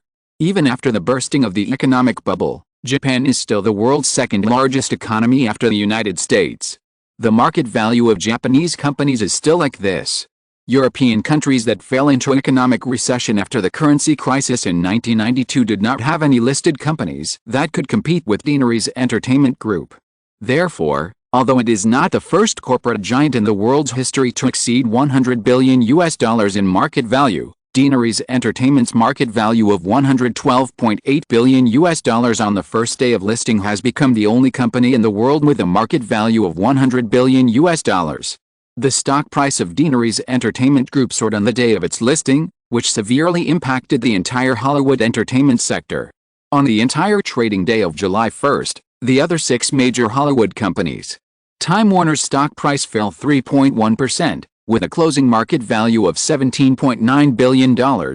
Disney's stock price fell 5.3%, with a closing market value of $6.7 billion. MGM's stock price fell 1.7%. With a closing market value of $2.7 billion, Fox Films parent company News Corporation's stock price fell 4.1% on the day, with a closing market value of $9.6 billion. Paramount's parent company Seagram Group's stock price fell 6.1% on the day, with a closing market value of $13.7 billion. Even Columbia Pictures parent company Sony's stock price fell 3.7% on the day, with a closing market value of $21.5 billion. Therefore, the total value of the other 6 traditional Hollywood giants other than Deanery's Entertainment, even if it is considered as the assets of their entire parent companies, is only $72.1 billion, which is only 63% of the market value of Deanery's Entertainment Group on its first day of listing. Simon didn't want Hollywood to become one superpower and many strong companies too soon, so he has been supporting Time Warner overtly or covertly in recent years. Now, in terms of corporate market value alone, this situation has not only been formed, but the strength of the other 6 major companies combined is not even as good as that of Deanery's Entertainment. As a relatively open and competitive Hollywood film industry, this situation at this stage can only be described as a miracle. In any case, it may be very difficult for outsiders to break into Hollywood. For Hollywood natives, the 7 major film companies have equal opportunities to enjoy this market. For example, in this summer season, each major film company can launch multiple films produced by itself. There is no shortage of opportunities in markets. If the market performance of their own films is not good, they can't blame others. Therefore, although Deanery's Entertainment Group has suppressed all the edge of the other 6 major Hollywood companies, unless they are making trouble, the other 6 have few excuses to accuse Deanery's Entertainment of monopoly or other unfair competition. Of course, the top executives of several other major Hollywood film companies have secretly considered jointly targeting Deanery's Entertainment. Unfortunately, the rise of Deanery's Entertainment was too fast. When some people planned to snipe Deanery's Entertainment according to the standard of wild boars, in the blink of an eye, the company had already become an elephant. Now, after the Hearst Group incident, not only the media industry, but also Hollywood, no company dared to easily make any small moves on Deanery's Entertainment. What's more, even if a group of wild boars united, it was unlikely to overturn an elephant, and this elephant did not kill them all, but occasionally gave up some food. Therefore, although everyone's livelihood was obviously much more difficult, in this constantly recovering and prosperous film market, life was barely manageable. Everyone has different degrees of inertia, and enterprises are controlled by people, so it is natural. Since they have not been forced into a desperate situation and the difference in strength is too great, the pattern of Hollywood is temporarily stable. Outside of Hollywood, on the last trading day before the Independence Day holiday, not only did Deanery's Entertainment surge on its first day of listing, it directly overturned the old industrial giant General Electric, and also brought the other 2 star-listed companies in the Westeros system, Cisco and AOL, to the ground. The stock price rose by 7.1% and 5.6% respectively on the same day, and the closing market value is $76.4 billion and $65.9 billion respectively. In just one day, The Westeros system accounted for 3 of the top 5 U.S. listed companies in terms of market value. The total market value of the 3 companies reached an astonishing $255.1 billion US. According to the shareholding ratio of Westeros Company in the 3 companies, these 3 companies alone contributed $170.7 billion US to Simon's personal wealth. 3 months ago, the media just announced that Simon's personal wealth exceeded $200 billion US. Now, just Simon's holdings of Deanery's, Cisco and AOL's 3 companies, $170.7 billion US in personal wealth, are close to this number. In addition, the Westeros system also owns Cersei Capital, Melisandre Corporation, Igrant Corporation, Verizon Telecommunications and other companies. Among them, Igrant Corporation, whose market value potential is no less than Cisco and AOL, has been generally valued at $50 billion. The stocks of technology companies such as Microsoft, Intel, Oracle, and Sun, which are heavily held by Westeros Corporation, are also valuable. All these assets added together are definitely more than another $100 billion. Although the Westeros system specifically greeted many mainstream media groups in the United States, many second and third-tier newspapers gave Simon's latest personal wealth in order to attract attention on the following weekend. And it was directly raised by another order of magnitude. $300 billion. This is a valuation generally recognized by most media that give similar valuations. It is not accurate, but it is not much less. After all, Deanery's, Cisco and AOL alone have contributed more than $170 billion in personal wealth to Simon Westeros. Many other companies and assets in the Westeros system, excluding debts, have a total value of $130 billion, which is obviously more than enough. According to economic data in the first half of the year, the official estimate of the U.S. GDP in 1994 was about $7.2 trillion. Now, Simon Westeros's personal wealth of $300 billion is equivalent to 4.1% of the U.S. GDP, far exceeding the 1.5% GDP share of the Rockefeller family at its peak. Rockefeller and Morgan were once known for controlling the entire United States. This time, the rapidly rising Westeros system has also infiltrated many aspects of American public life in just 8 years. The most important and sensitive of these is the control of American public audio-visual entertainment resources. Therefore, compared with the one-sided hype and criticism by the American media after the London Girl incident broke out in March, this time, the public who are a little bit attentive can feel the cold attitude of the North American media, especially the large media with wide influence, towards Simon Westeros's new personal wealth. The influence of media opinion in the United States on the direction of federal policy is very large. In many cases, just a heavyweight article in large newspapers such as the New York Times, the Los Angeles Times or the Washington Post can promote the passage of some bills of the federal government. The large mainstream media are indifferent. Even if Simon's personal wealth of more than $300 billion triggers the subconscious hatred of the rich and many people, it will not cause too many negative consequences without the convergence and guidance of public opinion. However, although the more influential mainstream media did not hype this matter because of their interest relationship with the Westeros system or just out of fear, the birth of the first super-rich man with a net worth of $300 billion in the history of the United States and even the world is still not comparable to ordinary social events. After all, it is impossible for newspapers and televisions with a little influence to not mention the listing of Deanery's entertainment and Simon's personal wealth reaching a new high. Simon only tried his best to control the media from leading public sentiment to the opposite side of the Westeros system. For major newspapers that could influence the direction of federal policy, he only asked them to minimize exposure, but it was impossible to shut up countless American newspapers, television, radio and other media platforms. Of course, with the precedent of the Hearst Group, most media did not dare to rashly criticize Simon's growing personal wealth accumulation, but they spared no effort to use this topic to increase sales or ratings. The mainstream media was conservative, but many politicians in the U.S. government did not have these fears, especially those congressional candidates who realized that they had been included in the Westeros system's sniper list for this year's midterm elections. A group of politicians led by Wisconsin Senator Craig Ames jumped out again, sparing no effort to exaggerate the threat of the growing Westeros system to the U.S. economy, and demanded that the federal government must take immediate measures to limit the continued uncontrolled growth of Simon's personal wealth. Congressman David Malrus, who was supported by the Hearst family, had previously tried to set up a House of Representatives Special Investigation Committee against the Westeros system, but it had died down. However, Craig Ames followed David Melros's idea.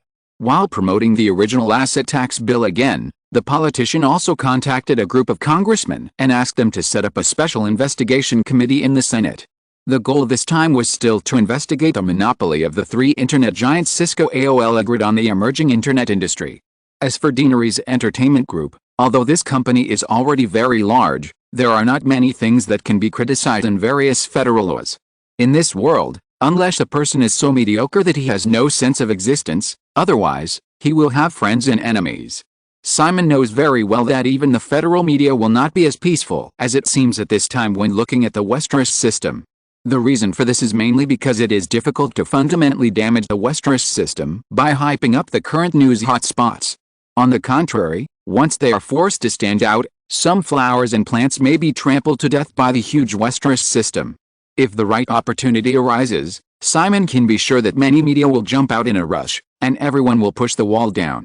As for the political world, in a capitalist society like the United States, politicians usually don't want to provoke the super rich, but it is never absolute. When the rich reveal their own flaws or block their political careers, the politicians who are more aggressive than ordinary people will definitely do everything they can. Moreover, the Westeros system has risen too fast and has too shallow a foundation, which has given many politicians an opportunity to take advantage of it. The following weekend, there was news from Washington. The U.S. Department of Justice will formally launch an investigation into the three companies in the Westeros system, Cisco, AOL, and Ygritte, for suspected monopoly of the internet industry in the near future. Unlike the FBI, the White House has a strong control over the Department of Justice. However, in the face of many political opponents' continuous attacks on the Clinton administration for deliberately protecting the Westeros system, if the Department of Justice takes action against the Westeros system after Congress, the accusations of some politicians will be more solid, and the White House, which has not had a good reputation in the past 2 years, will be more passive. Therefore, Clinton must take action before Congress. Simon was prepared for this. He even made a rough plan. The biggest feature of the U.S. antitrust investigation is that it is protracted. Simon doesn't even need too much time. Even if it takes another 2 or 3 years, the layout of the three companies in the internet industry will be completely entrenched.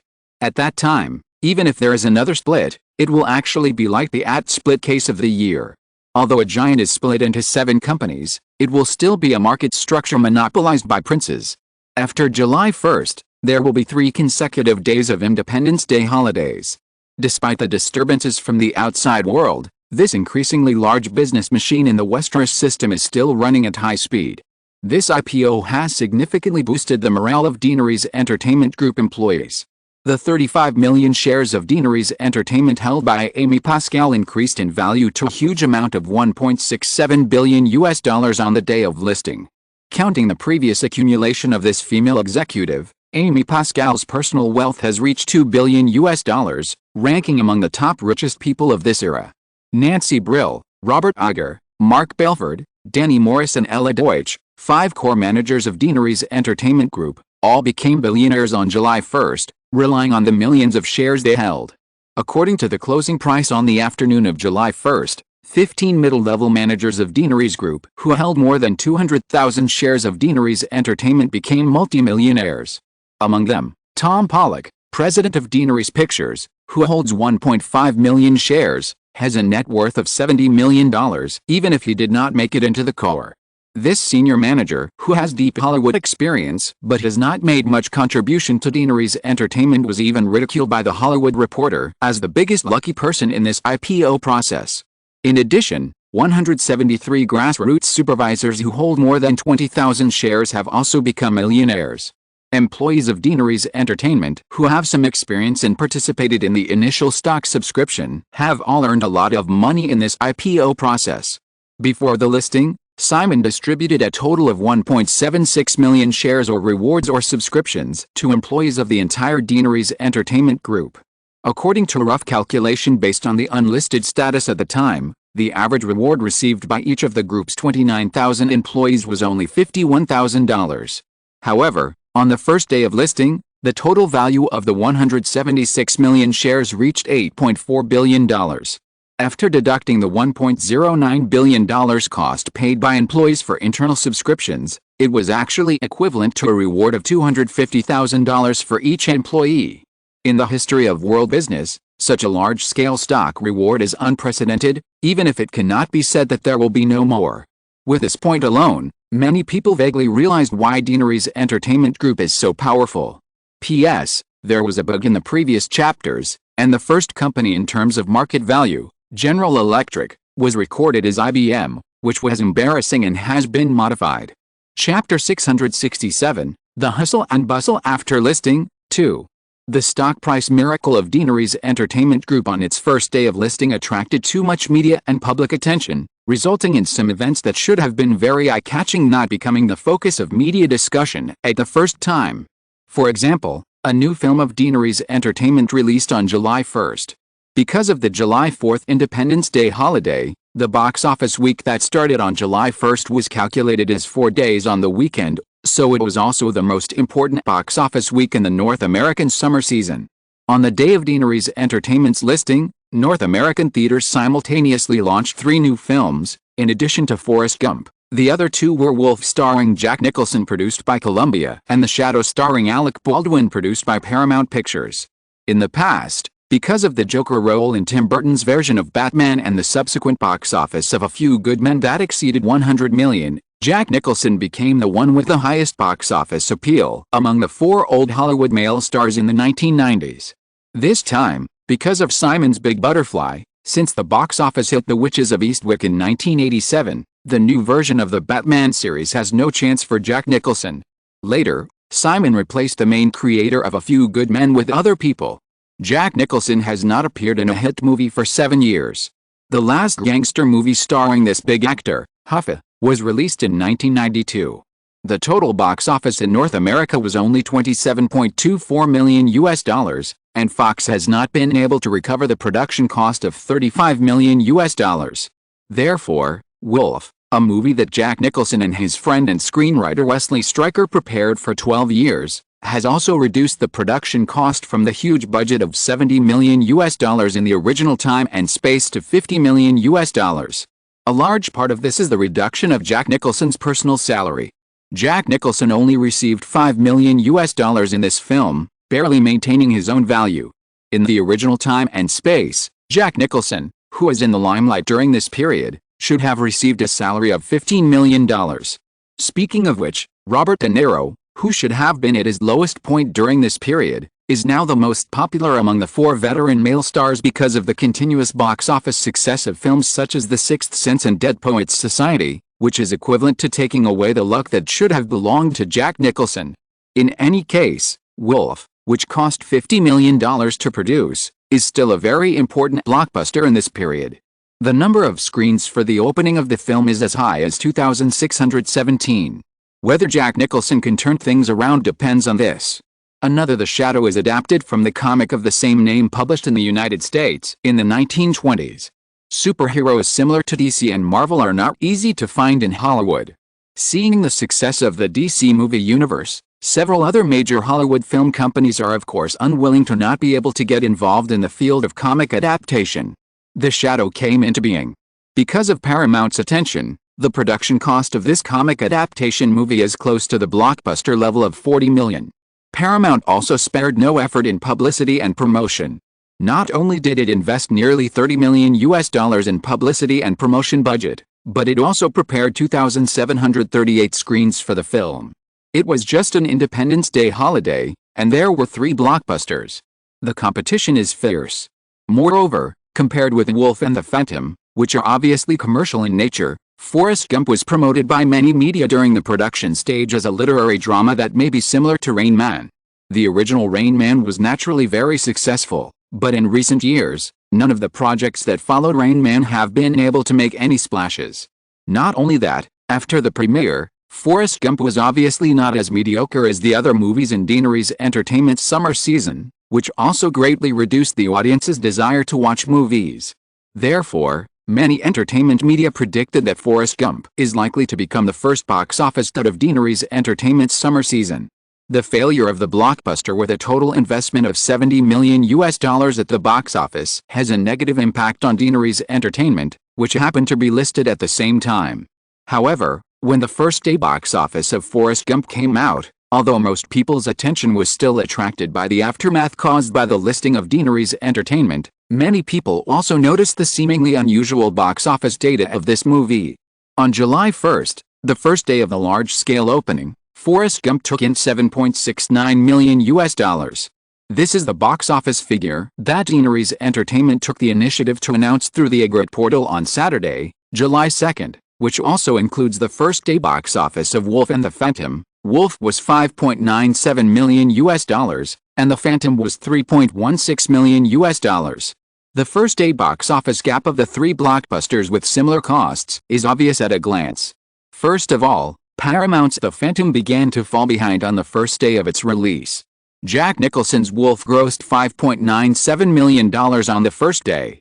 It is expected that the four-day weekend box office of the Independence Day holiday will reach about $25 million, and the first seven-day box office will be around $30 million. As long as the subsequent trend is stable, it is obvious that it will be another seed player in the billion-dollar box office club.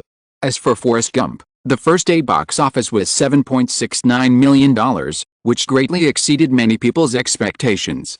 After the premiere on June 29th, because the reputation of the lifting of the ban was not satisfactory compared to other films in Deanery's Entertainment's summer season, and because the film itself was a literary drama, many pessimistic media believed that such a movie about a fool rampaging in modern American history could be considered a success if it could reach $20 million in the first week.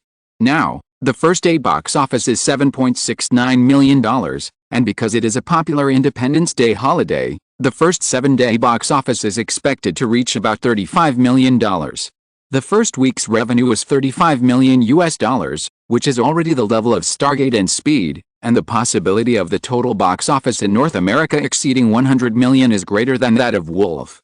Although even if the North American revenue exceeds $100 million, Deanery's Entertainment must rely on overseas and other subsequent channels to recover the high cost of $70 million, but at least the profitability of this project is predictable.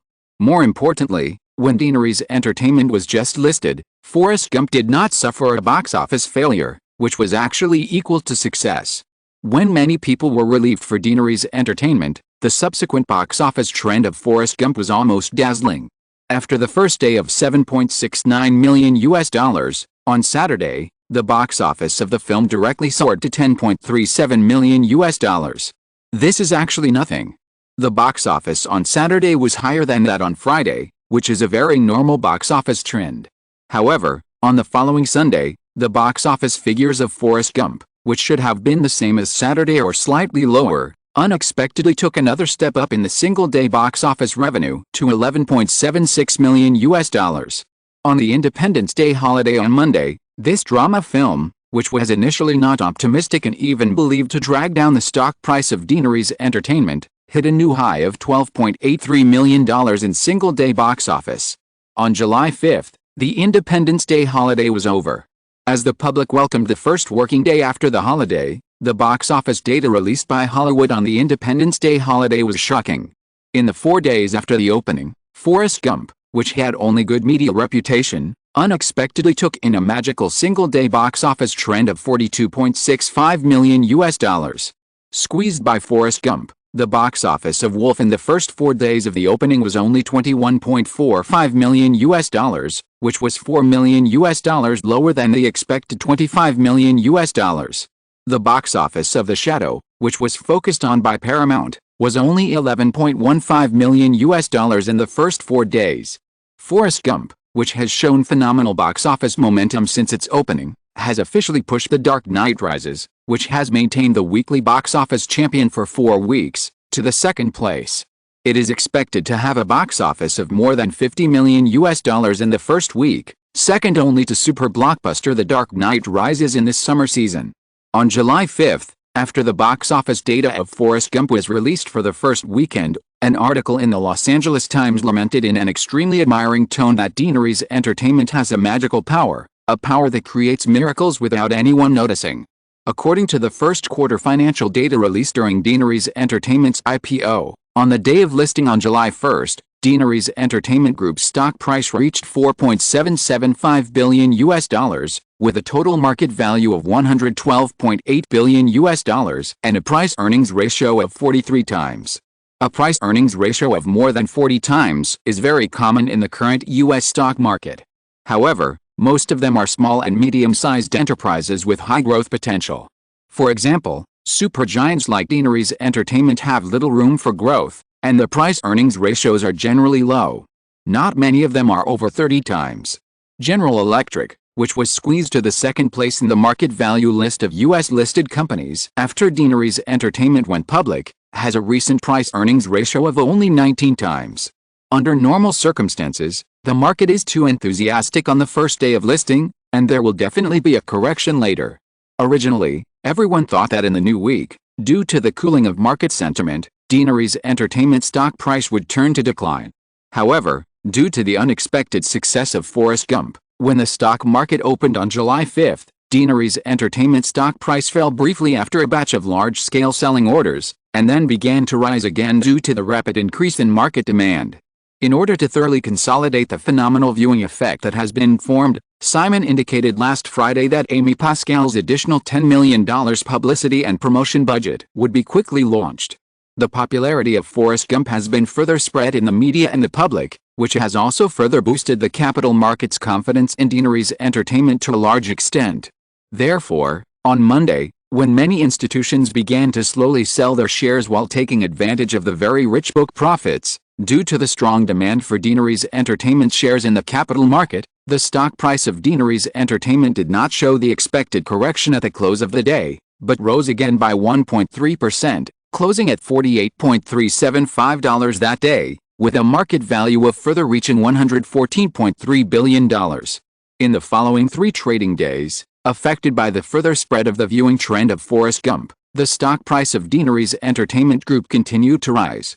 Finally, at the close of July 8, the stock price of Deaneries Entertainment Group had reached a high of $50.25, the price-earnings ratio further reached 45 times, and the total market value of the group reached $118.7 billion.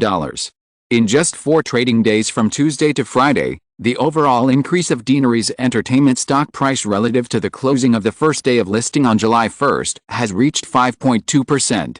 For a corporate giant with a market value of $100 billion, every percentage point increase is very rare. On the other hand, from July 1st to July 7th, the first week of the release of the film was 7 days. Among the 3 blockbuster new films released last Friday, Forrest Gump, which was originally the least optimistic, finally had a first-week box office of $53.45 million, second only to The Dark Knight Rises in the summer season. In the early stage of the word-of-mouth lifting, the media had mixed reviews on Forrest Gump. For the audience, this seemingly absurd film hit the heart in many ways. Not only has the word-of-mouth effect among the general public been formed, but with the launch of Deaneries Entertainment's subsequent publicity plan, many film critics have quietly changed their views and stood on the side of the public to reinterpret the film in all aspects. The phenomenal viewing craze has officially begun with the help of all aspects. Batman: The Dark Knight Rises, which ranks second on the box office list, is slightly ahead of Wolf with a very slight advantage. The box office fell by 22% in the past week. In the 5th week of its release, it continued to earn $25.14 million, and the cumulative box office reached $297.67 million, and the $300 million threshold is just around the corner. Jack Nicholson's Wolf finally ranked third, earning $24.91 million in the first 7 days, which was $5 million less than the expected $30 million in the first week after the first day of the film. The big actor's road to success encountered difficulties again. The Conjuring, the opening film of the Conjuring movie universe, ranked 4th on the list, with a 27% drop in box office revenue of another $17.62 million, and the cumulative box office reached $84.16 million. Deaneries Entertainment has recovered all the production and publicity costs of the film, which was as high as $40 million. The 5th place on the list is Paramount's highly anticipated new film The Shadow, which only earned $14.67 million in the first week of the film, and the box office performance was better than many new films in this summer. However, Considering the film's production cost of $40 million, the estimated North American total box office of about $30 million is obviously a box office failure. Outside the top 5, Beverly Hills Cop 3, which opened last week with $21.96 million, had a relatively good start, but a 51% drop in the second week completely dashed Paramount's expectations. The film only earned $10.72 million in the second week, with a cumulative box office of $32.72 million. It is difficult for the total box office in North America to exceed $50 million. The box office failure of 2 consecutive heavyweight new films has dealt a heavy blow to the ambition of the Seagram Group behind Paramount to take root in Hollywood. Edgar Bronfman Jr., the head of Seagram, who has been keen on transforming the family business into the entertainment industry after taking over the family business from his father, probably also realized that Hollywood is not so easy to play. In the past, after buying Universal from Panasonic and struggling for a few years, Seagram resold Universal to the French Vivendi Group. Later, it was taken over by General Electric again, merged into NBC Universal, and finally lived in Comcast. Universal can be said to be the Hollywood film company that has changed hands the most times since the 1990s. Now, although he will not give up because of the failure of a summer movie, Simon believes that Seagram Group's Hollywood ambitions will eventually fail. Speaking of the change of hands of Hollywood entertainment giants, during this period, perhaps stimulated by the successful listing of Deaneries Entertainment, some people have become interested in Hollywood movie companies again. This company happens to be the French Vivendi Group, and the other party's acquisition target is even more interesting, Disney. You know, in the past history, Disney was the only Hollywood movie company that did not experience a change of hands after the wave of acquisitions and mergers in Hollywood in the 1980s. If you are listening to this novel on a channel other than Fanfic World, it means it was downloaded and re-uploaded without effort. We warmly invite you to visit our channel, Fanfic World. There you will find the original version of this story and many other novels of various genres. We look forward to seeing you dive into a world of incredible novels. Chapter 668, Rough Outlook on Life. The word Vanity Fair is very interesting, with fame first and profit second. Therefore, we can see that most people subconsciously rank fame and profit in importance. However, for some people who have climbed to the top of the social pyramid, they often need to accumulate enough wealth before they can pursue fame. This is basically true regardless of the cultural background of the East or the West. For Simon, the desire to show himself and to attract attention is still an instinct deep in human genes. Just like a peacock spreading its tail. The entertainment industry is undoubtedly one of the most convenient channels to gain attention from the outside world. Hollywood is the core of the world's entertainment industry. Therefore, from a very early time, capital or tycoons from all over the world have been rushing to make great plans in Hollywood. Especially in the past 10 years, the British, French, Germans, Italians, Japanese, Australians, Canadians, and Americans themselves either set up film companies in Hollywood, or targeted the old 7 Hollywood companies, or invested in movies as independent investors. It was very lively. Simon also knew that many years later, it would be the turn of the Chinese. As for the results, they basically returned home empty-handed after paying the tuition fees to the Hollywood natives. It was just because of the desire for fame and fortune that no matter how many people fell into it, they could not stop the endless stream of latecomers. The French Vivendi Group, which suddenly expressed interest in Disney, is the latest latecomer. Vivendi Group is a monopoly water company established in France in the mid-19th century. It is responsible for the urban water supply business of core French cities such as Paris and Lyon. Later, it gradually developed into a diversified infrastructure giant integrating water, energy, construction, transportation and other businesses. Then, since the 1980s, Vivendi, which has been passed down for 100 years, also began its own transformation to the world of fame and fortune. First, it invested in the establishment of the first paid cable TV station Canal Plus in France, and participated in film investment. Perhaps it was because it consciously accumulated a certain amount of experience that it naturally turned its attention to Hollywood. In recent years, the transfer of several giants such as MGM, Paramount and MCA has been accompanied by the presence of Vivendi Group. Of course, none of them succeeded. This time, Vivendi was fully prepared and aimed directly at Disney. In the original time and space, Disney during this period was at its peak in the 1990s due to the great success of a series of hit films such as Pretty Woman, Beauty and the Beast, Aladdin, and The Lion King. Its market value was as high as $20 billion, even exceeding Time Warner, which had not completely gotten rid of the debt quagmire left by the merger at the same time. Because of Simon's appearance, the once glorious Disney was firmly suppressed by Deanery's Entertainment. Not only did it lose many hit projects, its performance was tepid for several consecutive years, and recently a scandal of internal fighting among senior executives broke out, further impacting its stock price. During this period, its market value was less than $7 billion. Not only that, Disney is also the only and last major Hollywood film company that has not experienced a change of hands since the wave of acquisitions broke out in the 1980s. Even Warner, the original merger was actually Time Incorporated's acquisition of Warner Brothers, but the merged company was completely seized by the senior executives of Warner, which gave people the illusion of the Warner acquisition era. Therefore, if Vivendi Group wants to realize its ambitions in Hollywood, Disney is the best and only choice in the short term. Just 1 week after Deanery's Entertainment went public, Vivendi Group, which was probably stimulated by Deanery's stock price and finally made up its mind, officially contacted Disney's senior management.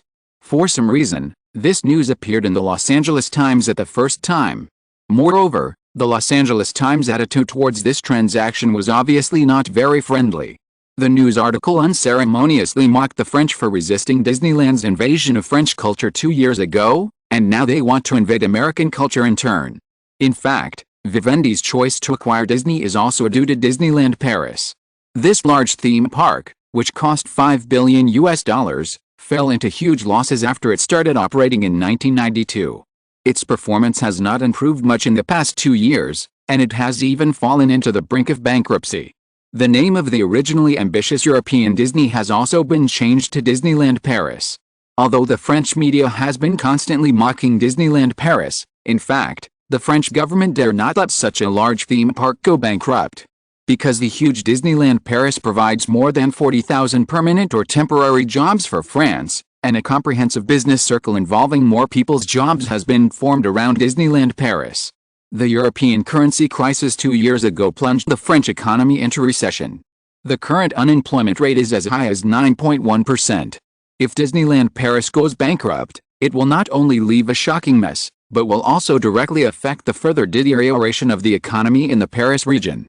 The failure of Disneyland Paris is largely due to the blindness and arrogance of the management of Disney. Now, if Vivendi can take Disney into its pocket, the French can directly control the operation of Disneyland Paris. As for Hollywood, the news of Vivendi's contact with Disney was exposed by the Los Angeles Times at Simon's instruction. Ever since Sony acquired Columbia 5 years ago, the American media has been calling on the federal government to take measures to stop foreign capital from invading the American cultural industry. One of the most widely accepted solutions is to lift the media integration ban as soon as possible, allowing Hollywood movie companies and large American public television networks to merge and integrate with each other in order to resist foreign capital acquisitions.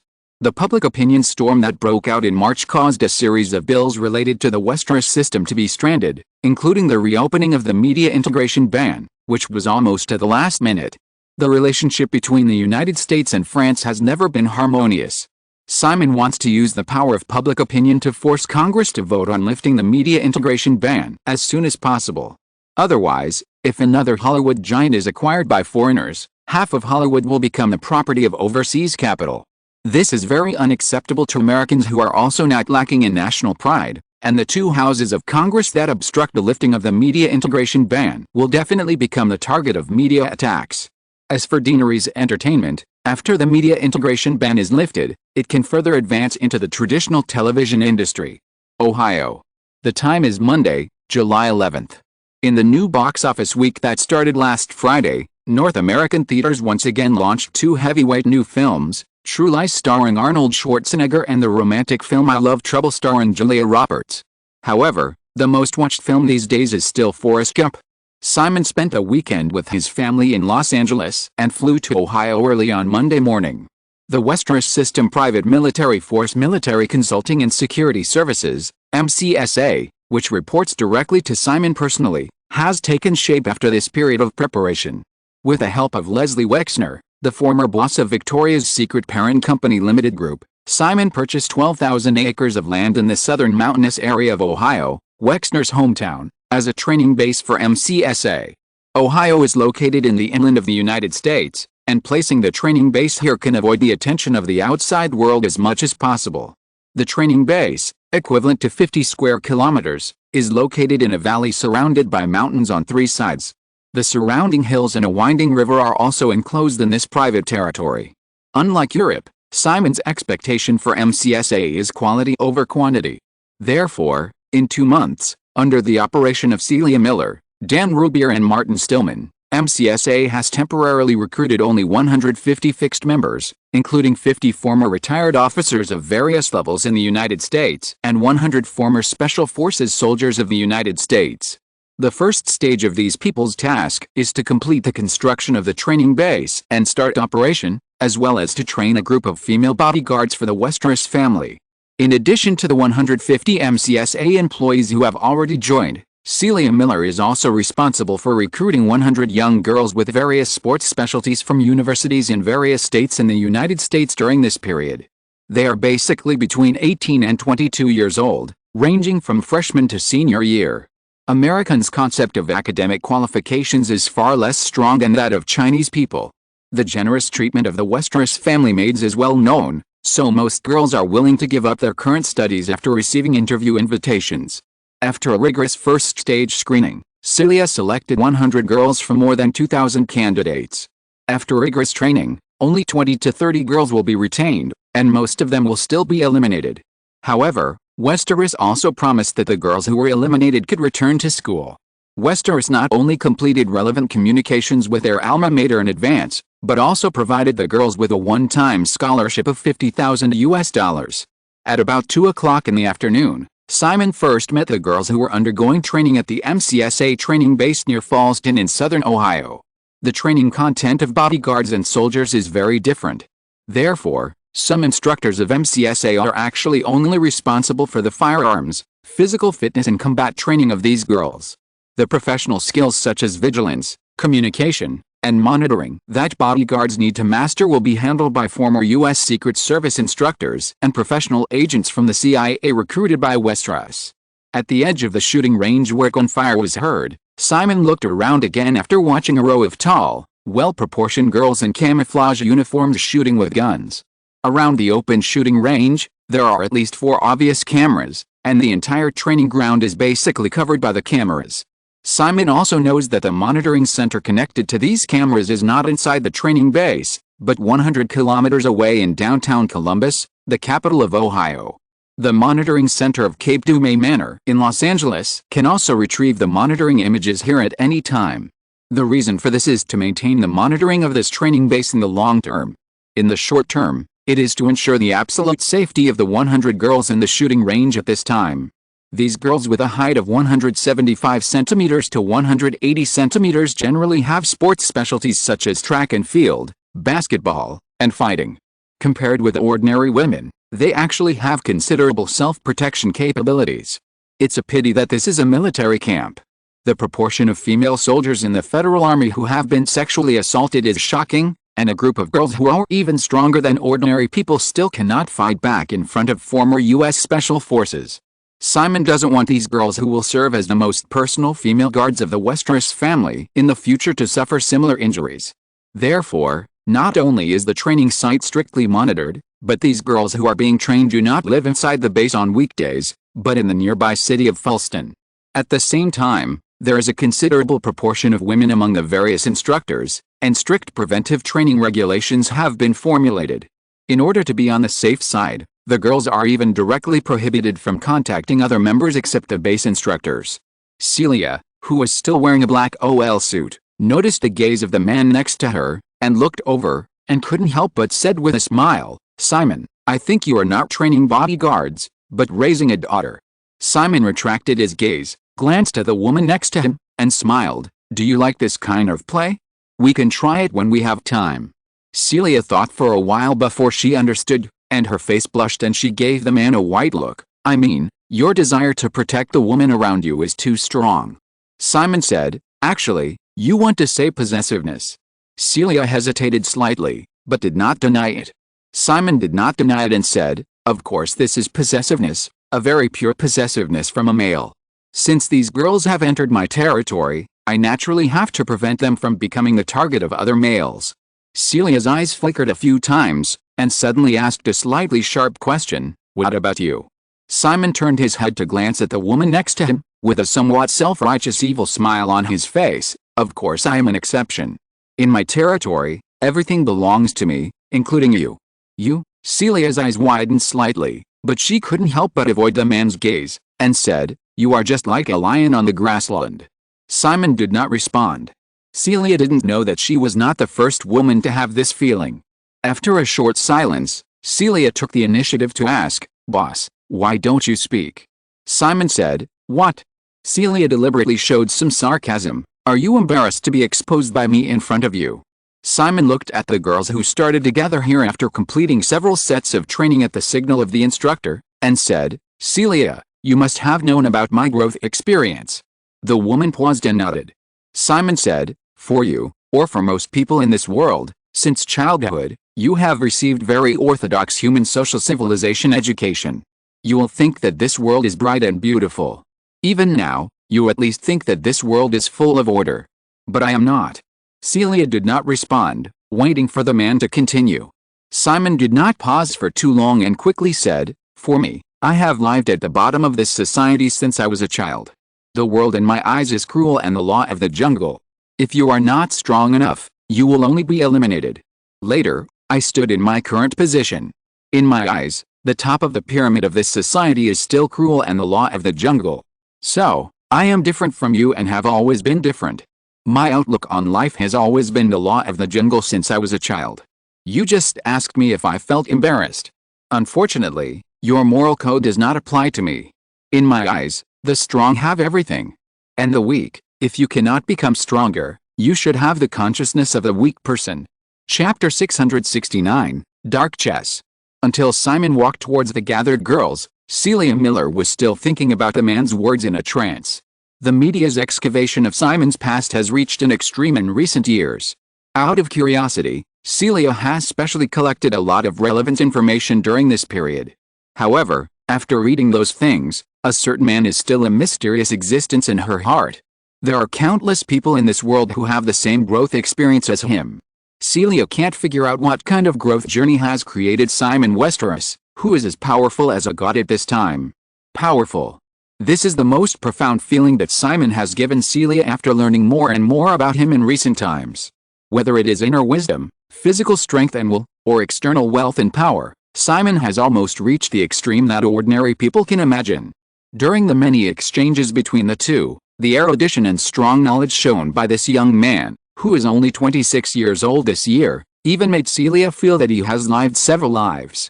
Otherwise, it is impossible for ordinary people to know so many things in a short 26-year-old life, and it is unlikely to be so insightful about the world. Now, Celia felt that she had discovered something. The rapid rise of the Westeros system was probably due in large part to the fact that he was pure enough in his bones, and he purely regarded the most instinctive law of the jungle of all creatures on this planet as his own life principle. Then, with his own strength, he created a huge business empire in just 8 years that was enough to affect the economic structure of the United States and even the world. As for the more unknown mysteries that obviously exist in it, we can only wait for time to slowly discover them. Not far away, Simon greeted the girls and sat down casually on the lawn of the shooting range. The girls also sat on the ground around the man. 100 people were not many. They gathered together tightly, and they could easily communicate directly with a young man in the center of the crowd who made them curious, admired or awed. In the early selection stage, girls who had obvious or potential hostility to the Westeros system could not pass the strict background investigation and psychological tests. Therefore, the 100 girls who were finally shortlisted all had a considerable degree of recognition of Simon and the Westeros system.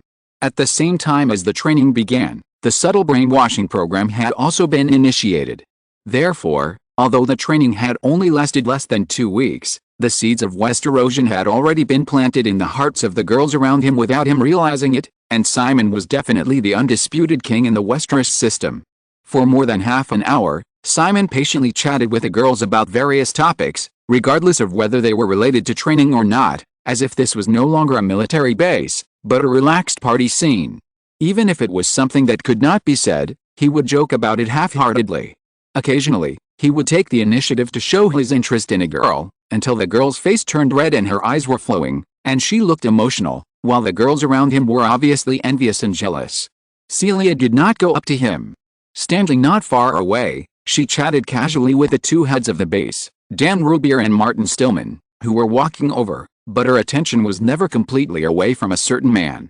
Seeing him skillfully get along with the girls, he quickly let them down their guard. Then, he used his power, wealth, and even the strong charm given by his handsome appearance to unconsciously go a step further and directly and arrogantly break into the hearts of a group of stupid girls. Like a devil. Celia felt that if he wanted to do something ridiculous now, most of the 100 girls would definitely be willing to accompany him, even if it was a more ridiculous mess. There were enough girls who were willing to throw themselves into the fire to fill a large bed. When Simon finally got up, Celia could easily feel the reluctant eyes around the man. It is indeed a serious mistake that there is no adequate medical care team for you. Christina, I am glad that you brought it up. This matter will be arranged as soon as possible. And Nikki, your worries are completely unnecessary. You are all very outstanding girls. Even if you fail to get this job, it only means that you lack the corresponding talent. In the future, when you complete your university studies, you will still become the priority for employment in the Westeros system. Oh, and Rebecca, I just realized that I have never been to Alaska.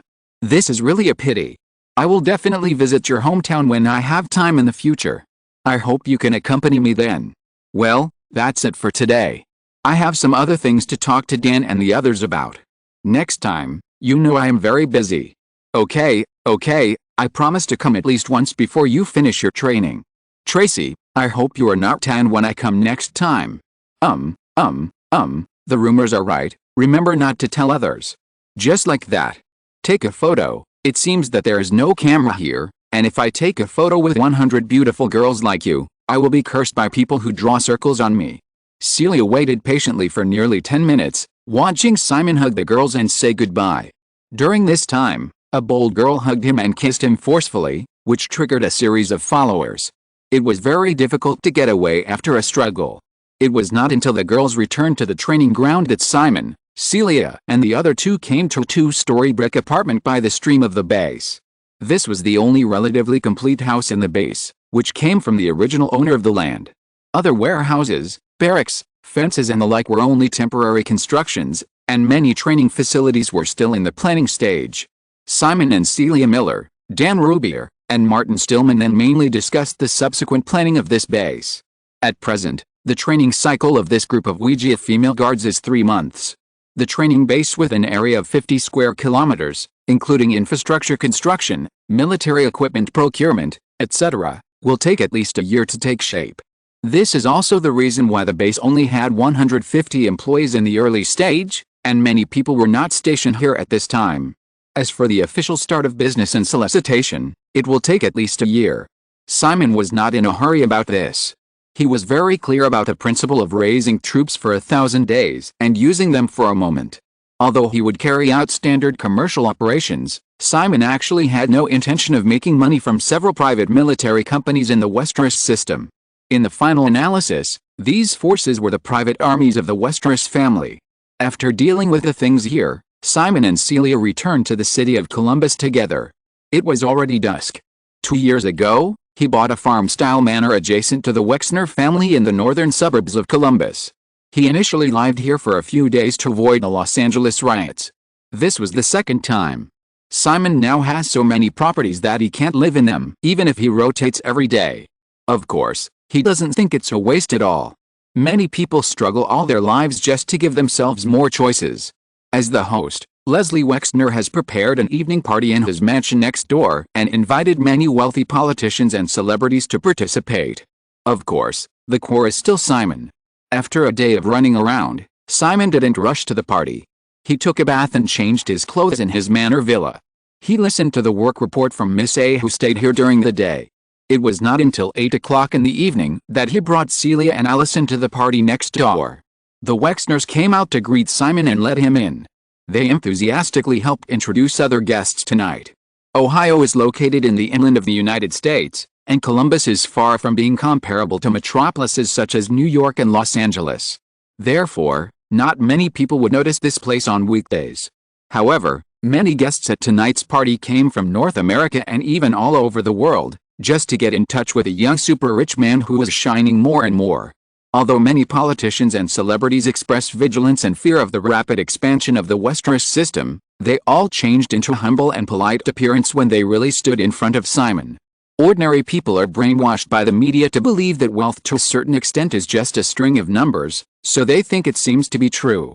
However, the fact is that the more people have experienced the power of wealth and power, the more they can understand what the huge amount of wealth in Simon Westeros' hands means. Therefore, they will be more awed. Leslie Wexner has been very close to the Westeros system in the past 2 years, but he also has his own huge social circle. James Kane, CEO of Bear Stearns, Andrea Mitchell, daughter of Senate Majority Leader George Mitchell, Prince Andrew, the second son of the Queen of England, a golden-haired real estate developer in New York who has not yet escaped the shadow of bankruptcy in the past 2 years, and so on. After Leslie Wexner's introduction, Simon quickly felt some potential veins in Wexner's social network. Especially after Leslie Wexner introduced his private investment advisor to Simon, this sense of veins became clearer. Leslie Wexner's private investment advisor is named Jeffrey Epstein. It can be seen that Leslie Wexner has great trust in this Jewish investment advisor. After the introduction, Epstein not only helped Leslie Wexner manage many assets, but also served as a director of the Wexner Foundation. The family foundations of wealthy Westerners are often related to the century-long plan of wealth inheritance. They are very cautious in selecting the directors of the foundations. Therefore, it can be seen that Jeffrey Epstein has a high status in Wexner's heart. As for Simon, he is also very interested in this Wall Street broker who dragged a lot of wealthy politicians and celebrities into his huge scandal network. Simon has been like a chess player in recent years, intentionally or unintentionally placing many chess pieces in the field of assets and connections. In Simon's view, this person is also very suitable to be an alternative chess piece. To be more precise, a time bomb. The federal real estate industry has begun to recover, so now is the best time to invest. I have recently helped Mr. Wexner's real estate company develop a small town in the northwest of Columbus. Mr. Westeros, if you are interested, maybe you can go and have a look tomorrow. Unfortunately, I have to go back to New York tomorrow. Simon chatted with Epstein for a while. Hearing the invitation from the other party, he smiled and shook his head, and then looked at Epstein's female companion with interest. Miss Maxwell, if I remember correctly, your father should be Robert Maxwell. The black-haired woman who had just been a vase beside Epstein did not expect Simon to take the initiative to talk to her. She was flattered and said, "Oh, yes, Mr. Westeros, I didn't expect you to know this. But, since my father passed away 3 years ago, our family is now in some trouble." As the woman said this, she looked at Simon with a little more expectation. Jeffrey Epstein next to him had a slight change of expression, but the smile on his face did not change at all, allowing Simon to chat with his female companion. This woman, who was called Lady Chatterley by Jeffrey Epstein after something happened, was named Ghislaine Maxwell. She was originally the daughter of Robert Maxwell, a British tycoon and media tycoon. Before Robert Maxwell committed suicide in 1991, the Maxwell family once owned famous newspapers such as the British Mirror and the American New York Daily News, and the family assets reached £500 million. Robert Maxwell suddenly committed suicide in 1991. Then, the Maxwell family was exposed to illegally misappropriating a large number of pension funds of employees of the Mirror Group to support the stock price, which eventually caused a huge deficit of more than £400 million. Not only that, the Mirror Group also defaulted on a large amount of bank loans and was actually insolvent. After the scandal broke out, the British authorities had to use government funds to rescue the Maxwell family from the losses caused to taxpayers. The Maxwell family, which was once considered to be a prominent family, not only went completely bankrupt, but also owed a large amount of debt and was completely penniless. The daughter of the Maxwell family came to the United States to avoid the pressure of public opinion and the entanglement of creditors, and became a vassal of Jeffrey Epstein. Simon had no interest in this mediocre-looking phoenix, but it did not prevent him from making the other party feel his interest. He deliberately talked to her for a few words, pretending to be ignorant and expressing sympathy for the Maxwell family's experience, Until a middle-aged man with golden hair came over warmly, Simon shifted his attention. The middle-aged man with the golden hair was born in a real estate family. A few years ago, he was one of the new billionaires on the Forbes rich list. Not only did he own a large number of properties in New York, he also invested in a large casino in Atlantic City. However, after the bursting of the U.S. real estate bubble a few years ago, he dropped out of the Forbes list of billionaires because of insolvency. He has not yet escaped the shadow of bankruptcy. It is said that he is in contact with an Arab prince recently, hoping to obtain funds to alleviate the difficulties of his company. Of course, it would be great if he could catch up with Simon Westeros, who is very interested in real estate. Jeffrey Epstein was very familiar with the other party, and they were close friends. Therefore, when the Golden Retriever introduced his real estate project to Simon, he tried his best to help lobby. The two sides talked for more than 10 minutes. Simon certainly would not give in easily, but he also gave the other party hope and asked the Golden Retriever to send him some more detailed information. Simon did not leave the party until after 10 o'clock in the evening. During the period, when he went to the bathroom, a phoenix with fallen hair quietly followed him and took the initiative to stick to him. After failing to do so, he also gave Simon his contact information. Back to his own manor, Simon directly contacted Martin Dinham and asked him to collect all the information about Jeffrey Epstein, including a Golden Retriever real estate developer from New York. Simon planned to train the two into two super dark chess pieces in the Westeros system. Chapter 670 Bloomberg's Hostility. In the third week after its official listing, Deaneries Entertainment's market value successfully broke through the $120 billion mark on July 13, influenced by the phenomenal sales of Forrest Gump. Although the stock price has begun to slow down further, some Wall Street analysts who are extremely optimistic about the development of Deaneries Entertainment have already expressed the view that the company's stock price will rise to a high of $65 in the next year. According to the total share capital of Deaneries Entertainment Group, if the stock price reaches $65, the market value will exceed $150 billion. Many industry media have expressed their approval. Because even if the market value exceeds $150 billion, according to Deaneries Entertainment's recent profit expectations, it is only equivalent to a price-to-earnings ratio of 57 times. If it is other corporate giants that have already reached the ceiling of the industry, a price-to-earnings ratio of 57 times is obviously a bit exaggerated, but it is not excessive for Deaneries Entertainment, which has repeatedly created business miracles. Of course, there are also voices of opposition. Bloomberg, a well-known financial information company on Wall Street, published a targeted commentary article, analyzing in detail the current situation of Deaneries Entertainment Group, which seems to be still thriving on the surface but has actually reached the extreme of the industry. Especially when the core film business of Deaneries Entertainment Group has occupied half of Hollywood, even if it always maintains its current strength and has been lucky enough to break the shackles of industry uncertainty and produce blockbuster films, there is actually not much room for growth. On the contrary, as the engine of Deaneries Entertainment's diversified development, once the film business changes, it will inevitably lead to the decline of the entire company. Therefore, although Deaneries Entertainment has no signs of prosperity and decline in the short term, and the global film industry is also in a period of rapid growth, the reasonable price-earnings ratio of this entertainment company, which has reached its peak, should be between 20 and 30 times. At this stage, the price-earnings ratio has exceeded 45 times, and the market value has exceeded $100 billion, which has a serious bubble component. Analysts at Bloomberg believe that this phenomenon is entirely due to the market's blind admiration for Simon Westeros' personal wealth miracle. However, investments should not be blind, but should follow reason. Bloomberg's development is far from the peak in Simon's memory, but its influence is no less than any financial media. Therefore, when the article calling on investors to return to rationality was published on the morning of July 14, the stock price of Deaneries Entertainment fell more than 1% after the opening, and then remained in a state of oscillation and downward movement for the whole day. On the surface, Bloomberg's article was just a matter of fact, but from many recent news comments of this financial information company, people with keen intuition can feel the hostility. As for the reason, it was Alpha Beta, the company founded by Lady B after Simon stayed in Ohio for a day on Monday. His main purpose of rushing to New York on Tuesday was to participate in the internal evaluation meeting of Alpha Beta's financial information software Alia.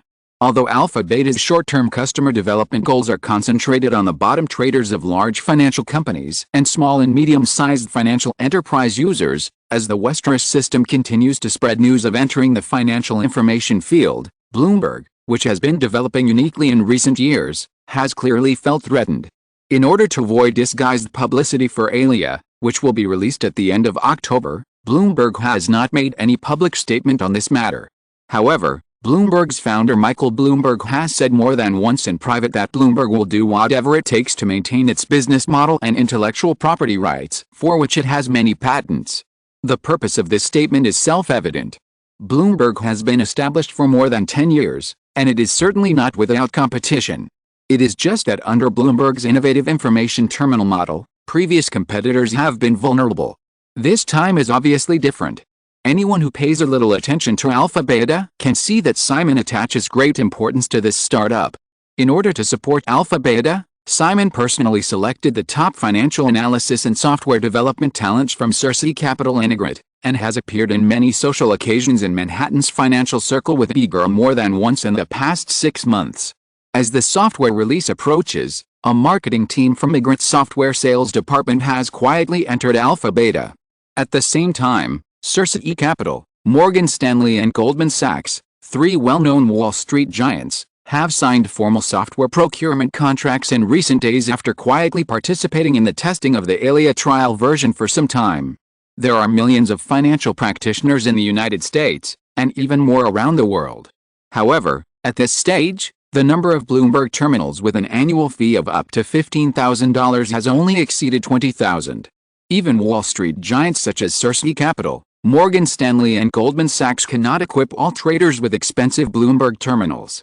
Alia Financial Information Software, which has relatively simple functions but provides services far beyond the old stock market display, is undoubtedly the best financial software suitable for large-scale deployment for ordinary employees. Alia's pricing is very clear, $150 per month and $1,500 per year. Not to mention big Wall Street clients such as Circe Capital. Even ordinary individual investors who are slightly interested in the stock market can easily afford this expense. In comparison, the Bloomberg terminal with an annual fee of up to $15,000 seems out of reach for most grassroots financial practitioners who can only earn tens of thousands of dollars a year. At this stage, the number of Bloomberg terminals purchased by various Wall Street giants is generally only a few hundred. This time, for Alia, the 3 companies signed a purchase contract for a total of 1,500 sets at one time. This was not just a big deal due to Simon's personal influence. Such a starting point was enough to make Bloomberg, which was in its infancy, far behind. Simon had only provided limited suggestions for the development of Alia based on his own knowledge for the past 6 months, and more importantly, provided financial and resource support. He could not tell whether the software was good or bad, but Janet, who also paid attention to it because of Simon's attention, said that the software was great. Moreover, judging from the fact that Circe Capital and other 3 companies directly signed the purchase contract after participating in the internal trial, the software had already received a considerable degree of recognition before it was officially launched. Of course, Simon's personal favor was involved in the cooperation between the 3 companies. However, with an investment of billions of dollars involved, if the software itself was not up to standard, Simon himself would not allow even Circe Capital, a company of the Westeros system, to purchase and use it. The affirmation of Circe Capital and other 3 companies directly set up a golden signboard for Alia. After the official launch, Alia's promotion would be twice the result with half the effort just by relying on the 3 Wall Street celebrity clients who had already reached cooperation as live advertisements. In order to further promote Alia, Lady B also made a plan to provide a free trial version to some American universities. This is a later story. In modern society, there are few successes without reason. In fact, Bloomberg was able to start smoothly at that time by relying on Michael Bloomberg's connections from working on Wall Street for many years to obtain a software development contract from Merrill Lynch in advance. When the contract was signed, the Bloomberg terminal was still in the PPT state, and there was not even a beta version of the product. Later, Merrill Lynch became a shareholder of Bloomberg and used its customer network on Wall Street to promote the Bloomberg terminal, which largely contributed to the current success of Bloomberg. Lady B does not have the qualifications of working on Wall Street for many years, but has a bigger backer like the Westeros system. Therefore, even if the product has not been officially launched, even if it will not target the high-end customer base occupied by the Bloomberg terminal for a long time in the future, this company still makes Bloomberg feel like a formidable enemy. The Westeros system has proved its success in too many fields over the years, and the Bloomberg terminal is far from reaching the level of completely monopolizing the market many years later using its own data information ecosystem. Bloomberg's commentary article called on the market to look rationally at the business miracle created by Simon. However, Michael Bloomberg was obviously not calm at all about the arrival of Alia. Alpha Beta's headquarters is located in Greenwich, Connecticut, mainly for the purpose of saving operating costs and avoiding taxes. Simon came to the Alpha Beta headquarters on Thursday afternoon after finishing work in Manhattan and returning to Greenwich. About the name change.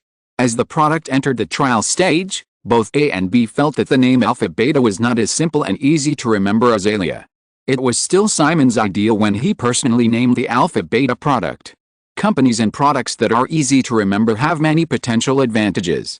The new company name is also ready. It was named directly according to the name of its products, Alia. Simon actually understood the two girls' little thoughts. Once Alpha Beta was renamed Alia, it would become the fifth woman in the Westeros system after Daenerys, Melisandre, Ygritte and Cersei, which would undoubtedly further increase the market's confidence in this software. Alia is a fairly common name, and according to Western business habits, it is of course not registered in advance. Lady B quietly operated for a period of time in advance, and then bought or registered the trademark of Alia in major countries such as the United States, the United Kingdom, Japan, and Australia. However, the cumulative expenditure for this item exceeded $2.3 million, and this was the result of operating through a shell company.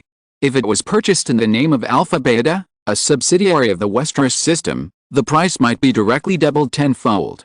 Even if there is no plan to change the name, since the Alia software is to be launched, it is imperative to acquire trademarks worldwide, so this expense cannot be avoided. Counting such an expense on the name, Alpha Beta has invested more than $18 million in the past 6 months, and this is when Lady B tried to save costs as much as possible. The total base fund of $20 million for the two ladies A and B is also about to be exhausted. Simon paid special attention to this matter. Compared to Instagram, which was co-founded by D-Girl and her friends, which only needed $1 or $2 million to start, financial information companies need to hire top professionals, build a huge corporate database, design complex stock and bond analysis models, purchase data and information, and so on if they want to develop products. $18 million is already quite economical. More than 10 years ago, Bloomberg developed the first Bloomberg terminal, which took 8 months and invested more than $4 million. $4 million in the early 1980s is basically equivalent to $10 million today. Bloomberg has hardly encountered any threatening opponents for so many years. A very key reason is that emerging startups usually can't afford to play with such companies that need a lot of top talents and huge funds to launch products in the early stage of their establishment. Even if they spend hundreds of millions of dollars to develop formal products, they may not be recognized by Wall Street. When it comes to the safety of large sums of money, no Wall Street financial company will rashly use the products of a startup. As for Dow Jones or Reuters, these century-old financial information companies have long formed a fixed business model, which inevitably leads to a tendency to become too big to be lost. Developing products such as Bloomberg Terminal often threatens their core business model, so Bloomberg has been allowed to develop. Eventually, Bloomberg became the unshakable overlord in the global financial information industry. Now, Bloomberg's customers have just exceeded 20,000, instead of the 300,000 that it has completely monopolized many years later. Bloomberg's data and social ecosystem are not completely stable. This is the opportunity for the Westeros system. Simon has seen the potential market size of tens of billions of dollars in the financial information industry in the future. He has no shortage of funds and connections. He is determined to develop this field, which will naturally pose a strong threat to Bloomberg. In a meeting room at the headquarters of Alpha Beta, after seeing several sets of new company logo design plans that Girl B has quietly prepared, everyone discussed and selected one of them, which basically finalized the name change of Alpha Beta to Aria. The orders from the 3 Cersei capital companies, plus the natural growth of product revenue after Alia's official release, are enough for you to maintain a self-sufficient operation. Unless necessary, I will not give you more funds in the short term. Becky, what you need to do next is not to rush to expand your business, but to continuously optimize and update this software using the application feedback from the 3 major customers nearby, and patiently settle for at least a year before launching a larger scale promotion. The meeting ended at around 6 in the evening. Simon said this to Lady B as he was about to leave. The expansion of the Westeros system in recent years can be called a miracle, but Simon is not a person who is eager for quick success and instant benefits. When it is time to take steady steps, he must be patient. The 1,500 software orders signed in advance by the 3 Cersei Capital companies, although privately given a 20% discount, the average annual fee for each software set is also $12,000, which can provide Aelia with a basic income of $18 million per year, which is equivalent to the investment of the Vase Fund in the company in the past 6 months. If a financial information company wants to improve its various businesses, no matter how much money it invests, it will not be 100% enough. Just like Bloomberg, this old financial information company now has more than 500 journalists worldwide, which alone is a huge expense. For the time being, Lady B's company can only obtain financial information in the form of cooperation with other media, which is obviously not a long-term solution. However, it is impossible to create its own information team overnight. At this stage, if it takes steady steps, the revenue of $18 million, including the income brought by other customers after the release of the software, is enough for the company to maintain a certain degree of expansion while being self-sufficient. The equity structure of Arya, which is about to be renamed, is that Lady B holds 15%, Lady A owns 5%, and another 10% is granted to several core executives of the company. Westeros holds 70% of the shares through the Vase Fund. As long as the company can remain self-sufficient in the future, the equity of Lady B and others will not be diluted. Lady B and others' equity shares seem to be small. For a company that needs to invest a large amount of money in the startup stage, Simon's 30% equity share is generous enough. According to the investment of the Vase Fund in the past year, the total value of 30% equity is as high as $6 million. Moreover, this is only the most original equity. As long as Arya develops smoothly, these equity can make many people billionaires in the future. Simon does not plan to inject funds into Arya in the short term. In addition to wanting B-Girl to settle down and avoid being impetuous, he also has the good intention of not diluting their equity shares.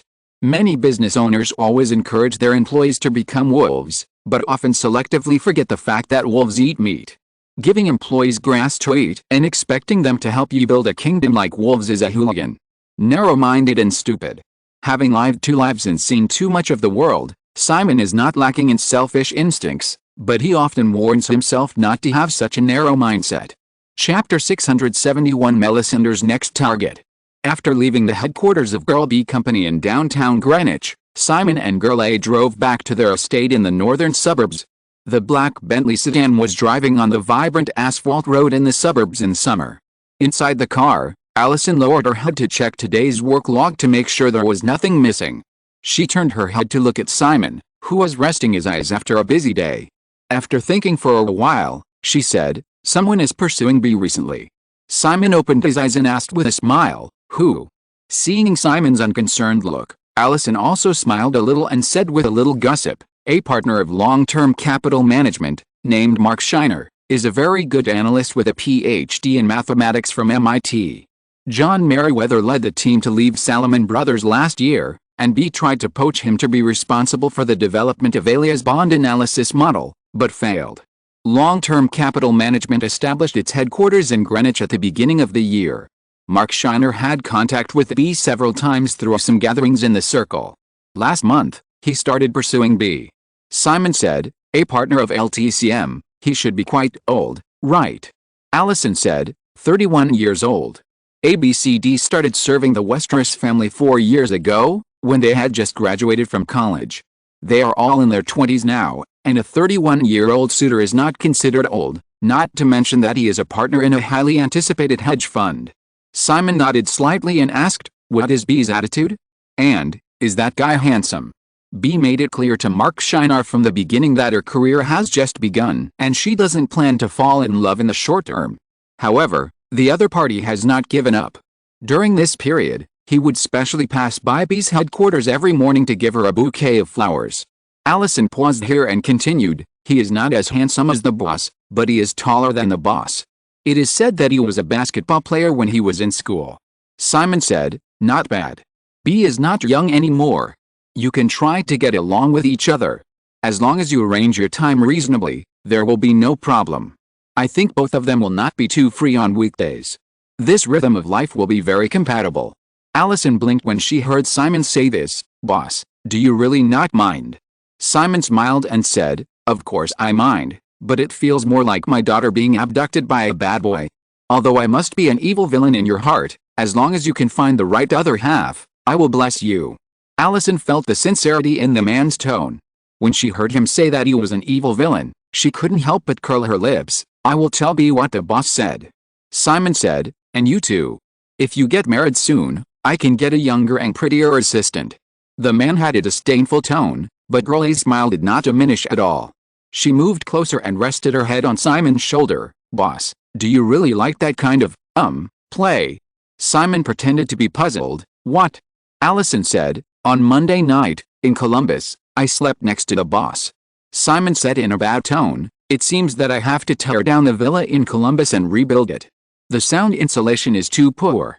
If the man wanted to tear down the villa, Allison would definitely help to execute it without hesitation, no matter how much the house was worth. But at this time she was still misled to explain, because of the balcony. Boss, you forgot to close the floor-to-ceiling windows. The villa outside Columbus is a 2-story European-style building with a full brick and stone structure, and its sound insulation is far better than that of wooden buildings. However, most of the rooms upstairs have balconies with views. If the French windows leading to the balconies of the 2 adjacent bedrooms are not closed, some noises can easily be transmitted to the next door in the dead of night. Simon heard this, stretched out his hand to grab the girl's delicate chin and pinched it, saying, it seems that you didn't close the balcony either. I need to punish you when I have time. Hearing the word punishment, Allison's breathing suddenly became a little hurried. She raised her hand to hold the man's big hand that he wanted to take back and held it in front of her, but she didn't mention what happened just now, and instead said, Boss, you don't seem to like long-term capital management very much? Simon said, how do you see that? Allison said, at the beginning of the year, we had the opportunity to subscribe to LTCM's fund shares. My wife agreed, but you personally rejected this project. Speaking of long-term capital management, in the past, anyone who was slightly interested in the financial industry could be said to be well known. Of course, it is not a very good reputation. John Merriweather, the founder of Long-Term Capital Management, was the most sought-after banker at Salomon Brothers, a famous Wall Street investment bank, in the 1970s and 1980s. This talented trader created the bond arbitrage model that is now popular throughout Wall Street. At its peak, Merriweather's bond arbitrage team contributed more than half of Salomon Brothers' profits, and Salomon Brothers once became the most powerful investment bank on Wall Street. However, after the scandal of Salomon Brothers' illegal manipulation of the Treasury market broke out in 1992, the investment bank began to fall apart.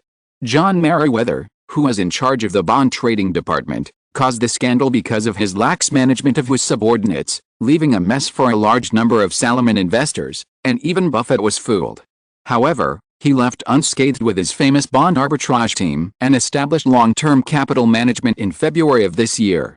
Relying on its brilliant performance in Salomon and its unique bond arbitrage model, Long-Term Capital Management was highly sought after by Wall Street. Financial giants such as Goldman Sachs, Lehman Brothers, and Bear Stearns subscribed to the fund shares of this hedge fund. Many politicians in Washington contacted John Merriweather through various connections, hoping to participate in the investment of Long-Term Capital Management. Even though it offered a profit commission rate of 25% higher than the industry average and a series of other harsh conditions, Long-Term Capital Management easily raised the first $1.25 billion hedge fund in a short period of time and quickly started its own business. Simon remembered that after the establishment of Long-Term Capital Management, it was really glorious for a few years. Since 1992, the annual fund return rate has exceeded 40%. Then, all this came to an abrupt end in 1998. Long-Term Capital Management has a group of the smartest minds in the world, including 2 Nobel Prize winners in economics. These people created the world's most advanced bond arbitrage model, which makes profits by selling short or going long through the interest rate differences of various types of bonds in different periods. Using bond spreads for arbitrage is different from stocks or futures.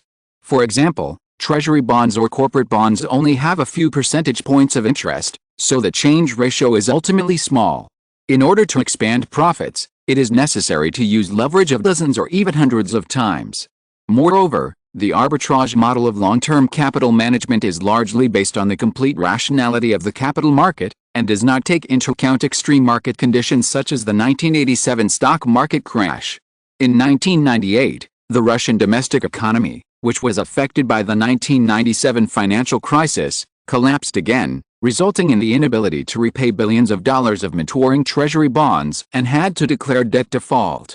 The super black swan event of sovereign debt default quickly spread to the domino effect, causing the overall plunge of the international bond market.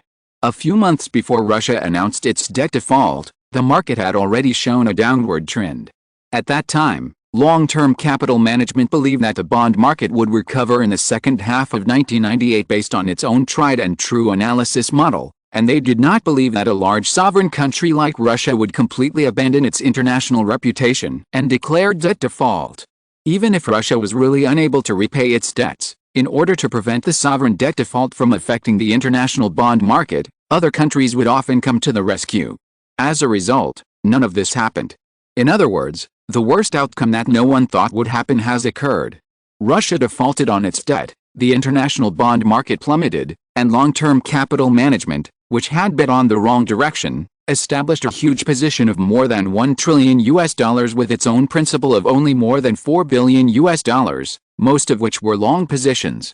Therefore, when the crisis broke out, long-term capital management lost money and was liquidated in just 1 week. However, this is just the beginning. Long-term capital management lost all its funds, but still could not make up for the continued losses caused by the huge positions of this hedge fund. If left alone, it will have to default.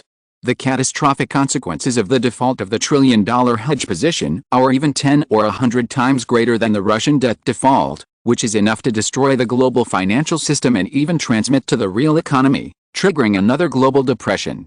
In order to avoid the disaster, the Federal Reserve had to urgently mobilize all the financial giants on Wall Street to help long-term capital management clean up the mess.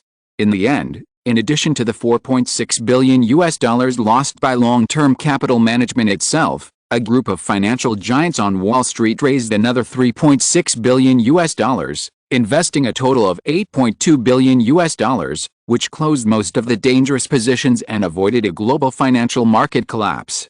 Simon recalled the information in his mind and said to Allison beside him, "The LTCM team trusted their own model too much and ignored the uncertainty of the capital market that was far beyond their imagination." Take the United States for example.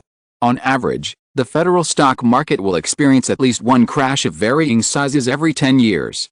I remember that in 1987, Salomon also reported that Merriweather's bond trading department lost hundreds of millions of dollars in a week, but they obviously did not learn their lesson. Not only that, because of their past successes, they have also lost their awe of market risks, and failure is only a matter of time.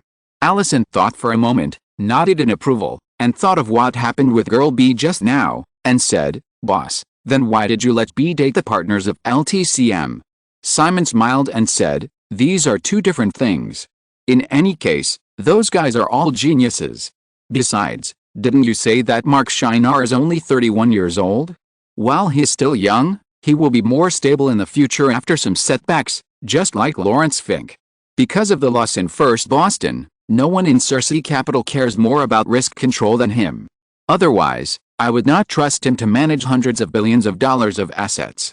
Allison raised her head from Simon's shoulder and looked at the man, saying, "Boss, your tone really sounds like, an old man." Simon pretended to be dissatisfied. "Old man." Allison rested her head on Simon's shoulder again and put her mouth close to the man's ear. "Boss, actually, I can do it too." Allison moved closer and called out a name very boldly.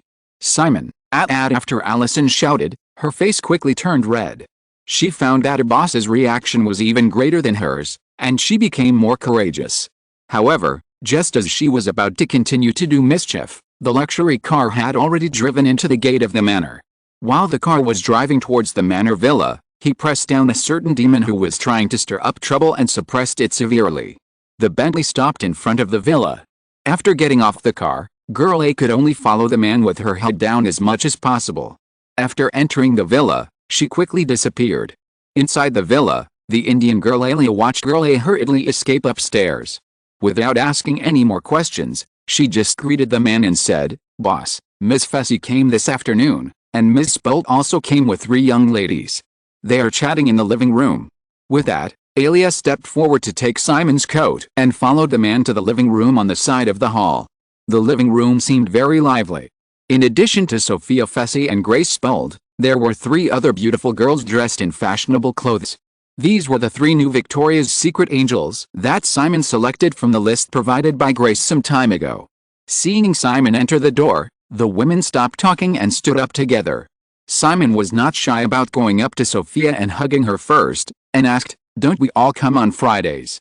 Sophia let go of Simon, and intimately helped the man fold down the collar of his shirt that was accidentally lifted when he took off his coat, and said, "Come over if you want, I'm not busy recently."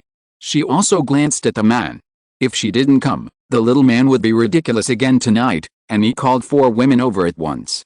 Although Grace introduced herself as the agent of the 3 girls, Sophia could see at a glance that this woman was obviously looking forward to a guy going home more than the other 3 women during the not-so-long waiting period. Feeling Sophia's eyes that seemed to be angry and resentful, Simon could only smile at the woman. When he saw Grace coming over, he was only going to shake hands with her, but when he saw the other party approaching with slightly open arms, he didn't want to embarrass the woman, so he hugged her naturally. "Good afternoon, Grace." It was just a simple hug, but Grace Spult still felt as if her heart was gently squeezed, and the slightly suffocating feeling that seemed to be addictive quickly spread. In fact, she also noticed that the man had no intention of hugging her just now, but she couldn't help but move closer. With a slightly hot face, she responded, and then she remembered and quickly introduced the 3 girls she brought with her. "Simon, this is Tris, Eva, and Aniela. Tris Goff, Eva Herzigova, and Aniela Pasterva. These are the 3 new Victoria's Secret angels that Simon personally selected recently." Even Tris Goff only saw Simon from a distance when she attended the premiere of The Dark Knight Rises last month. Simon did not attend the after-party after the premiere, so this was the first time for the 3 girls to see this legendary young super tycoon up close. Although it was the first time to meet, during this period, the 3 girls deeply felt the powerful influence of Simon Westeros everywhere. They went from being unknown to being the focus of countless spotlights in the blink of an eye, all because of the thought of this man. Therefore, when Grace suddenly arranged for them to have a physical examination a few days ago, and then directly pointed out that Simon Westeros asked the 3 of them to come to accompany him tonight, the 3 girls never had much resistance and obediently obeyed Grace's various arrangements. Submission to the strong is also the genetic nature of human beings. Perhaps many people will show various disdain for certain powerful people in private, but when they are really face to face, there are absolutely few who dare to speak recklessly. Especially when these powerful people hold the power to make the parties step into heaven in an instant and fall into hell in the blink of an eye, then, all that is left is submission. Chapter 672 Melisandre's Next Target, 2. In Simon's memory, Tris Goff, Eva Herzigova and Aniela Pasterva were not very famous models. People who did not pay much attention to the fashion industry would hardly know the names of the 3 girls. However, this does not mean that the 3 girls lack the qualifications to become supermodels. The key is still resources. If you want to make a name for yourself in the fashion circle, even if you have the best appearance and figure, and are signed to the most powerful agency, you will not hesitate when you have to risk it, but if you can't get the cover of a top magazine, can't be on the catwalk of a luxury brand, and lack 1 or 2 titles of muse, it will be useless in the end. Now, Simon has easily obtained the top resources that many models may not be able to gather throughout their careers. Including the selection of the 3 girls, in addition to some personal preferences, it is not aimless. Tris Goff has her own unique personal style, baby face. At this stage, there is no supermodel of the same type to compete with her. As long as it is properly operated, it can easily fill the gap in supermodel types in this regard. Eva Herzigova has the most ordinary appearance among the 3 girls, but she has a high-end face that is very suitable for high fashion. She can focus on the HF route in the future. Daniela Pasterva has a beautiful appearance and a hot body, which fully meets the needs of Victoria's Secret, but it is difficult for her to develop in the HF field. However, this girl is very suitable for the commercial model route like Cindy Crawford. Daniela, who once became famous by appearing on the cover of Sports Illustrated in 1995, also developed in this way, but she never gained much fame. This time, the lives of the three girls will be completely changed. Moreover, there are three girls with three styles, and there is little competition between them. Grace Spolt can reasonably allocate resources and operate calmly. Even if all three girls succeed in reaching the top in the future, they can still keep pace with each other without internal fighting. In the living room of the villa, Simon simply greeted the three girls, and everyone sat down again. He did not mention the three girls, but asked what Sophia and Grace were talking about just now, and continued with their topic. The three young ladies who were obviously left out did not dare to show any dissatisfaction and pretended to be real vases. More than 10 minutes passed, and it was 7 o'clock in the evening. Simon was about to send Grace away with the three girls, but Sophia stood up and took the initiative to say goodbye. After so many years of getting along, I already know the character of the little man. The less I fight, the more important I will be in his heart, and he may even feel that he owes me something. Simon personally sent Sophia to the outside of the villa. Alia followed with a suitcase. Only then did I know that Sophia came here directly after getting off the plane. Noticing Simon's eyes looking at her suitcase, Sophia was a little embarrassed. It's not too late now. I can go back and prepare dinner. I hope Daniel and Gemma won't see the flaws. Simon smiled and said, "What's the matter? I'll go to your house for lunch tomorrow at noon. Prepare well." Sophia's two children, Daniel is 13 years old this year, and little Gemma is already 11 years old. They are no longer ignorant. If they say that they still don't understand the relationship between their mother and Simon, they are deceiving themselves. Simon has not neglected the two little ones over the years. He prepares gifts for them on time every birthday and festival, and occasionally goes to Sophia's house for dinner, so he gets along well with the two children. Sophia nodded after hearing what Simon said. "Then you should come earlier and talk about Melisandre. I am in contact with several companies recently, and I need your help to make suggestions on some things." After speaking, he glanced at the villa hall and said, "By the way, I also brought a batch of jewelry for you this time. They are all carefully selected from various European brands.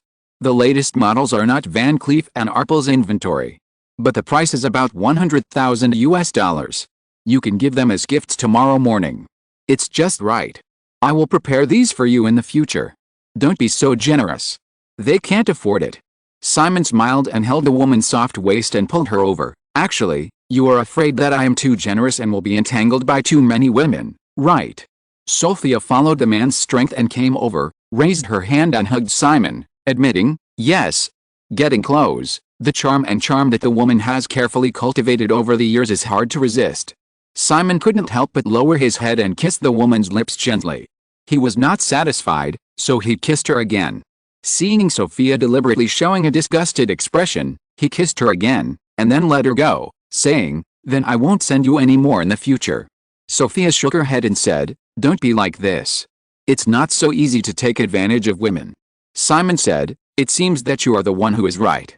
Sophia showed a little bit of a little woman's attitude. "Of course, Mr. Westeros, do you want to reason with a woman?"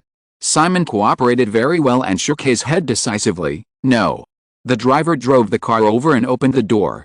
Simon let go of Sophia, watched the woman get in the car, watched the black Bentley disappear at the corner of the winding manor corridor, and then returned to the villa. Grace Spolt found that she might have made a mistake. When Sophia left just now, she should have stood up and said goodbye. So Simon sent Sophia away and returned to the living room again. Grace suddenly felt a little uncomfortable. Was she a light bulb? Fortunately, Simon helped her resolve some issues directly. He asked the three girls if they wanted to swim, and they naturally answered in the affirmative. Then he asked Alia to take them away. Because the manor was very large, the swimming pool behind the villa had been renovated to the Olympic standard, which was very suitable for putting a few mermaids in it. Only Simon and Grace were left in the living room, and the atmosphere was somewhat normal. Grace took the initiative to bring up the topic and introduce the arrangements for the three girls in the next few months. The three girls will spend most of their time in the next few months on catwalk training and body shaping. This was Simon's original request. Although he gave them the opportunity, Simon also made it clear that if the catwalk performance of the three girls at the end of the year could not satisfy him, or their body shapes did not meet the strict requirements of the Victoria's Secret show, they still would not be able to step onto the Victoria's Secret tea stage. I remember the Victoria's Secret fashion show gradually declining until it was discontinued. In addition to the natural law of decline that everything follows, it was largely because Victoria's Secret kept relaxing the selection criteria for angels, allowing a group of internet celebrities with eye-catching catwalks to take the stage, turning what was originally a fashion industry Super Bowl with many celebrities into a gathering of internet celebrities. It turned out that the audience did not buy into those internet celebrities with tens of millions of fans on Instagram. After listening to Grace's introduction, Simon nodded with satisfaction and said, "Chusi is the most promising of the three of them, because there are no baby-faced supermodels in the circle. If you want to train an ace in the short term, you can focus your main energy on her. Eva is suitable for the HF route. In the September fashion season, try to arrange as many catwalks for her as possible. Whether she can establish her own position in the circle in one go depends on those 2 months. The Victoria's Secret show at the end of the year can only serve as a deepening. As for Daniela, she is suitable for Cindy's commercial route. Arrange a cover of Sports Illustrated for her in the near future. It would be best if she can participate in the shooting of 1 or 2 music MVs before the end of the year's Victoria's Secret show. You can look for them yourself first, and I'll have someone say hello when you've made your choice." Grace agreed, and after the man finished speaking, she said, "Simon, then, what about the 3 women?" Knowing that the man should be very clear about the situation of the Gralf mother and daughter, she did not bother to introduce them. However, Simon really didn't know the situation of the 3.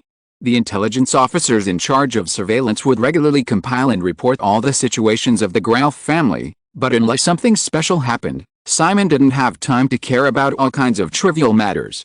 Since being driven to the basement by Grace, the mother and daughter have obviously been much quieter these days. It seems that Grace finally understood what she meant. A disobedient cat should be disciplined with a heavy hand. Since Grace has found the direction, Simon casually said, "It's better for you to do it." "I don't care." Grace hummed and wanted to continue, but couldn't think of the next topic for a while. So she realized that she should get up and say goodbye, so she stood up. In fact, it's not that there is nothing else to say. These days, Grace's husband Bill Spurt, who had just been unexpectedly promoted in First Boston, has hinted more than once whether she can invite Simon to her home. At first, when her husband mentioned it, Grace joked that she didn't have that much face and wanted her husband to give up this idea. As a result, her husband not only did not give up, but even hinted that she should take the initiative when he brought up the old topic again. Take the initiative? Exclamation mark. Grace didn't even dare to think about her husband's expression at that time, because every time she thought about it, she couldn't help but feel some strong disappointment in her heart. What's the point of a husband asking his wife to take the initiative with another man? In fact, she also understood that her husband's sudden promotion and unstable foundation in the investment banking field, with fierce internal competition, would inevitably change his mentality. However, it shouldn't be like this anyway. Grace now even regretted calling her husband to attend the party. However, if she thought about it again, if he was really unemployed now, she would be thriving in elite. With her husband's personality and mentality, her family would not be too peaceful after all. Men always say that they can't understand women. In fact, women are the same. After all, people's hearts are hard to predict. Out of some weird rebellious psychology, Grace subconsciously ignored something when she had the opportunity today. Simon still politely escorted Grace to the door of the villa. He said a few words of goodbye. Seeing the woman was about to walk towards his car, he thought for a moment, stopped her and said, "Actually, I had someone arrange the matter about your husband." Grace stopped and paused, avoiding the man's gaze, and said, "Thank you, Simon." Simon smiled and said, "I think Bill should be a little confused during this period, but you can tell him that it was me who said it. There is no need for this at all." Grace just nodded. Simon noticed that the woman was absent-minded and paused for a moment until Grace looked at him, then continued, "He should still be in charge of the stock trading department. At least in the next 3 years, the federal stock market will continue to rise, so it is not difficult to make achievements. Another point is that in his current position, doing things is not the most important thing. The key is to control people. Wall Street is not short of smart people. Being able to dig out and cultivate an excellent team is Bill's performance in the eyes of UBS executives. This is more important than doing some big orders personally. So, you have to let him understand that it is definitely not a bad thing for subordinates to be better than yourself. Grace listened carefully and nodded in the end, but she couldn't help asking, Simon, why do you want to help Bill? Simon smiled unchanged, but just said, if necessary, I will continue to give him some support. In the future, if the Westeros system needs his help to do something, don't refuse. The man did not answer her question directly, but Grace understood. This is still the way of power control of the young man in front of her. Just like when he said he wanted to push her to the position of president of Elite, she initially thought that this was unlikely. Now, in just a few months, she has successfully become the vice president of Elite's North American branch, and the upward trend of her clients is also visible to the naked eye. The arrangement for her husband is probably the same. Imagine what would happen if her husband climbed to a higher position in First Boston and even in the world's financial field, UBS Group, which has a pivotal position in the world, and was secretly a pawn planted by Simon Westeros. This is not impossible. For her husband, original in a grassroots supervisor position, the age of 43 is already too old, and he may be eliminated if he is not careful. Now, he has stepped into the ranks of the head of the major business department of First Boston, and is not far from the top of the pyramid of this investment bank. At this time, compared with those old men in their 50s and 60s at the top of the investment bank, Bill Spurt has suddenly become a young and vigorous faction with unlimited potential. When Grace thought of this, she didn't dare to think about it anymore. Simon looked at the changes in the woman's expression, waited for a moment, and said, okay, go back, drive safely on the road. Grace agreed, turned and walked to her car in the small square not far away, got in the car and started the engine, then looked at the door of the villa. The man was still standing there. Some impulses arose inexplicably. However, suddenly I felt that I was too humble, so I should not add unnecessary details. Finally, I rolled down the window, smiled at the man, stepped on the accelerator slightly, and turned the car around. The car turned into the corridor of the manor and soon came to a corner. There were lush trees on both sides. Grace took a last look in the rearview mirror, and the man's figure was gone. This is right. He is Simon Westeros, and they are ordinary people. The next morning, in the master bedroom of the suburban villa, Chu Sigeofu woke up first. Simon was no longer in the big bed. In fact, she had noticed when the man left because he used her as a pillow last night. Next to her were Eva Herzigerva and Aniela Pestova. Chapter 673 Melisandre's next target, 3. It was the hottest time of the year on the East Coast. Although Greenwich was considered one of the most livable summer resorts around New York, the sunlight outside was already a bit blazing at around 9 in the morning. In an office on the first floor of a manor villa in the northern suburbs, because the air conditioner was on, the fierce summer sun broke through the glass window and broke into the room, leaving only the bright and warm light. Lady A liked this feeling very much. Sitting at the desk, with the sun on one side and a cup of coffee at hand, she was typing away at the emails in her mailbox, occasionally answering and making a few phone calls, and the printer in the corner was buzzing and spitting out some documents from time to time. Simon had left the manor at 7:30 in the morning. He had made an appointment in advance to have breakfast with Terry Semel of Time Warner. Because of Simon, many wealthy and famous people have chosen to buy property in Greenwich in recent years, and so has Semel. As a result, East Hampton, Long Island, has shown a tendency to be neglected. After breakfast, he met with Joseph Sclapp of Sclapp Consulting to discuss various arrangements of the Westeros system in the political field. At noon, I will visit Sophia Fessie's home in the city, and then I will stay there until tomorrow morning. All the original schedules have been cancelled. Allison does not need to follow Simon today, but she is not free. The increasingly large Westeros system has things that Simon needs to know about almost every moment. The man's attitude towards this is to try not to interfere, but he will be aware of it, so Allison and her assistant office are responsible for sorting it out. After printing out the North American box office data for the past box office week and sorting out the reputation of several new films released today, Allison returned to her desk and opened an email from Aya. Aya officially launched a PC real-time strategy game called Warcraft, Orcs and Humans today. Perhaps the Aya management cannot feel it, but Girl Aya who follows Simon understands that her boss has a special attitude towards this project, so she has been following up. This real-time strategy game was already in the works before the development team Silicon and Synapse was acquired. The original development cycle was planned to be half a year, and it was released in May this year, just in time for the peak sales season of summer video games. However, after the acquisition of Silicon and Synapse, although the development team received more sufficient financial, technical and talent support from AI, the game was unexpectedly delayed and was not completed until the end of June. The release date was finalized by Simon's personal intervention. Today is July 15th. 2 weeks after Deanery's Entertainment stock is officially listed. The purpose is clear. This game is released 2 weeks after Deanery's Entertainment stock is listed. If it succeeds, it will definitely bring benefits to Deanery's Entertainment stock price again. Even if it fails, a game with a production cost of less than $2 million will not be a big deal. While concentrating on her work, Aaliyah knocked on the door and reminded Allison that the three ladies from last night had woken up. Girl A gave a few casual instructions and continued to work until Aaliyah came over again to remind the three girls that they had already had breakfast. Allison then got up and went to another relatively private small living room in the villa. This small living room, located on the north side of the west wing of the villa, is only more than 30 square meters. There is a set of sofas and coffee tables in it. There is a set of bookcases against the wall on the left-hand side of the door. The floor-to-ceiling glass doors and windows leading directly to the backyard are outside the swimming pool lawn and the green trees in the distance. The simple and warm atmosphere is very suitable for a short leisure and rest when there is nothing to do. Perhaps because of the good experience last night, Coco Gauff, Eva Herzigova and Aniela Pasterva are all very relaxed at this time, like three leisurely cats. However, the three girls are obviously divided into two groups. Coco Gauff is alone, curled up lazily on a single sofa and flipping through a fashion magazine.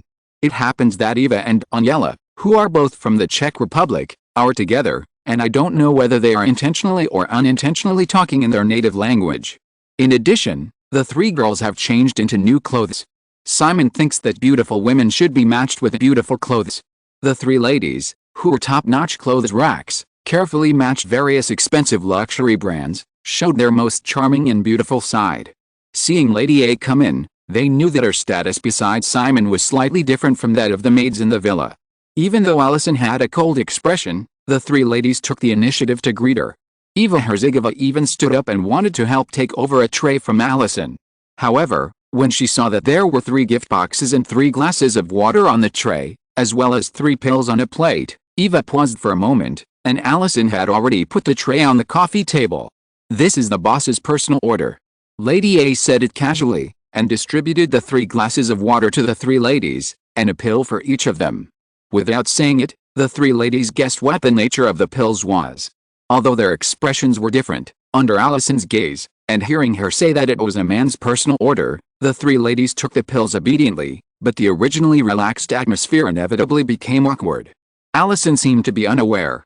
After the 3 women took the medicine, she put away the water cups with a cold expression, and put the 3 exquisitely packaged gift boxes on the coffee table, saying, "This is a gift from the boss to the 3 ladies.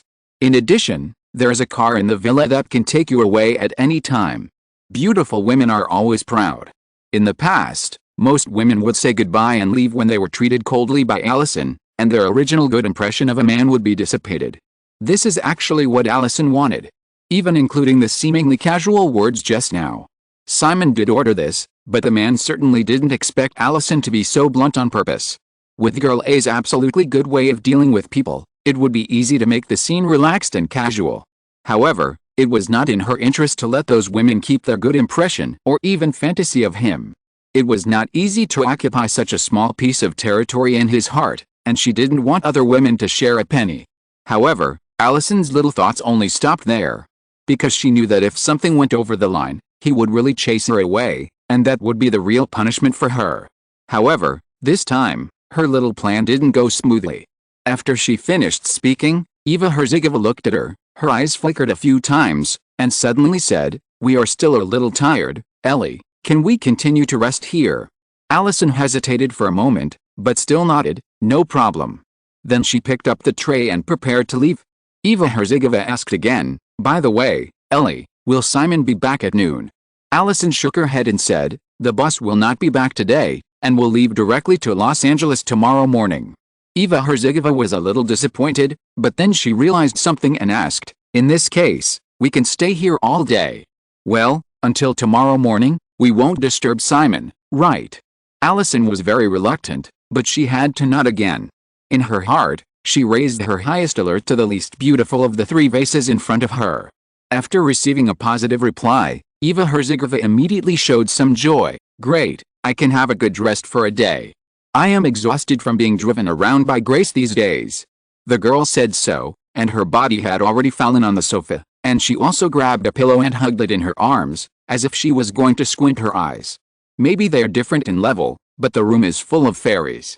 At this time, Coco Gauff and Aniela Pestova also more or less felt the embarrassment of Girl A being squeezed into a corner by Eva. They put aside their original intention to leave and showed an expression of watching the fun. Allison realized that she might have a flaw, but she didn't feel guilty at all. Finally, she left a polite word with a cold expression that she could call her if she had anything, and left the living room with the tray she had just brought. Anyway, what's the harm in staying here? The boss won't be back today. After Girl A left, Coco Gauff, who originally had some dislike for Eva Herzigova, couldn't help but look at them a few times. Unfortunately, the two Czech girls didn't respond to her slight gesture of goodwill. Eva Herzigova was actually a little relieved. She had just bullied Allison, and was still worried that Girl A would turn hostile and kick them out of the villa. Daniela Pestova, who was sitting in a corner of the sofa, felt a pair of small feet kicking her. It was obvious that the couple was planning to occupy the entire sofa, but she was not angry. She moved outward a little, approached Eva who was lying horizontally, and said in Czech, "Eva, if you do this, aren't you worried that she will cause trouble for us in front of Simon in the future?" Eva Herzigova threw away the pillow in her hand, pulled Daniela in and hugged her, and said, "She won't." Daniela followed her strength and moved closer, asking, "How can you be so sure?" Eva suddenly exerted force with her arms and pushed Daniela to the carpet, finally occupying the entire sofa. Seeing Daniela sitting on the carpet staring at her covetously, she finally said, "It's very simple. Since she didn't kick us out just now, it means she has no authority to do anything bad to us." Daniela thought about it and felt that it made sense. She reluctantly forgave Eva's bullying behavior. Thinking of what Girl A had just left behind, she propped herself up slightly and crawled to the coffee table. Ignoring Coco Gauff who was looking over, she gathered the three exquisitely wrapped gift boxes in front of her and casually selected a long box to open. Someone quickly came up from behind and seemed to have already put his arms around her waist with some familiarity. He rested his head on her shoulder and watched Daniela open the gift. In the gift box was a Cartier diamond-studded rose gold necklace with a teardrop-shaped ruby at the bottom of the necklace. As soon as Daniela opened the box, Eva, with bright eyes, reached out her hand in admiration. "It's so beautiful, this is mine." Daniela was a little dissatisfied. After thinking about it, she didn't fight for it. She let Eva snatch it and put it on her neck directly. She also helped to look at it a few times. It really matched her temperament. She couldn't help asking in Czech, "Hey, how much is this necklace worth? I have heard that Simon Westeros is very generous." A few months ago, it was revealed that he directly gave several houses to the Waist and Legs Beauty. However, the three girls did not dare to expect the treatment of the Waist and Legs Beauty, who is obviously Westeros's lover. In fact, when choosing clothes in the morning, the three girls were already very satisfied. At this time, any of the three girls' outfits would cost $10,000 or $20,000 in the specialty store. Unexpectedly, there were extra gifts. Eva was a little disappointed that she couldn't find a mirror. After hearing Daniela's question, she thought for a while and said, "I don't know either, but a Cartier diamond and ruby necklace should cost at least $100,000. Daniela is 24 years old this year. She is the oldest of the three girls and debuted the earliest. Although she has not been very popular before, she has accumulated a certain amount of vision and her judgment of the price of necklaces is roughly the same as Daniela's. Therefore, she was a little excited. Since this necklace is worth $100,000, the prices of the things in the other two boxes should be similar. She even considered whether to secretly sell her share and rent a better apartment in Manhattan for herself. If she buys it, she can't afford it for the time being. The modeling profession seems glamorous and it seems easy to make money, but in fact, more than 90% of models cannot even achieve basic financial freedom. In many cases, they need to work part-time in shopping malls and restaurants to make a living. Many agents in the modeling agency industry actually have another identity of secretly introducing part-time jobs to their models, because they can also take commissions and earn a lot of money. Daniela was poached by Grace from a small agency that was about to go bankrupt. The $100,000 gift in front of her was equivalent to her total income after her career had improved slightly in the past 2 years, and she was already one of the best models in that rundown agency. If it weren't for this opportunity, Daniela would have already considered finding a Native American with a decent income to marry and have children. After all, in the modeling circle where people generally debut at the age of 14, she is already considered old and it would be difficult for her to make further progress.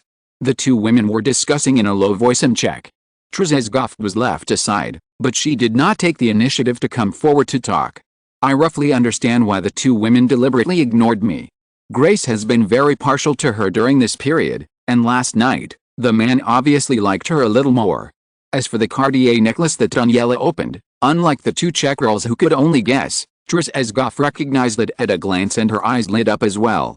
She needed to rent dress jewelry when she attended the premiere of Batman: The Dark Knight Rises some time ago, and she happened to see this necklace, which was priced at $129,999. At that time, I was very excited and imagined that I must buy one when I made money. I didn't expect to see it so soon. After the two women discussed it, they opened the second square gift box. Coco Gauff didn't want hers to be opened by them, so she finally stepped forward and took the last long gift box, which should also be a necklace. Daniela opened the second gift box, but it was a Patek Philippe women's watch, which should be priced about the same as the Cartier necklace. The two women discussed it in a whisper.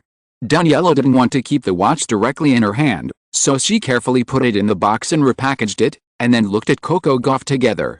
Coco Gauff actually liked the Cartier necklace on Eva's neck more, but when she found that the two women were curiously looking at the gift box in her hand, she suddenly felt a little superior and held the gift box in her hand tighter, without any intention of satisfying the curiosity of the two women. Chapter 674 Melisandre's Next Target, 4. Simon and Joseph Sclap mainly redrafted the lobbying plan for the federal media integration ban in the morning. The French Vivendi Group suddenly launched an acquisition of Disney. In order to prevent more Hollywood movie companies from falling into the hands of foreigners, it is now time to push Congress to lift the media integration ban again. It is not a problem to pass it before Vivendi and Disney reach an acquisition agreement.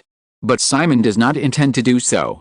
From the perspective of the Westeros system, Simon hopes that Vivendi's acquisition of Disney will be successful. When another big movie company falls into the hands of foreigners, under pressure from public opinion, the media integration ban will be lifted in the future, and Daenerys Entertainment will have much less political obstacles when it starts to acquire TV networks. Moreover, if the media integration ban is lifted in advance, it is very likely that the three major TV networks will compete with Vivendi. Even if it happens to be the metropolitan ABC group that Simon prefers, it will be even more troublesome. Even if it is not ABC, Disney and NBC or CBS will join forces to become another comprehensive entertainment media giant, which will definitely become a strong competitor of Daenerys Entertainment in Hollywood. Simon is not afraid of competition, and hopes that a strong enough competitor will confront Daenerys Entertainment at the right time. But not now. In comparison, if Disney is allowed to be acquired by Vivendi, the Hollywood studio, whose development momentum in recent years has been unsatisfactory due to the influence of Simon, will only continue to weaken. Neither the natives of Hollywood nor the U.S. government will let outsiders who try to break into the American entertainment industry have an easy time. This has been proven by many past and future examples. If Disney merges with a local TV network, Daenerys Entertainment will suppress it, which will definitely attract widespread public attention, and the federal government will not sit idly by. On the contrary, if Disney becomes a subsidiary of a French company, even if this Hollywood studio with a history of more than half a century is bankrupted, many people will just turn a blind eye. Want fair competition? Not possible. In the final analysis, this is protectionism. Because of this understanding, Simon will basically establish a close interest relationship with local forces in the overseas expansion of the Westeros system. For example, when Melisandre Company had the opportunity to acquire Gucci and other companies, Simon took the initiative to give up. When Nokia was just starting to develop, Simon also took the initiative to list the company in Europe in order to share the benefits. In Russia, the Westeros system provided almost all the operating funds, but only asked for half of the profit share, which can be called a bloody big giveaway. In Australia. If the Johnston family had not been deeply rooted in Australia, Simon would not have been involved in the mining resources related to the lifeline of Australia's economy, nor would he have invested heavily in Australia's mobile communications and internet industries. Because it is clear that if you rashly go to occupy territory without any roots, you will only get frustrated. Therefore, many overseas partners of the Westeros system feel that they have taken advantage of it, and spare no effort to use their own resources and connections in their respective countries to assist the expansion of the Westeros system, and Simon has gained more. Look at the outsiders in Hollywood. Whether it is Sony in Japan or Seagram in Canada, relying on their wealth, they have chosen to take over their targets in Hollywood. Now Vivendi is planning to do the same. Since these companies have become wholly owned subsidiaries of you foreigners, the federal government's position will naturally change. Peter Guber and John Peters have severely damaged Columbia Pictures and even caused Sony to suffer a huge write-down loss of more than $2 billion. If Sony was an American company, Peter Guber and John Peters would have been investigated and charged for suspected serious economic crimes. As a result, the two left a mess for Sony and went to enjoy their retirement life with tens of millions of dollars in salary and benefits accumulated over the years without any harm. Simon had lunch at Sophia's house at noon. Before Sophia's parents and two children left in the afternoon, the two left Greenwich together and took a helicopter to Martha's Vineyard, a famous tourist destination about 250 kilometers northeast of New York. Sophia had someone pack up Simon's property here in advance yesterday. Martha's Vineyard is one of the oldest tourist destinations on the East Coast. Not only do a large number of wealthy people, politicians and celebrities like to buy properties here, but many U.S. presidents have also used it as a designated vacation spot. There are also many famous news events surrounding this famous island. For example, Spielberg's famous work Jaws was originally filmed on Martha's Vineyard. For example, John F. Kennedy Jr., who was responsible for the revival of the Kennedy family, died in a plane crash on his way back from a wedding on Martha's Vineyard. Of course, this happened in 1999 in Simon's memory, and John F. Kennedy Jr. is still alive. Two Black Hawk helicopters landed one after another on the lawn of a mansion with a private beach in Oaktown, north of Martha's Vineyard. Unlike the 30-acre estate in Greenwich, this beach mansion only covers an area of about 6 acres. Of course, even so, it is not something that ordinary rich people can own, and ordinary people can't even dream of it. Simon and Sophia got off the helicopter, and two groups of bodyguards got off from another helicopter, led by Neil Bennett, carried various instruments and entered the villa first, for routine anti-eavesdropping inspections, and then installed and activated the surveillance alarm system around the manor. After more than half an hour of busy work, the bodyguards withdrew from the annex, and only Simon and Sophia were left in the 3-story resort-style main villa. A world for two. Sophia was no longer reserved, and Simon was still energetic after experiencing last night. After a ridiculous afternoon, when I woke up again in the big bed in the master bedroom of the villa, I could see the starry sky outside through the glass window of the bedroom. Unfortunately, this villa did not have a terrace, and Simon and his wife had no intention of going outdoors. Although the scenery and climate of Martha's Vineyard were pleasant, there was no shortage of mosquitoes in the summer. The view from the big bed was very small, so Sophia simply pulled Simon up and went to the window, moved the original set of sofas and coffee tables here, spread a blanket, and lay down again. She leaned on Simon's chest, reflecting the starry sky, listening to the little man telling all kinds of weird stories about the starry sky from the east and the west, then made love, and then fell asleep until the next morning. When Simon woke up in the morning, he decided to abstain from sex for a week. However, thinking about returning to Los Angeles in the morning, he decided to start abstinence from sex from next Monday. Sophia was radiant in the early morning, with a rosy glow in her fair skin, the kind that made people want to take a bite. After breakfast, I finally remembered that there were some serious things to talk about. Melisandre has been expanding at the rate of acquiring one company every year in the past few years. After Gucci, it acquired Chateau Latour in 1990, Van Cleef & Arpels in 1991, CK in 1992, and Christie's in 1993. If Simon hadn't interfered, Melisandre would have opened a fashion TV station last year. The pace of expansion this year will naturally not stop. In fact, Sophia has been looking for various targets since the first half of the year, but some transactions have not been successful for various reasons. In recent years, even though a large amount of funds have been invested in expansion, because the profit margin of the luxury industry itself is very high, even after dividends to other shareholders, Melisandre has still accumulated more than $300 million in cash balances without knowing it. In this era, even many Fortune 500 companies may not be able to easily take out $3. There is a reason why Bernard Arnault, the former boss of LVMH, followed Jeff Bezos to become the world's second billionaire. Lacking a target for acquisition, Sophia invested all the money in the U.S. stock market in accordance with Simon's advice from the second half of last year, buying a large number of technology stocks that continue to be sought after. At present, the principal of $300 million has increased by more than 50%, and it can be cashed out at any time for acquisition and expansion. This time, Sophia brought information on 3 companies at once. All of them are well known: Bulgari, Versace, and Vacheron Constantin. On the private beach of the mansion on Martha's Vineyard, Simon leaned on a lounge chair under a parasol and looked through the information of the 3 companies. Sophia, who seemed to be wearing only a men's shirt, came over with a cold drink and put the tray on the coffee table next to her. She did not go to the lounge chair next to her, but sat directly in Simon's arms and asked, "How is it?" Simon put down the information in his hand, motioned the woman to hand him a glass of juice, and said, "They are all very good, but they also have problems."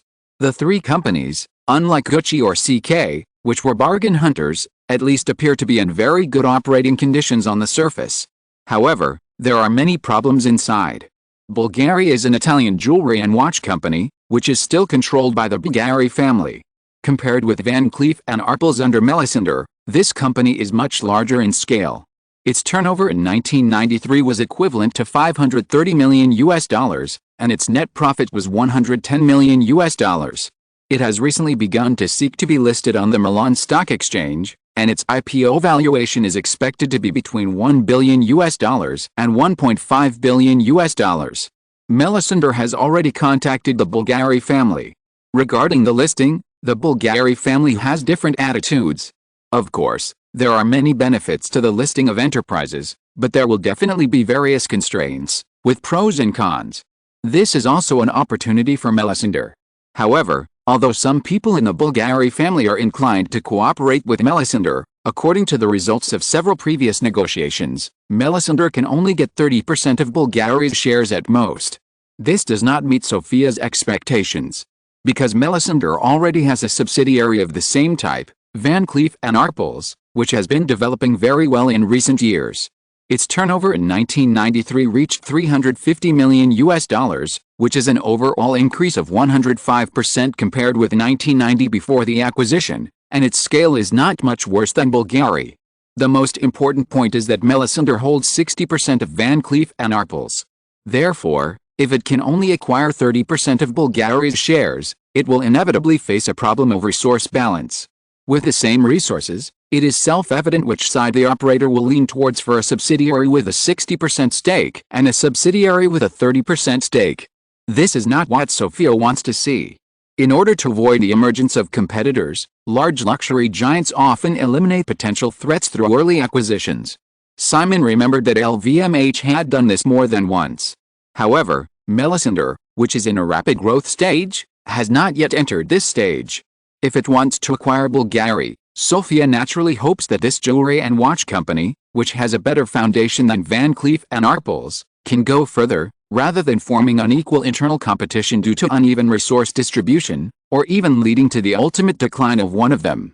Therefore, in order to maintain a certain balance, even if it does not say that Bulgari also has 60% of the shares, according to the evaluation of Melisandre's acquisition team, this ratio must reach at least 40%. 30% and 40% of the shares may seem similar, but for the Bulgari family, whose shares are already dispersed among various family members, it means whether Melisandre will become the largest shareholder. The Bulgari family is willing to accept external investors, but does not want to cause the control of the family business to fall into the hands of others.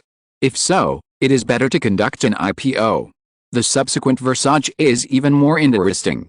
As one of the most popular luxury brands in recent years, Versace's turnover in 1993 reached $650 million, and its revenue scale even exceeded that of Bulgari. For luxury companies, this is actually very amazing. You know, Bulgaria was founded in 1884 and has a history of 110 years, while Versace was only founded in 1978. Even if Gianni Versace is talented, the growth of luxury brands cannot avoid sufficient accumulation. So, what is the problem? Sofia did not keep it a secret in the information. Italian Mafia. According to Sofia's investigation, just as Simon remembered the rumors, the Versace brand was indeed used as a money laundering tool by the powerful Italian Mafia. Ordinary people are always confused about money laundering, and always feel that it is mysterious and high-end, but the actual operation process is very simple. Take luxury money laundering as an example. The gang first signs a loan contract with a luxury company and lends the other party a large sum of money out of thin air. This money must not exist. Then, the gang uses its power to purchase a large number of goods from the stores of the luxury company, contributing revenue to the luxury brand, and the brand returns this revenue to the other party in the form of debt repayment, and the original black money suddenly becomes legal income. In order to save costs, the purchased luxury goods can even be recycled. However, in general, the cost of money laundering is often very high. If someone can create a money laundering model with a cost of less than 30%, he will definitely be treated as a guest of honor by the global gangs. In reality, the black money becomes legal income, but the tax is probably not less than 30%, and the total cost of money laundering is often more than 50%. The reason why many Western governments have maintained varying degrees of tolerance for gangs is that these gangs are actually contributing large sums of taxes to governments. After Gianni Versace was shot, it was reported that the mafia tried to steal Versace's ashes to collect debts from the Versace family. This detail shows that Versace's business performance is so good and profitable every year. Even if there is a problem with capital turnover, it can easily obtain financing through formal channels.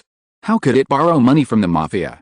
Moreover, in the original time and space, at its peak in 1996, Versace's revenue once reached $1.1 billion. This is even more unusual. The profit margin of luxury goods companies is very high, and it is difficult to expand the revenue scale due to the market capacity. The revenue of $1 billion in the 1990s was absolutely a giant level in the luxury goods industry. Could a designer who came from a small tailor in the Italian countryside really have such great charm to create all this? You know, after Gianni Versace was shot, even after another 20 years, the Versace brand recovered, and the turnover did not exceed $1 billion.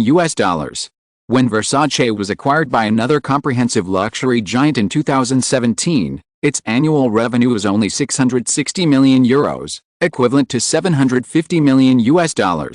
Moreover, after Versace's death, Versace quickly declined, with both revenue and profits plummeting, and once hovering on the edge of bankruptcy where it could not even afford to hire models for the catwalk. What is the problem?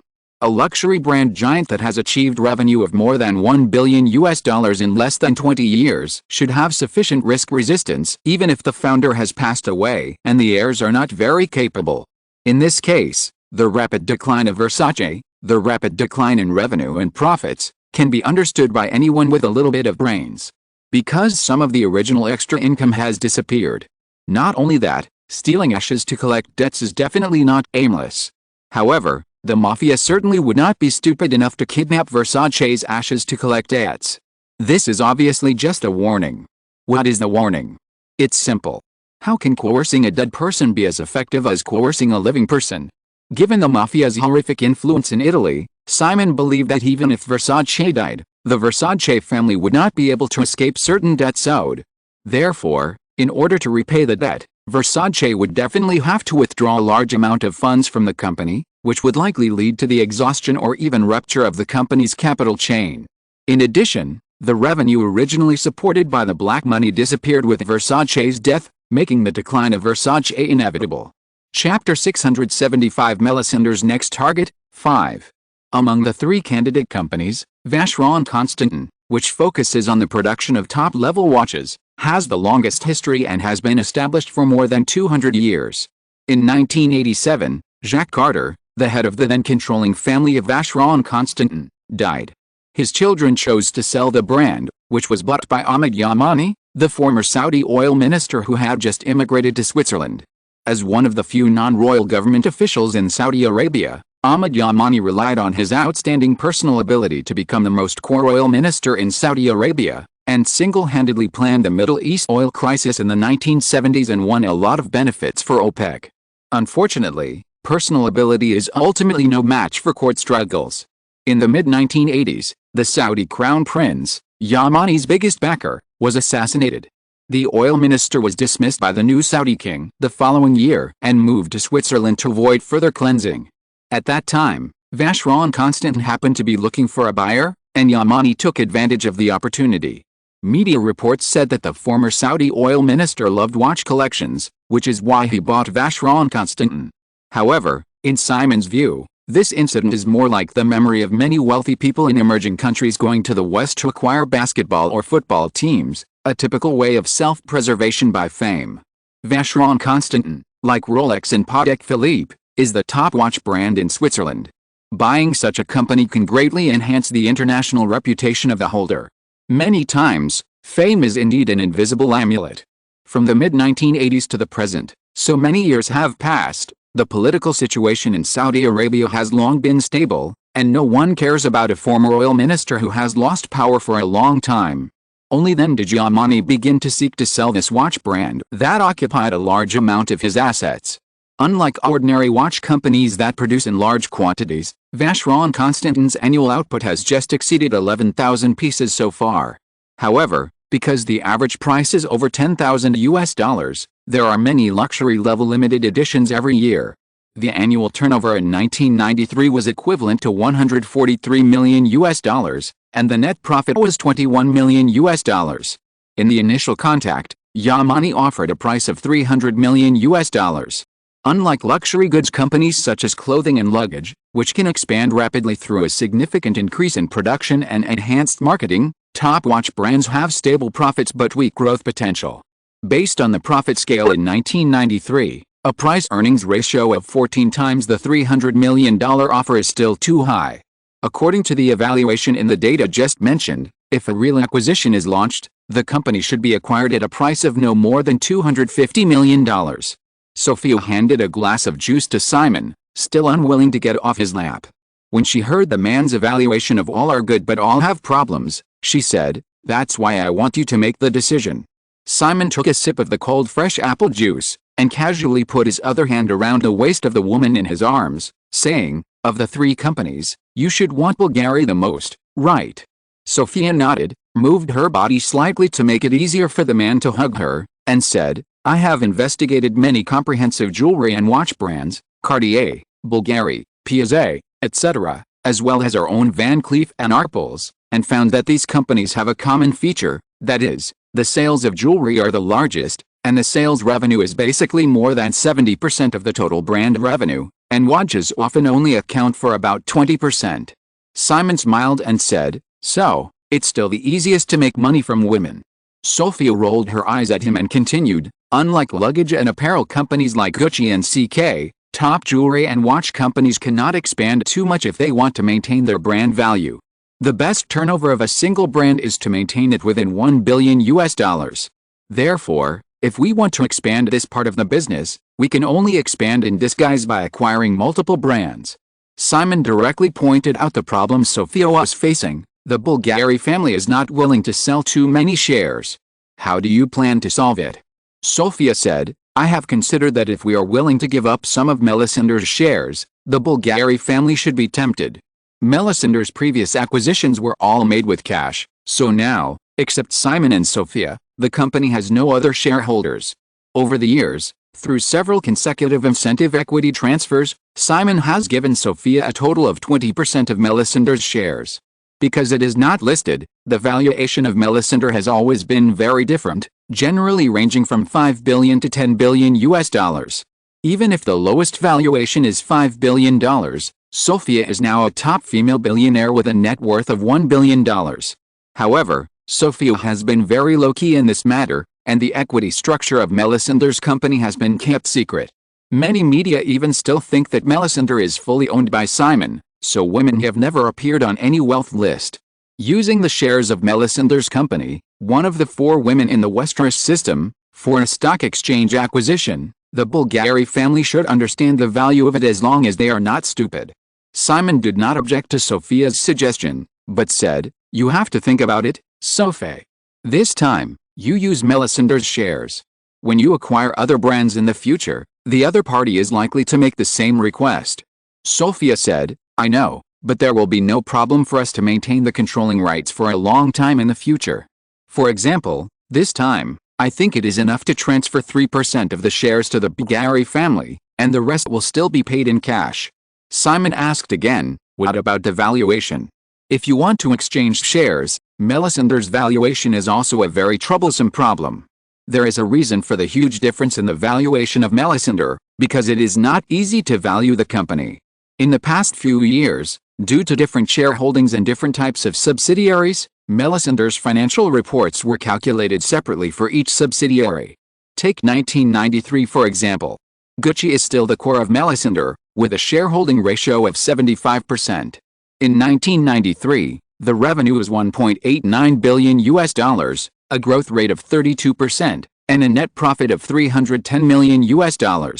Later, Van Cleef & Arpels, 60% shareholding, 1993 revenue of $350 million, a growth rate of 35%, and a net profit of $59 million. CK, 55% shareholding, 1993 revenue of $170 million, a growth rate of 33%, and a net loss of $8 million. Latour Winery, 100% shareholding, 1993 annual revenue of $36 million, a growth rate of 7%, and a net profit of $6 million.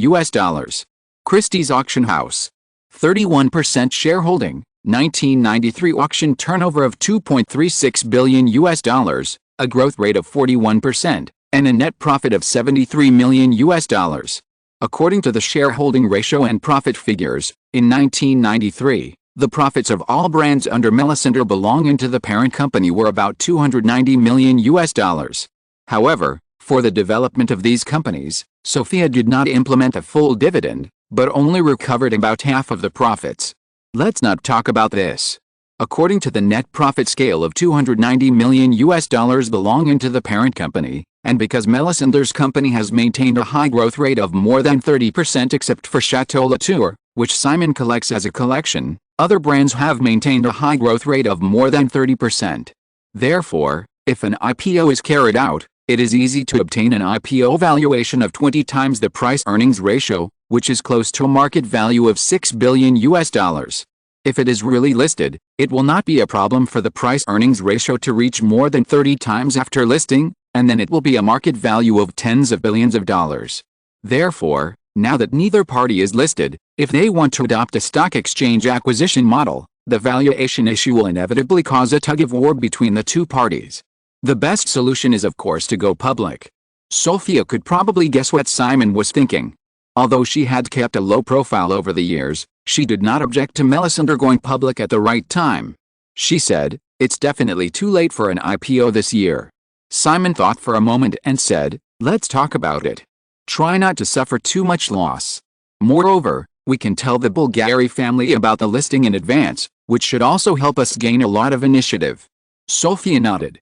The market value miracle created by Deaneries Entertainment's IPO was well known even as far away as Italy. Melisandre was also a woman under the Westeros company, and probably no one would doubt her listing prospects. The Bigelow family should also know that if they get Melisandre's equity in a privatized state, once Melisandre goes public, the value of their shares in their hands is likely to double within 1 or 2 years. This rate of return is definitely very tempting. After talking about Bigelow, which Sophia preferred the most, Simon asked, "What about Versace?" Sophia said, "I met Gianni Versace in Cannes during the Cannes Film Festival in May.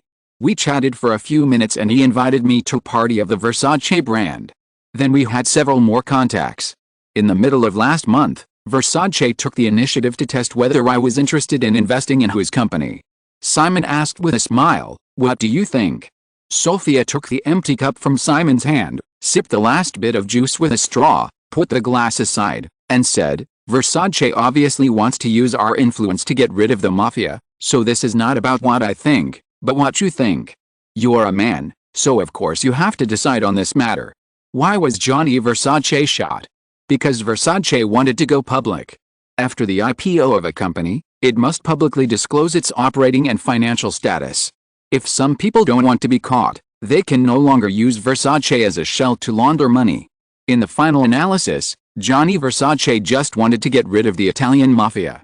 It's a pity that he didn't get what he wanted in the end. Simon didn't have any fear of the mafia. The Italian mafia claimed to be a group of desperate criminals. Simon, who dared to start a war in Africa, was also a desperate criminal of a higher level. What's more, the mafia should not have forgotten Mussolini's iron-blooded methods. Because of the deterioration of social security in the past few years, the public grievances were boiling. The Italian government has been increasing its efforts to crack down on gangs in recent years. With a continuous layout of the Westeros system in the political and business circles in Italy in recent years, if the mafia dared to provoke him, Simon would not mind instigating the Italian government to launch a larger-scale anti-gang operation. Sofia, who was waiting for Simon to make a decision, suddenly felt a kind of cold and deep emanation from the man in front of her, and soon realized that she had made a mistake. A very serious mistake. The little man who was so powerful that many people despaired was certainly not afraid of those underground forces like stinkbugs, which was why she put the information of Versace in front of him. However, it was not what she wanted to release the devil in his heart because of such a small matter. Sophia didn't want him to be wrapped in those negative emotions that absolutely shouldn't appear in him, so he should always be decent. Thinking of this, she said, "I've decided. The next target is Bulgari." Simon put his hands around the woman's waist, looked at her for a moment, and suddenly smiled and said, "Are you worried that I will suddenly have a mental illness relapse one day?" Sophia rubbed the man's cheek with a light stubble, and her tone became more determined. "It's Bulgari." Simon nodded slightly. "Okay, I'll listen to you. But it's not bad to buy Vacheron Constantin, by the way." The merger war between the world's major luxury giants began in the late 1990s when the European economy was recovering. Now, since there is no shortage of funds and sufficient strength, of course, the sooner they plan to take over more luxury brands, the better. Sophia hummed lightly. The two of them stopped talking about Versace afterwards. However, Simon occasionally had a thought that since it was impossible to acquire such a company, it would be best to completely destroy it. As Italian brands, Versace's style has many similarities with Gucci, and it is the most direct competitor. Since Gianni Versace has made some plans, and if he cannot rely on the Westeros system, he may be able to push the other party to conduct an IPO of Versace in advance. After quietly making up his mind, Simon continued to discuss some details of the acquisition of Bulgari and Vacheron Constantin with Sophia without making a sound. The two left Martha's Vineyard together at around 10 o'clock in the morning. It was almost noon when they returned to Greenwich from the island. After having lunch at Sophia's house, Simon rushed to the airport to return to the West Coast. The front cabin of the Boeing 767. After the plane took off and stabilized, Girl A sent a thick stack of documents that Simon needed to read to the study in the front cabin. After getting on the plane, Neil Bennett also handed Simon a password briefcase, which contained regular action reports and intelligence summaries of the Westeros family intelligence team. Simon did not rush to open the password box, but first looked through the North American theater box office data for the past week. Today is July 16th, Saturday. In the last box office week from July 8th to July 14th, two new films in North American theaters, True Lies, relied on the creative partnership of James Cameron and Arnold Schwarzenegger, who created the Terminator series, to successfully withstand the crushing of the phenomenal Forrest Gump, and earned $40.83 million in the first 7 days of the week. This is actually due to the fact that True Lies and Forrest Gump have very different audiences in terms of subject matter. True Lies is an action blockbuster with full popcorn attributes. In addition, the audience's desire to watch movies consumed by The Dark Knight Rises released in early June was revived a month later, and there were no other blockbuster films of the same type during this period, so it was successful. However, True Lies still ranked second in the box office list in its first week. In its second week of release, Forrest Gump, after the number of screens increased from 2,137 in the first week to 2,836, the box office fell by only 11% in the second week, and collected another $47.53 million, easily retaining the throne of the single-week box office champion. 2 weeks after its release, Forrest Gump directly entered the billion-dollar box office club, with a cumulative box office of $100.98 million. The Dark Knight Rises, which was released for the 6th week, ranked 3rd on the list. This week, it fell by 26%, earning another $18.61 million, and the cumulative box office officially exceeded the $300 million mark, reaching $316.28 million. Not only that, according to the current box office trend, The Dark Knight Rises is very likely to further break the $400 million mark. Another new film last week, the love movie I Love Trouble starring Julia Roberts, only had a box office of $12.28 million in the first week, ranking 4th on the list. Deaneries Entertainment initially signed a 5-film contract with Julia Roberts, but as many things changed, the actress was still popular after a series of hit movies such as Pretty Woman and The Pelicans, but Simon did not think much of her. In addition, Simon had no suitable projects in hand, so he generously let Roberts cooperate with other film companies. Warner Brothers invested in this film, I Love Trouble, which cost as much as $45 million to produce because of Roberts' participation. The box office of $12.28 million in the first week was less than half of Warner Brothers' expected performance. The estimated total box office in North America of $30 million means that Warner will continue to lose money on this project. Mavericks, The Gambler, which was the first to open in the summer season, has already fallen. Now, another expensive love movie has stumbled. Warner has to rely on the profits created by The Dark Knight Rises to continue to make up for the deficit. According to notes of Lady A after the box office report, after the box office data for the week was released yesterday, Time Warner's stock price fell 2.9% on the last trading day of this week. In one day, the market value fell from $16.1 billion to $15.6 billion, and the market value evaporated by $500 million in a single day. Affected by the box office sales of True Lies, The Conjuring, which was released for the 4th week, saw a box office drop of 31% this week, earning another $12.15 million, slightly behind I Love Trouble and ranked 5th on the list. However, the opening film of the Conjuring movie universe has already grossed $96.31 million, and is about to break $100 million. Jack Nicholson's new film Wolf was released on July 1st, the Independence Day holiday box office week. The box office fell by 54% in the second week, earning only $11.45 million, ranking 6th on this week's list. The film has grossed $36.36 million in 2 weeks, and the total North American box office is expected to be around $50 million. Considering that the film's production cost alone is as high as $50 million, Jack Nicholson, who is unlucky, has no hope of turning things around. In addition to the 6 films that grossed over $10 million in a single week, the 7th-ranked The Shadow has only grossed $7.51 million, and the 2-week box office of this comic-adapted movie has only accumulated $22.18 million. A series of other films that major Hollywood studios had originally had high hopes for, such as Blast, City Slickers 2, and Beverly Cop 3, have completely withdrawn from the competition for the summer season with the release of True Lies and the phenomenal success of Forrest Gump. End of this chapter. Thank you so much for reading until the end. Don't forget to give it a like. Looking for more exclusive content and immediate access? Subscribe to our Patreon. Remember, every like, subscription or donation encourages us to continue. Thank you all. See you in the next video.